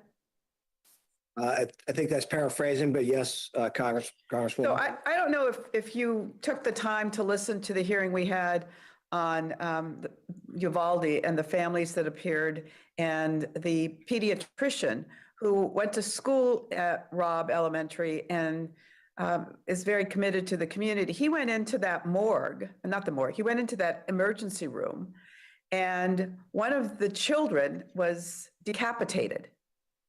The other child body was in shreds and could hardly be identified. How can you say that that's a sporting rifle? Congresswoman, respectfully, obviously the events in Uvalde are tragic on so many levels, but to blame the firearm, it's a semi-automatic firearm. The semi-automatic firearms have been around since 1885 when they were first invented. Many of them are in larger calibers than the .223 caliber that's used in modern sporting rifle typically. And again, it's an inanimate object used by a wicked. All right, but it is a weapon of war, Mr. Killoy, and no matter how you want to sugarcoat it, it decapitates people. It shreds their bodies. It is not a gun you use as a sporting rifle to shoot a deer. Let me move on to the Protection of Law, Commerce, and Arms Act, PLCA, has really had the effect of robbing the American people of a mechanism to ensure that gun industry is protecting American consumers. We pass laws all the time to protect consumers that manufacturers find distasteful or costly, whether it's airbags or seatbelts. If a product's unsafe or could easily be made safer, we take action. Now, Ms. Sampson, how many Americans die in accidental firearm accidents every year? There's about 9 per day. I'm not sure what that adds up to in a year. 9 per day of deaths that could be avoided with any kind of safety mechanism applied. How many of those deaths are children? I'm not sure. I think it's 9 children per day. I'm sorry about that. 9 children per day that are tragically killed because they were playing with a firearm that was loaded, correct? Yes. The SEC filing for Ruggers says that firearm preference can be, quote, driven by deeply personal views, and, quote, many pistol shooters do not like magazines that have a disconnect feature. In fact, even when you make handguns with magazine disconnects, they're easy to circumvent. There are multiple guides on how to remove the magazine disconnect. Mr. Buzzi, what do you make of the argument that a consumer's personal views about how a handgun feels should trump the risk that a child might accidentally shoot herself? Well, these are the questions that legislative bodies such as this need to wrestle with for the good of society. There is a use for a handgun, obviously, and there is a need for things to be safe. And as you noted, we've wrestled with these things in cars and cigarettes and everything else through the history of our country. I'm going to show you this pink AR rifle, obviously being promoted for girls, I guess, to use.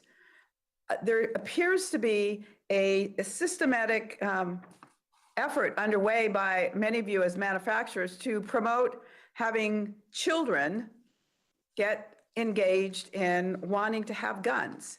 Is that your newest market? Any of you can answer that. Do you see that as a market that is untapped? Congresswoman, I think what's appropriate in the topic of firearms and children is properly training and educating children at age-appropriate levels to handle firearms safely, to understand that used improperly, they are a danger to themselves and others, and to leave it alone and not let their curiosity get the best of them. That's one of the reasons Ruger has supplied over 25 million locks in the last few decades to keep our firearms out of unauthorized hands like children. Thank you. My time has expired. And this gentleman? Okay. Okay, the gentlelady from Michigan, Ms. Lawrence, is recognized for 5 minutes. Thank you, Madam Chair.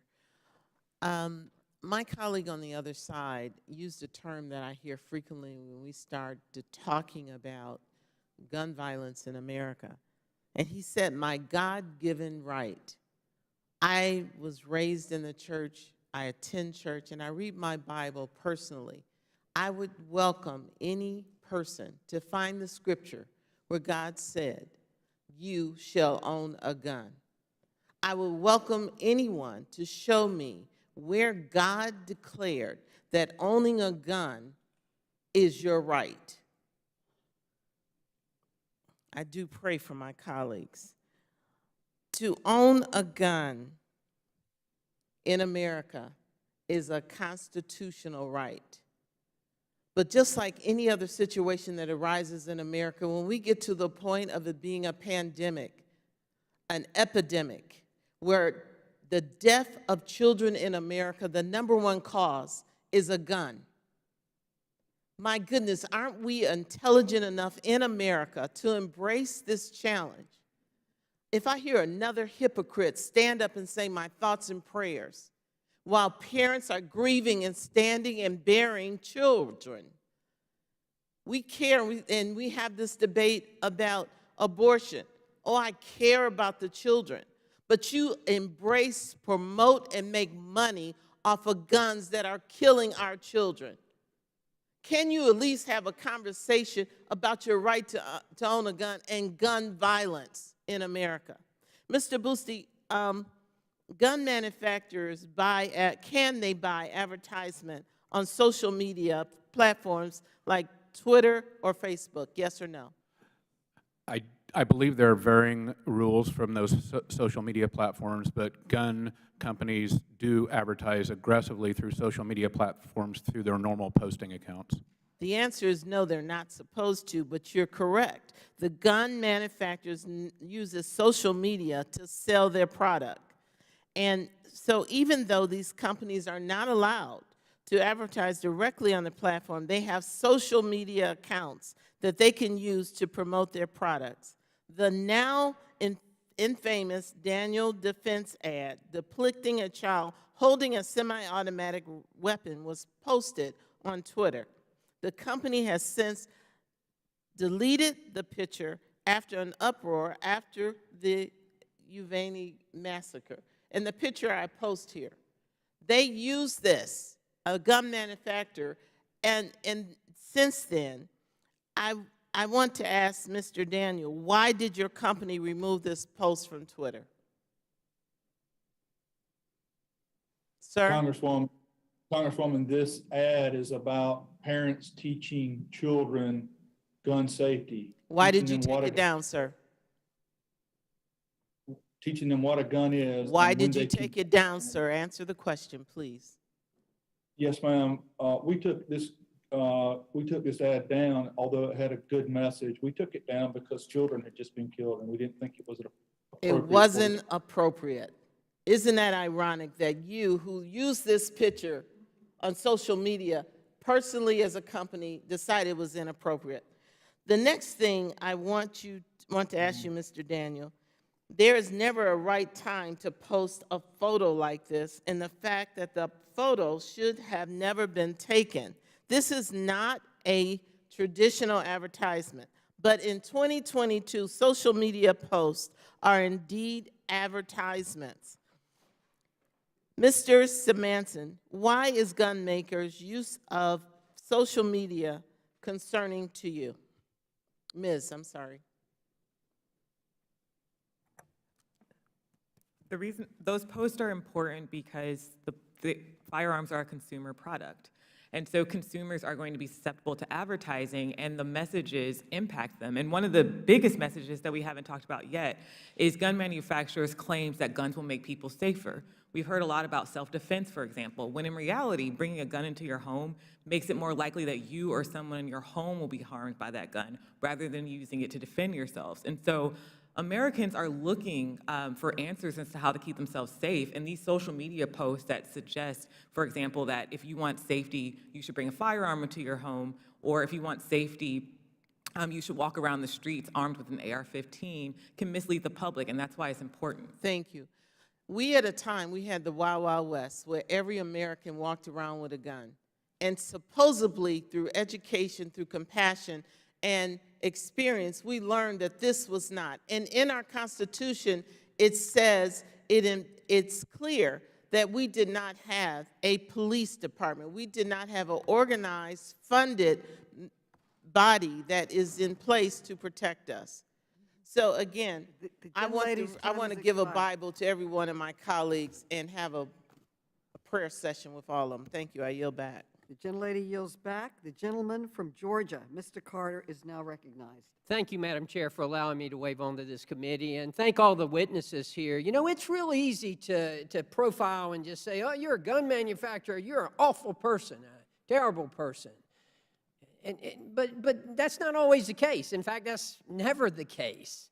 And I just want to make sure you understand, Daniel Defense is one of the major employers in my district that I have the honor and privilege of representing, the 1st Congressional District of Georgia. They provide many jobs, many well-paying jobs in our community, and they're great jobs that provide people with the opportunity to produce a great product and to be reimbursed for that product and for the fine work that they do.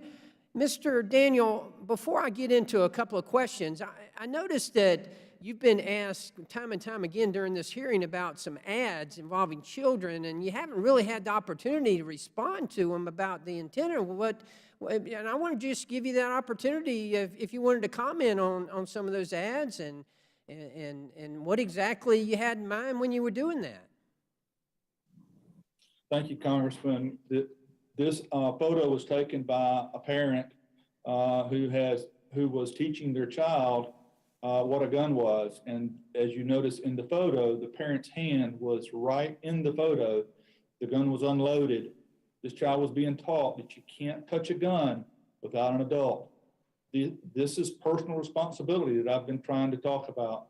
Parents must teach their children how to handle firearms properly. Just as you would teach a child not to get behind the driver's seat of a car and crank it and drive away. You must teach children, we must teach children to be safe with firearms. And Mr. Daniel, as I know all too well, you have your company's been very involved in the community and in our district. In fact, I believe you sponsor a number of high school teams, shooting teams, and you're involved in youth groups like that. Is that true? Yes, sir. We actually started a foundation called Double D Foundation. The purpose of the foundation is to help train young people how to use firearms safely and how to compete with firearms. And it'd be easy to just profile, as I said earlier, and label you as an awful person who is just trying to get guns into the hands of kids, but quite the opposite. You're trying to teach safety and actually helping young people. Wouldn't you agree? Yes, sir. Well, let me ask you this. You bought this company, is that right? What was the question, sir? How did this company get started? Daniel Defense. I started shooting with an AR-15 and a handgun in the late 90s as I had grown up hunting but never done any self-defense training. I had an AR-15 and a handgun, and I started training for self-defense, and I realized how effective the AR-15 was for self-defense. I wanted some parts for the guns that I had that nobody made, and I talked to the company, and they would not make the 4 parts I needed. I talked them into making 100. I would have to sell 96 to get the 4 parts I wanted, and those were the first parts we sold in 2001. And then we sold the very first gun that we made in 2009. And how many people do you employ now in your business? About 400 people, sir. So it went from a company that you started in your garage, from what I understand, to where you're providing for 400 families. Yes, sir, that's correct. And not only that, but also teaching safety to children, to young people, and giving them the opportunity to compete and to learn and to really grow. Is that true? Yes, sir, and to become responsible adults and know how to handle firearms. Well, tell me very quickly, what is a job like? What does a job at Daniel Defense look like? I mean, tell me about the typical job at Daniel Defense. We are vertically integrated, so we manufacture almost every part in the gun. So there's all types of manufacturing jobs, all types of engineering jobs, all types of manufacturing engineering jobs. We do everything here, assembly jobs. We are very diverse in the jobs we offer, and we are one of the highest paying employers we're the highest in our county and one of the highest in our region. Well, thank you, Mr. Daniel, for your commitment to our community, and thank you for being a witness here today, and I yield back. The gentleman yields back. The gentleman from Illinois, Representative Schneider, is now recognized. Thank you, Chairwoman Maloney, and thanks to the committee for allowing me to wave on to this committee today and for having this very important hearing.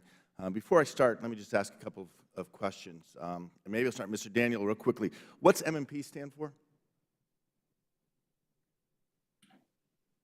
Excuse me, sir? What does M&P stand for? You're talking about from Smith & Wesson? Yeah, just in marketing, when we're talking about a gun, what does M&P represent? I think Smith & Wesson uses M&P for military and police. Right. Thank you. And Mr. Buse, maybe I'll ask you this question. I'm not a hunter, but a follow-up shot in hunting, what is that typically when someone's deer hunting? A follow-up shot in hunting is a follow-up shot anywhere is a second shot on something. Yeah. And if you are deer hunting, if you're lucky, how many shots might you get at a deer? If you hit it or miss the first time, how many follow-up shots are you going to get? Well, you shouldn't miss, but I mean, a typical deer hunter may get one more, maybe. All right. So the idea of a gun that can fire 83 shots in just a couple of seconds for deer hunting, that doesn't make a lot of sense. Not only does it make a lot of sense, in many states that is prohibited by law. Right. There's, as I understand it, in fact, some places you can only have 3 or 5 bullets in your gun when you're deer hunting. That's correct. Yeah. So I'm here today. I'm not only here as a representative, but I'm a resident of Highland Park, which, as you know and have talked about today, had a horrible mass shooting at the 4th of July parade. Like many residents, I joined thousands of families as we waited for the Independence Day parade, when a single deranged man climbed a ladder to a rooftop and monstrously opened fire on the crowd from above.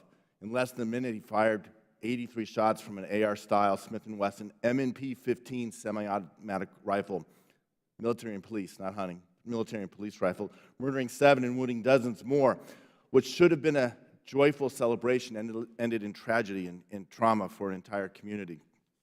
And his intent was to kill many more. Mr. Daniel, in your testimony, you mentioned that they often that these shooters go after soft targets. Our parade ground was not a soft target per se. There were plenty it wasn't a gun-free zone. The police were there. First responders were there. In fact, they were heroes, but he was able to fire off, the shooter was able to fire off his bullets so fast that they couldn't even identify from where they were coming from. We heard from some of those victims today about how their families were shaken, their friends were injured, and their sense of safety, our safety, was forever broken.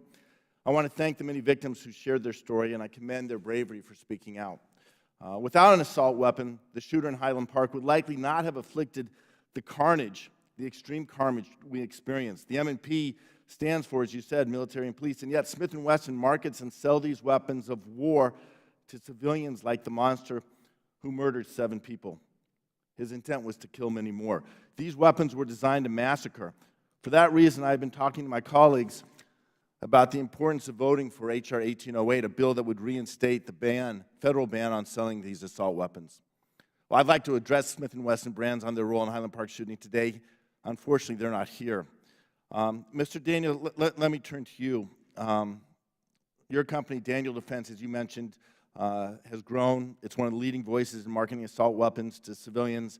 In one of your ads, you used the slogan, "Use what they use," showing that you know these weapons are designed, they, I assume, being the military, that they're designed for war, but using them in a civilian role all the same. You posted that photo we've talked about of the toddler holding a gun, and I understand why you took it down. But I have a degree in business from Kellogg School at Northwestern, a marketing school. We know the power of marketing, especially the power of marketing young people, whether it's cereal or cigarettes, or in this case, guns. Given that you apparently are knowingly marketing young people, and you know that these young people, in particular, their weapon of choice is the assault weapon, the AR-15, why do you think companies should be shielded from liability if a weapon marketed to a young person is used by a young person to massacre a community, whether it's Uvalde, Buffalo, Highland Park, or any of the other countless names we've already experienced these tragedies? Congressman, we market and sell our products to law-abiding citizens who are adults. We cannot sell firearms to children. So, but the marketing to young people creates the market. We know marketing works. That's why companies spend millions and billions of dollars selling everything from makeup to cereal, as I talked about, to cars, and imagery matters, and the connection to military for these young people. It's not for hunting. You don't take these weapons to go and hunt deer or do fowl hunting. The gentleman's time has expired. The gentleman may answer the question. What was the question? It was more of a comment, so I yield back the balance of my time. Gentleman yields back. Before we close, I want to offer the ranking member an opportunity to offer any closing remarks he may have. Ranking Member Comer, you are now recognized. Thank you, Madam Chair, and I want to thank our witnesses who are here today, especially want to thank Ruger and Daniel Defense, who are here today for manufacturing and employing and making an investment in the United States. That's an issue that we're trying to focus on in Congress, try to keep manufacturing in the United States. The Democrats talk a lot about the hundreds of mass shootings in America committed by criminals who are either immediately arrested or killed on the spot. But they say nothing about the 100,000 people who have died of fentanyl overdoses that came at the hands of illegals who crossed our unsecured border. Liberals have passed the most strict gun laws in America in cities like Chicago, New York, and Washington, D.C., yet these cities continue to have the highest rates of gun violence. Banning guns from law-abiding citizens is simply not the answer. Republicans will never turn our back on the Second Amendment. So let's focus where there is consensus among both parties, because you can't legislate against evil. If you could, I think there would be 535 votes in favor of legislating against evil. But we can focus and fund better security at our schools. We can fund and focus on better mental health awareness and detection. And for goodness sakes, we can fund our police. Hopefully, the American people have seen what happens when we have lax prosecutors. I think we've seen what happens in places like San Francisco, which is probably the most liberal city in the United States. They had a recall of their local prosecutor because the American people will not tolerate letting criminals out in the name of criminal justice. So I think there are many areas where both parties can come together to focus on achievable solutions, and I'm willing to do that, Madam Chair, and with that, I yield back. The gentleman yields back, and I recognize myself for closing statement. Today, for the first time in recent history, gun industry executives testified to Congress about their business practices. I was sincerely hoping that they would use this opportunity to acknowledge their role in the violence plaguing our nation, to apologize to the families who are here with us today who have been devastated by their products, and to agree to stop selling the most dangerous weapons. Sadly, they refused. Mr. Daniel, the CEO of Daniel Defense, blamed gun violence on the decline of what he called personal responsibility.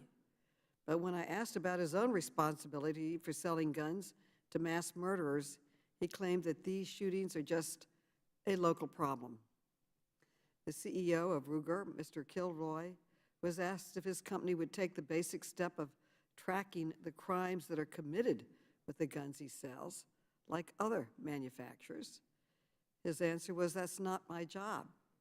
And the third one that we invited didn't even bother to show up. That is why I intend to seek additional documents from that company by subpoena. It's no secret why gun CEOs are so desperate to avoid taking responsibility for the deaths caused by their products. Our investigation found that these companies made over $1 billion selling assault weapons in the last decade. They are choosing their bottom line over the lives of their fellow Americans. Since it's clear that the gun industry won't protect Americans, Congress must act. We must ban weapons of war from our communities. We must repeal the immunity from lawsuits that gun makers enjoy, unlike every other industry in America, and we must finally hold the gun manufacturers to account. This hearing is not the end. Our committee will continue our investigation, and I will keep fighting for common sense gun safety laws. This is a fight we must and will win, and I yield back. I now recognize myself for a closing adjournment. I want to thank our panelists for their remarks. I want to thank the families that are here with us today, too. I want to commend my colleagues for participating in this important conversation. And without objection, all members have 5 legislative days within which to submit extraneous materials and to submit additional written questions for the witnesses to the chair, which will be forwarded to the witnesses for their response. I ask our witnesses to please respond as promptly as you are able. This meeting is adjourned.